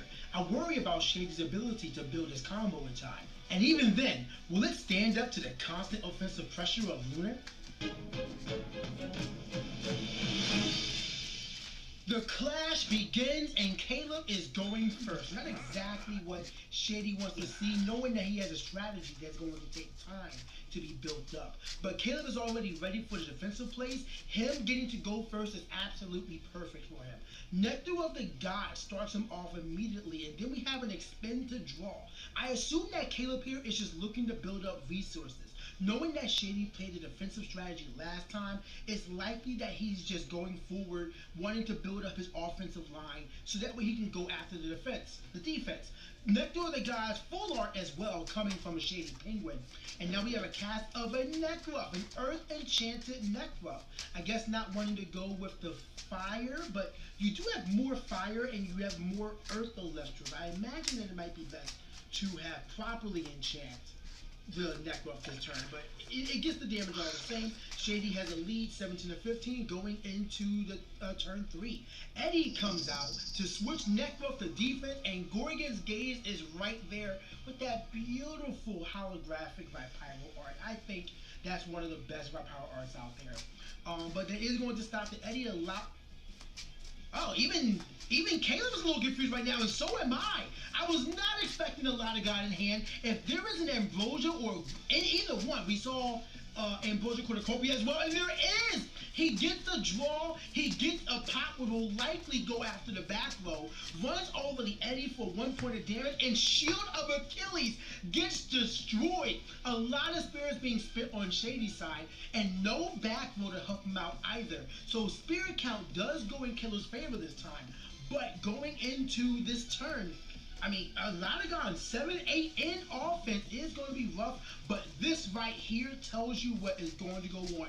Tadpuff coming out, and the Curubus. I was actually wondering if it would be Drag King, but the Curubus comes out there unimpeded with no back row and immediately runs over the Lotagon. That is a huge commitment coming out from Shady that was gone as quickly as it came. 11 to 12 spirit count right here, and it looks like we have an expend to draw. This is the problem I saw with Shady's strategy. We do have the Earthquake. Perfect. I don't know if that came from the draw or not, but the Earthquake here was perfect timing. So now both of them lost. Big 2-cost Celestials were back to a neutral game state. 11 to 9 spirit count in Caleb's favor going into this turn. And immediately we have a Spectrus properly enchanted coming out there, which means that any Celestial in combats will be suppressed and raising Spectrus' attack up to 5. One back row accompanies the Spectrus as well, and we get in for 1 point of damage. Shady, not in a bad situation, but is definitely going to want to see more back row sooner than later. But looking at his list here, I mean, he has some options, but he already split the gaze, so he only has 4 potent ones out there. and the poison tip arrow. You dare put the stellar PTA on screen, editor? What? You know no one has pulled that yet. Now you got me feeling some type of way. But this rabbit is going to come out, and it looks like he just chose 3 spirits, so essentially healing up a spirit. And a Shrabbit is going to be destroyed in the end phase from the poison tip arrow. Hey, I need to know, y'all, of all the staple full arts that debuted in Daybreak, which one is your favorite? I'm still trying to get poison tip arrow for myself. Caleb having 3 just makes me sad. Not for him, but for me. In any case, Gloombat comes out there, no back row, so I guess he's giving up on the opportunity watch any to more really... of this.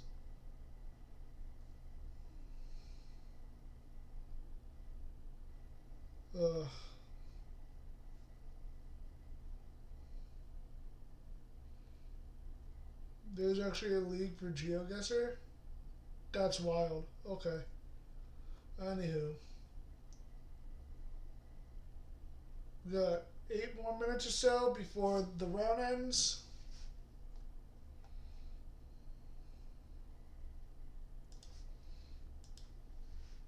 Let's not look at that.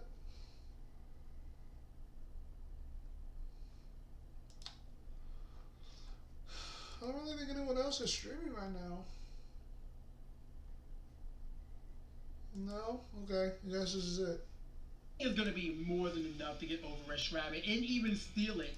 Cast it against his opponent and hit him back in for 2. Absolutely great board state for Caleb here. And that's the power of Drat King that many people didn't realize at first. Not only is it a card that is a strong body in and of itself, but it, by effect, gets more Illustrials on your board. This went from a 2-1 board to a 3-0 board, and all the damage going in. It looks like Shady's going to be scooping it up as well. He just picked up his Shrabbit from Caleb. But still, that game was really exciting. It was a decent back and forth, but it goes back to what I saw from Shady's deck profile. He didn't have much to run on besides defensive plays. And while defense is always good when applicable, it seems as though you're more applicable to have a better time in Illustrials if your defense is a strong offense. We'll see what the side deck can do for Shady going to the next game. And Veritacula was not revealed. If Vesubituga comes in, that may be all Shady. Clash 2 of potentially 3, and Shady Penguin will be going first. And don't tell me that's an extended draw immediately. Oh, is it a Nectar of the Gods? Oh no, that was a mulligan.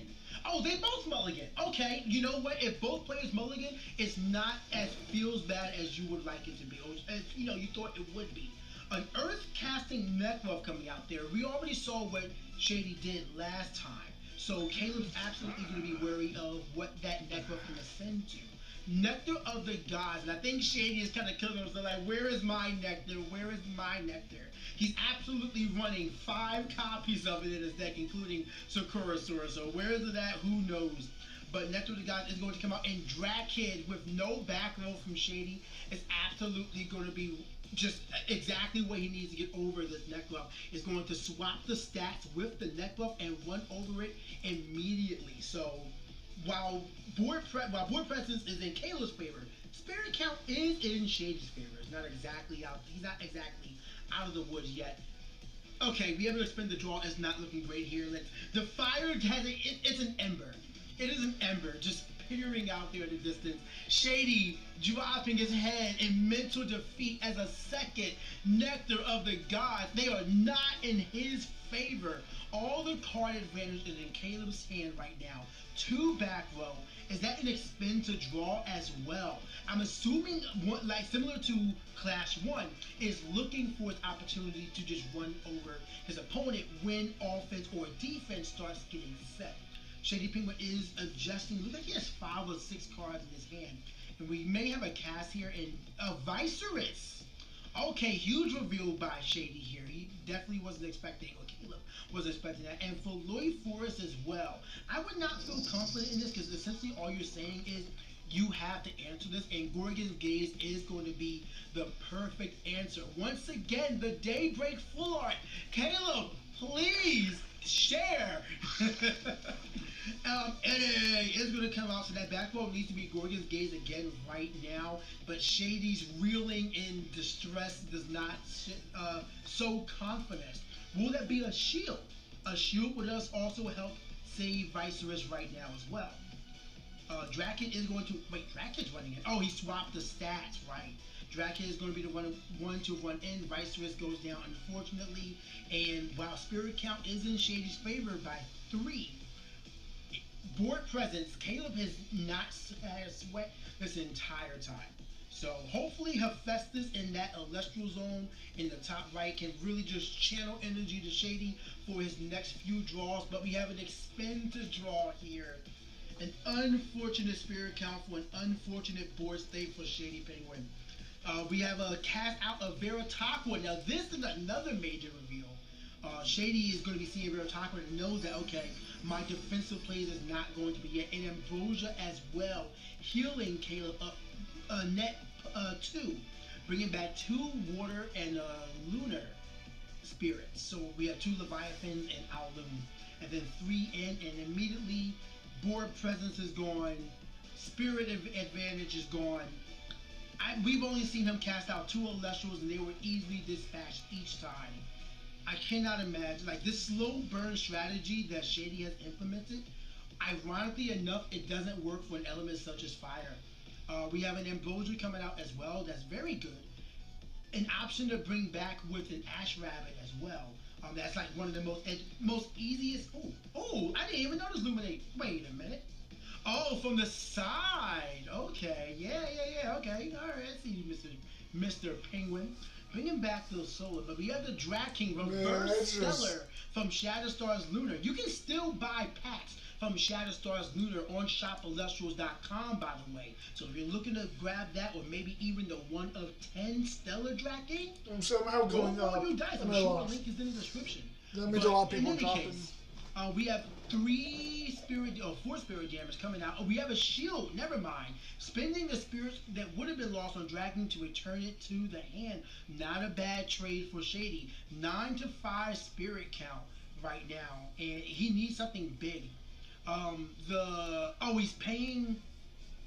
The Falloy Forest went to the Underworld. I'm not exactly sure why, but the Nectar of the Gods finally comes through for Shady Penguin, and he gets to draw 2 cards. 2 spirits left in the spirit deck as he casts out Viserys, but Poison Tipped Arrow is going to come out here. So he's going to drop Ambrosia. Is he going to spin from his spirit deck? I believe he did. Yes, he did spin from his spirit deck, bringing him back up to 4. I will say, now the situation is next tournament I am bringing mail, and people are going to be mad at me. Okay, so that's why he brought back the Illuminates. He is playing the Golden Fleece as well, protecting him from destruction. So now the Poison Tip Arrow, I'm assuming, will be paid out here. So now he gets to keep the Viserys. Not a bad situation for him right now. But another Eddie is going to come out. Is there a Gorgon's Gaze for Shady right now? But even if there is, he doesn't have the spirit count to play it. Wait a minute, I thought the Forest went to the Underworld. Something went wrong there. I'm very confused. But what? The Gorgon's Gaze and then still got beaten by the Cryoblast. An unfortunate hand for Shady. Could not get out the gates. Every time he took a step, the big boots just stomped right on him. All the bugs from Earth was not allowed. He did cast out the Latagon, but Sakurasaur wasn't seen. Verdolith wasn't seen. I would love to know the hands that he had, but I feel like Shady's deck just wasn't fast enough in the casting department to really deal with what Caleb brought. Congratulations to Caleb for moving on to round 3, top 8 of Illustrious Season 3. Make sure you're subscribed so you do not miss out on the next clash. And of course, visit shopillustrious.com so you can get your Move Eyes pre-orders in on November 15th.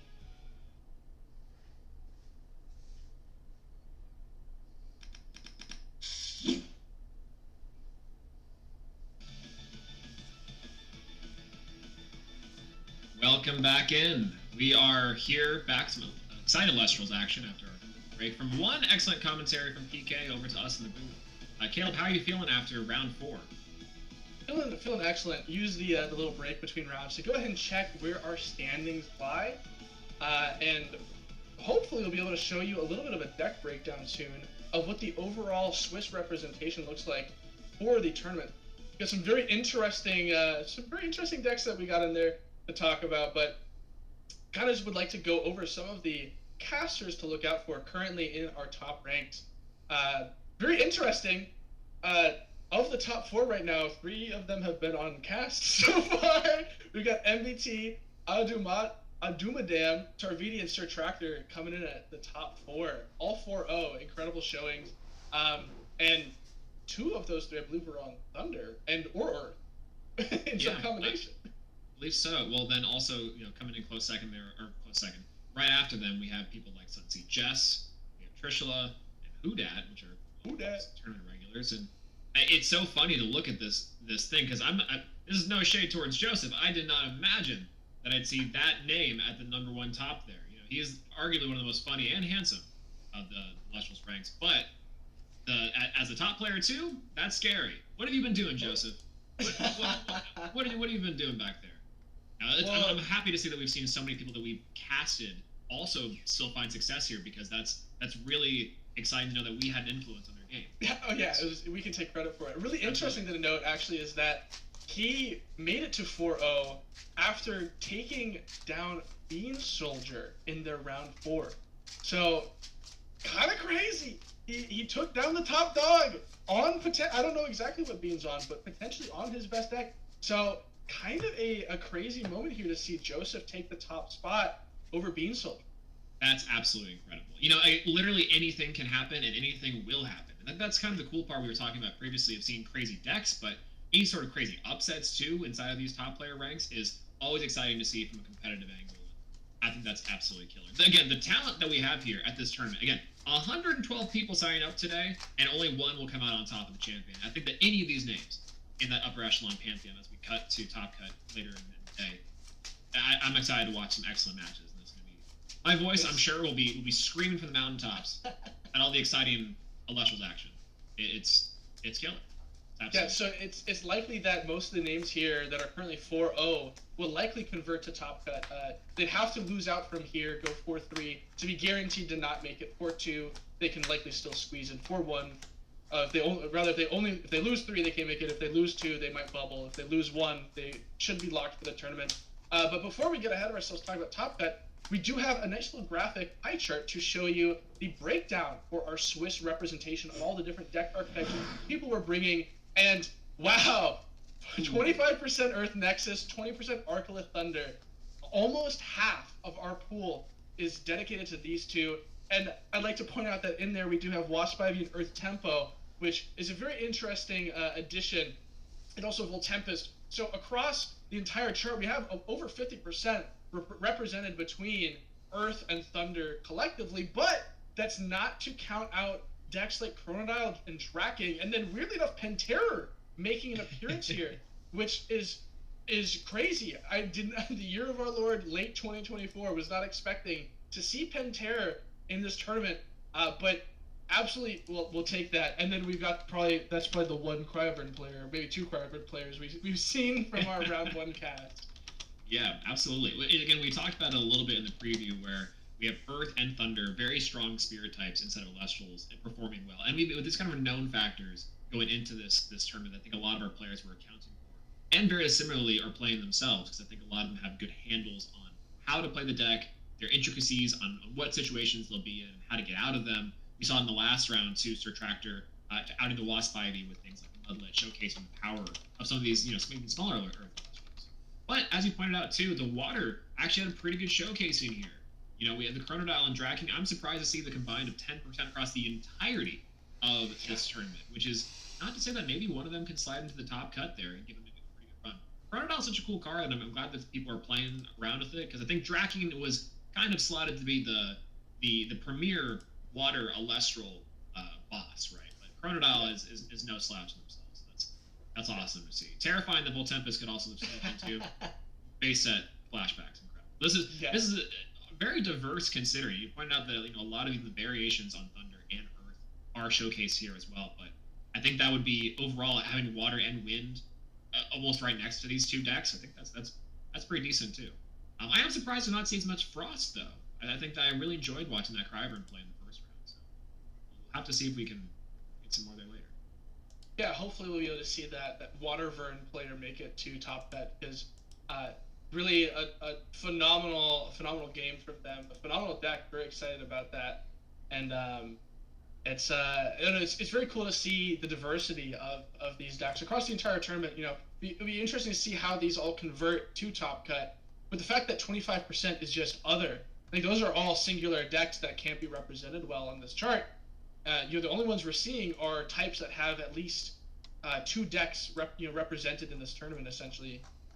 And so there's a lot of singular decks. There's, you know, roughly about 25 to 28 people all playing individual deck archetypes that just don't slot into these broad, you know, concepts we have in this pie chart, which is very exciting. That's a lot of different varied decks that are being played.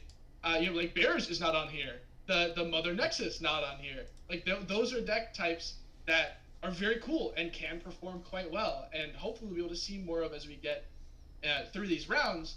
Because, you know, obviously Earth and Thunder are very dominant, but there are lots of these, as we've been harping on, lots of these very cool strategies that are out there and can still perform quite well. No, absolutely. Again, it's so interesting to point out those the one-off decks that we have been looking at and have been watching, because I think for a long time that we were expecting just Earth, just Thunder, and it's refreshing to splash into some other decks every now and again. And hey, I haven't checked the standings for that Mother Nexus list, but that was one I was very much looking forward to, and I'm probably going to see a little bit of it. If I see Majorsa come down at least once today, I might just lose. I might just see my hair fall out in real time, actually, from some pure excitement and shock. So, that was a little crazy to see. Absolutely. Love to see that go some distance. I believe that player is currently 2-2, so depending on tiebreakers, they could still clutch it out from here. They still got rounds to go, 3 rounds left. That's true. You know, I think that's also one thing to note about these much larger tournaments is that I think we'll start to see maybe some of these players being affected by these tiebreakers and being affected by these more, I don't know, very, very interesting, not necessarily game states, but these tournament states, right? You have top players like MBT who are taking on other top players like Bean Soldier, right? So those tiebreakers are going to be absolutely killer for casters today. And so that might be the determining factor for who sneaks into this top cut run. And I think we have round 5 here coming up very, very soon and shortly, so we can hang out this for just a little bit longer. Thank you for everyone for being here, by the way, if you're in the stream. Make sure to like the stream if you are here and are listening to our sweet voices here on the booth, if you missed that one thing. And subscribe to Electral's channel as well for more electrifying Electral's action.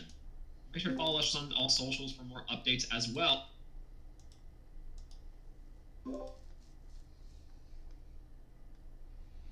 Alright, we're good there, chat. Class 35.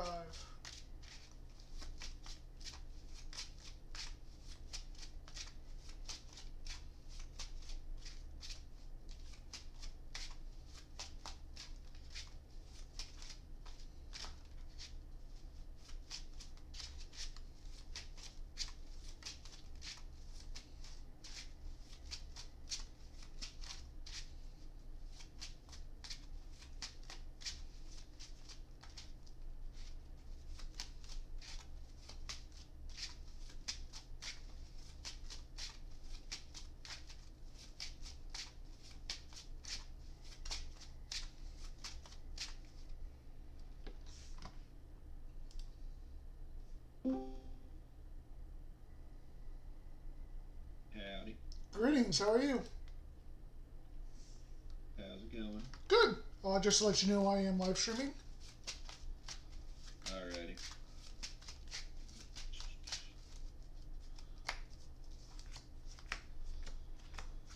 Get it together real quick.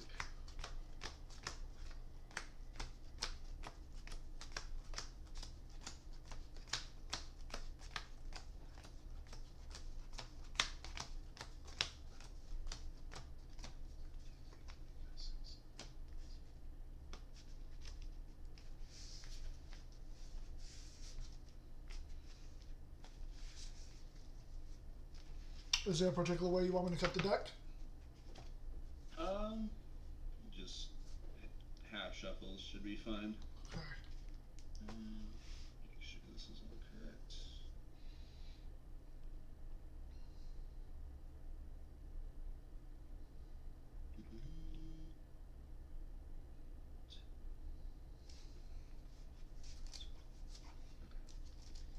Alright.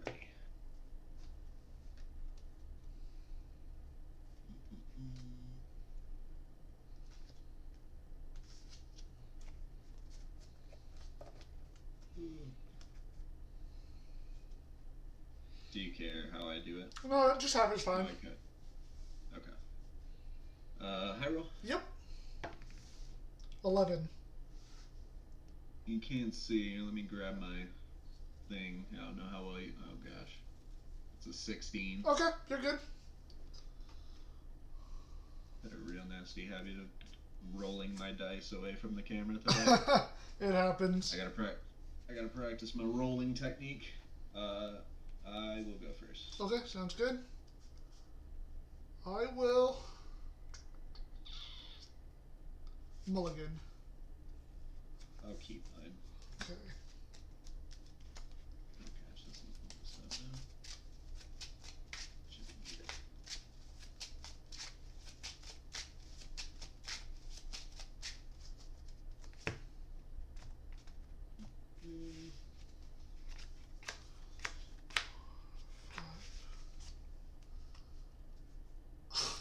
I will mull again. Should have just kept my starting hand. Right.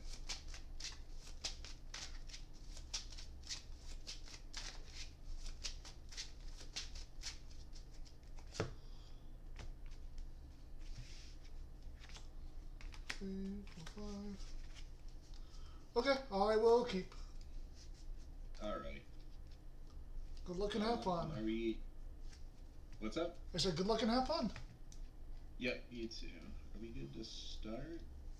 We should. I don't think there's a time delay. Okay. I know there's just a timer on the site. I don't want to Yeah. be weird, but it's all good. Wabbit. Okay. Wabbit effect. Yep. I think this is one of the hands of all time.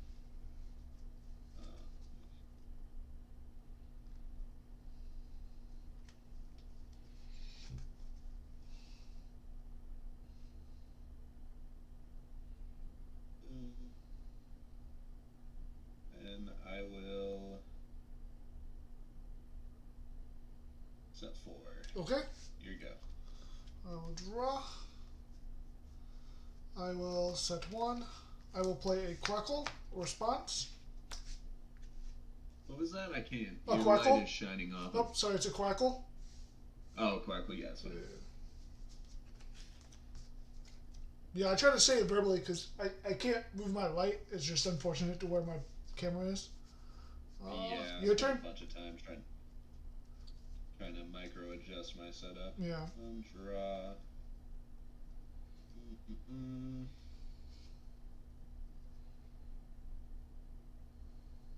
I will ascend Okay.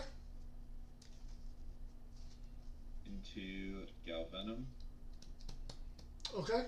And that's you expend 2 to destroy 2 cards? Expend 3 thunders to Oh, destroy okay. 2 cards. Yep, okay. So I will use his effect. Spending 3. And then in response, I'll activate Gorgons after that. Yep.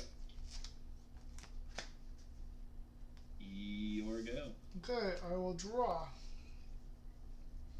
And Galvenom is a 6. Is a 6/2. Okay, I will play Electric response.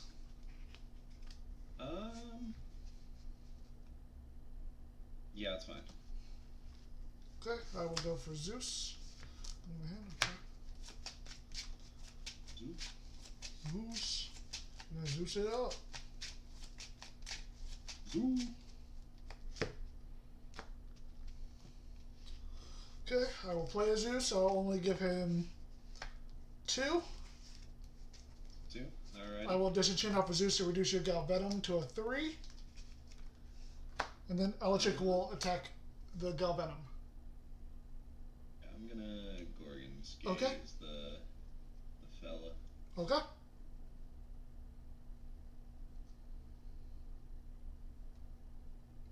Your turn. Draw for turn. Is all time. I will play Wabbit. Okay. Wabbit effect. 3.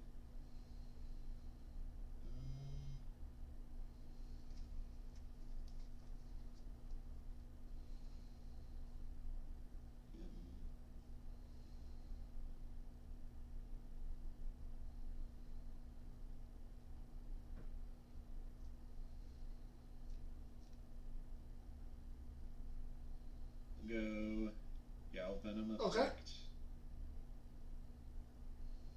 3. Targeting the. Let's see here. Targeting the Zeus and the Quackle. Okay.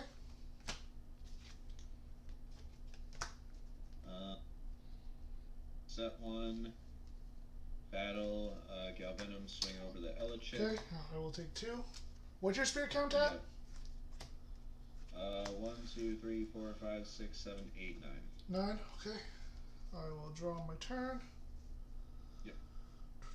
I will play an Elichick response. I'll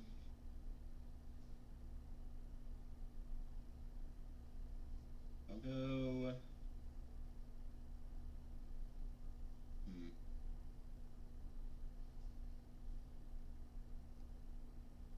I'll PTA the Elichick. Okay. I will get Zeus. Show the Zeus. Yeah. Thank you.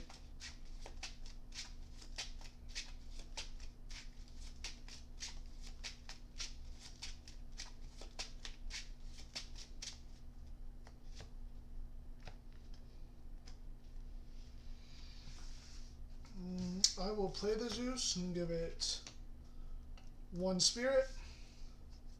Sure. Elichick will attack your Ash Rabbit. Sure. Okay.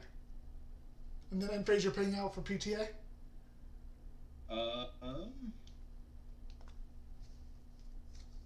No. Okay, your turn.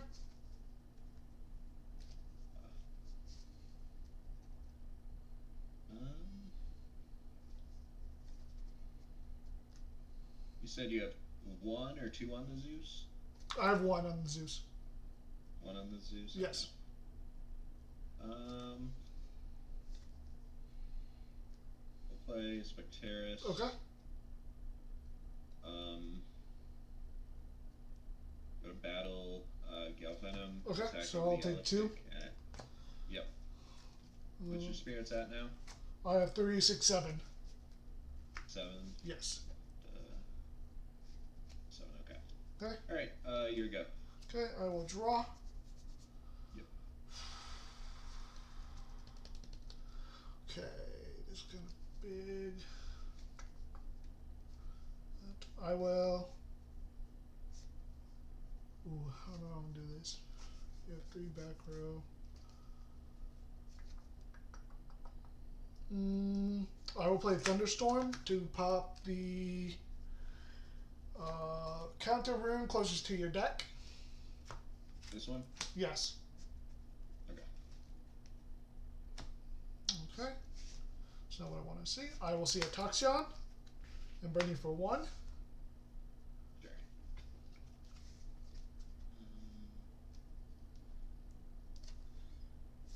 And then I will disenchant from Zeus on your Galvenom. And then Toxion will swing over Galvenom. How many cards in hand? I have 3. 3 cards in hand? Yes.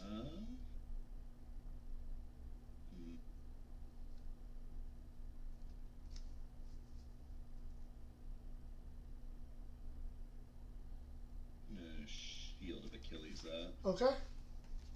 Your turn.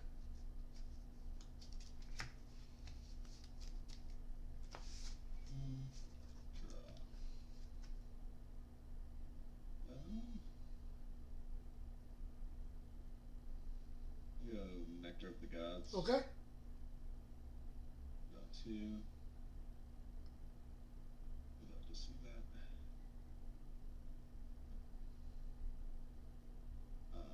Go Quackle. And Quackle effect. You're good. That'll be game.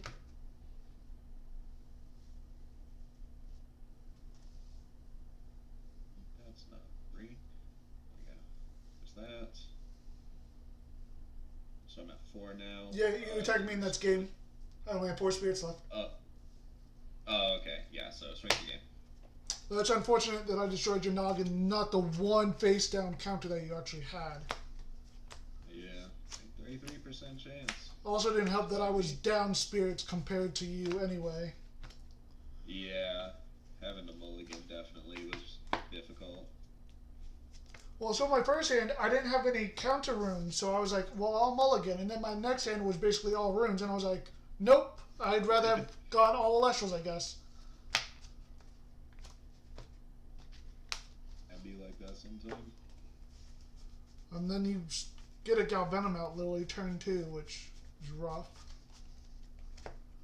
Yeah, that's usually the goal. Try to use Ass Rabbit and Nog to get him out early.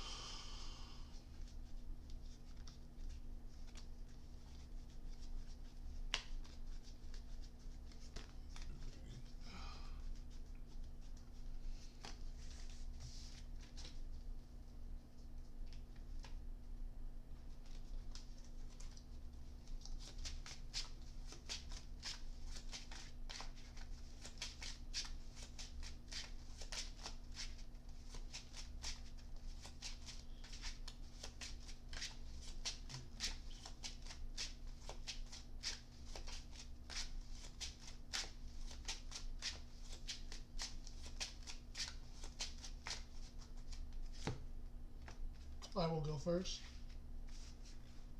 Ready.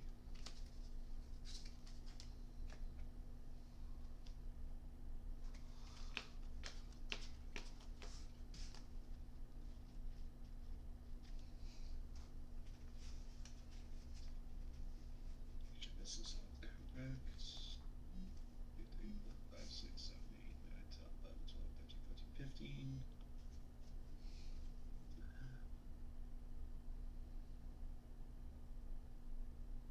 2, 3, 4, 5, 6, 8, 9, 10, 11, 12, 13, 14, 15, 16, 17, 18, 20. Okay.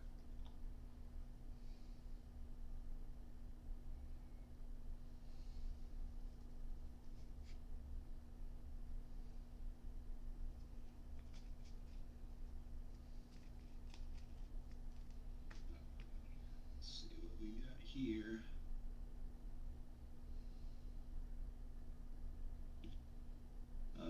I'll keep this. I will also keep. Alrighty. Good luck and have fun. I will start off with a Viscerous. Alrighty. And then I will set 2 face downs and I will pass to you. Alright. Draw.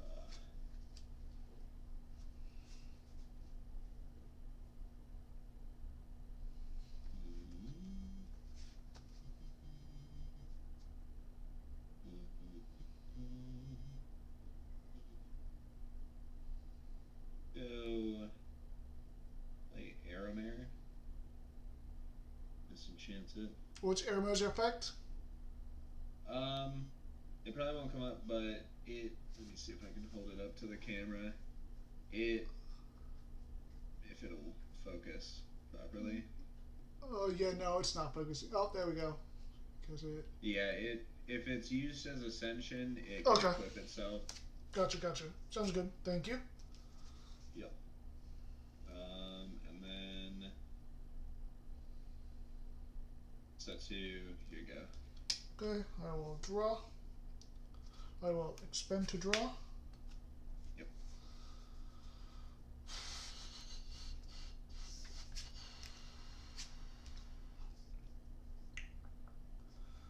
play Thunderstorm on the one underneath Arrowmare.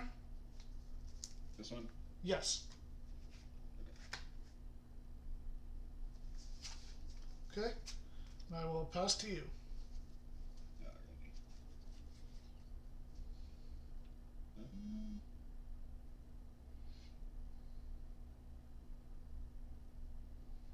This is your Thunderstorm. And then play a Viscera of my own. Okay. And then I will play a Zeus. Okay. Enchanting it.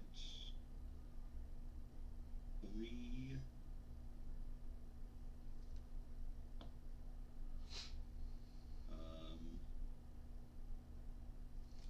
Detach to shrink the Viscerus. Okay. Go to battle. Viscerus attack Viscerus. Gorgons. Yep, that's fine.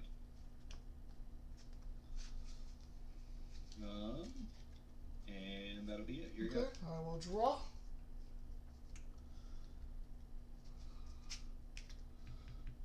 Okay. So if I do this will be interesting. I'll play Titano Strike. Response. Can you show me Titano Strike? I gotta remember what this thing does. So I can at least read it to you if you would like. I don't know if Yep. my camera is going to be good enough for zooming in. Oh, there you When a go. player casts Thunderstorm, you can expend Thunder in order to target and destroy an Celestial. 2/4. Okay, thank you. Welcome. So no response? No response. Okay, let's go with the Thunderstorm to destroy your face down. Sure. And then I will choose Titano Strike's effect. I will expend one to pop your Viscerus. Sure.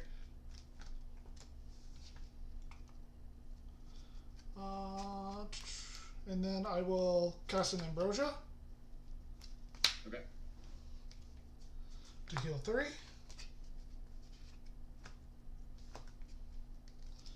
And then I will pass to you.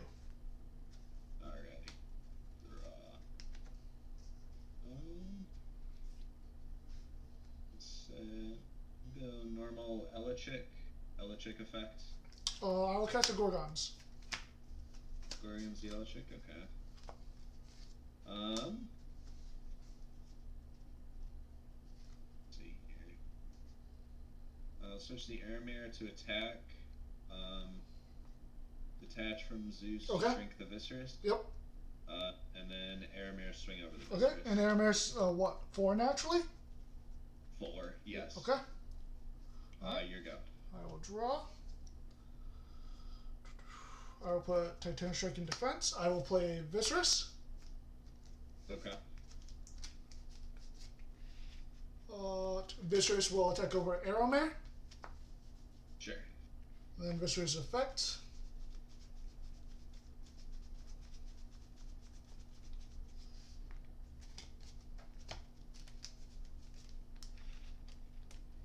And then I will pass to you. Draw. Go another Elichick. Okay. Elichick effect. Yep.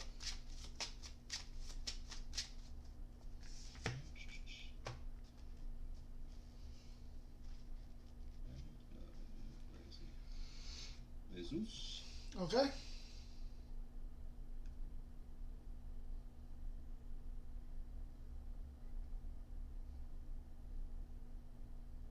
Whoa. Oh, there we go. This camera setup is so scuffed. I can't see your Elestrals. I can only see your back row. Oh, I'm sorry. There you go. No, all good. Yeah, this camera is very janky. Mm-hmm. It's not meant for downward angles like this. Yeah. I will set 1. Last Zeus, target the Viscerus. That's an attack, I'm assuming? Yes, the Okay. attack position Viscerus. Okay. Elichick swing over the attack position Yep. Viscerus, and then Elichick swing over the defense position Viscerus. Yep. Okay, my And turn. you go. I will draw.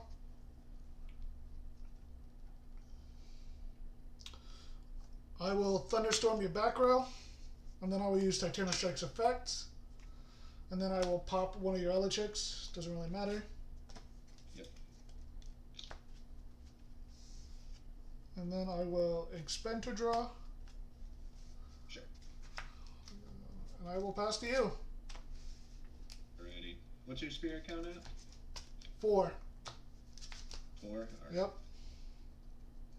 I am at 2, 3, 4, 5, 6, 7, 8, 9, 10, 11, 12, 13. Okay. I'm gonna change because I'm gonna Quackle. Quackle effects. Yep. I hope I didn't accidentally throw. No, I haven't. It's always fun when my opponent has so many more spirits and they get to see healing when I see no spirit healing whatsoever. Yeah, that's why I play 3 Quackle, 3 Ambrosia. Oh, I do too, and I'm just not seeing them. So it's just not my day. Do you play Nectar of the Gods? No. Oh, that could be the difference maker. And then Zeus. It wouldn't be a difference maker if I'm not seeing it and I'm having to spend 2 to draw. Right. Kind of have to use this. Zeus, Shrink, Elichik over, and then Crackle for 1. I will draw. Yep. Ash Rabbit. Yep.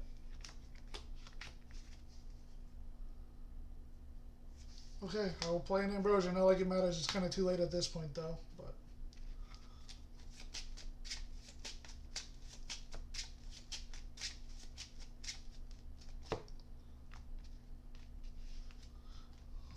do that. Then I will heal my 3.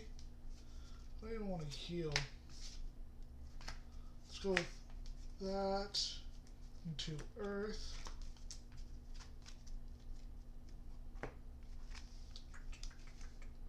Do that, and then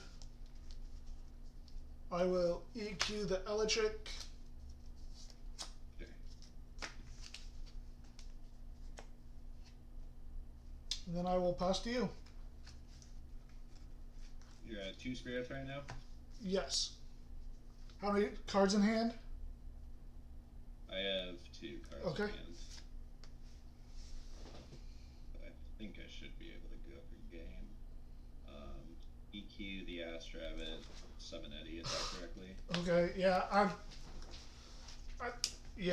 don't know. It's just not my day. I just no matter what I do, I just can't compete. My opponents get everything they need, and I just don't. Yeah, that's how I've had so many of those days. But keep with it.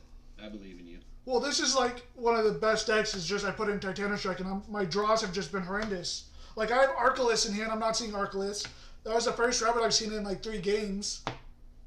Yeah.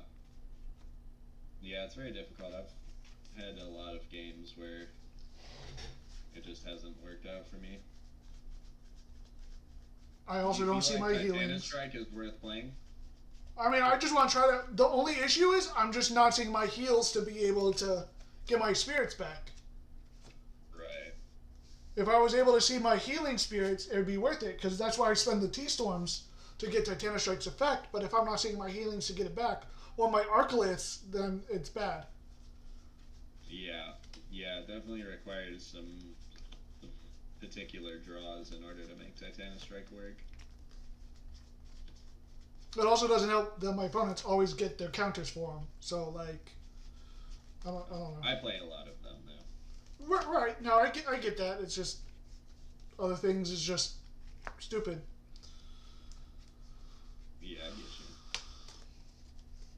And then cards I side in to counteract, I just never see. So it's like, what's the point of even siding them in? Gotta hope and pray. Part of the cards. That's the wrong game.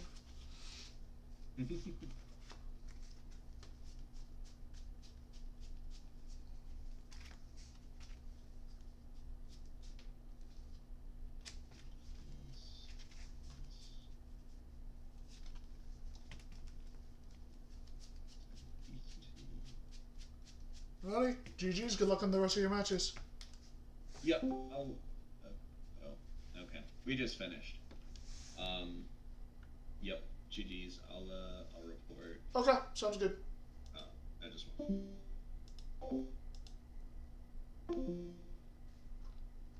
Yeah, no,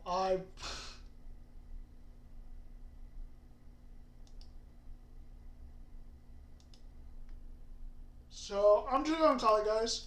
Yeah, just not my day. I'm really not in the mood. Thanks for coming out.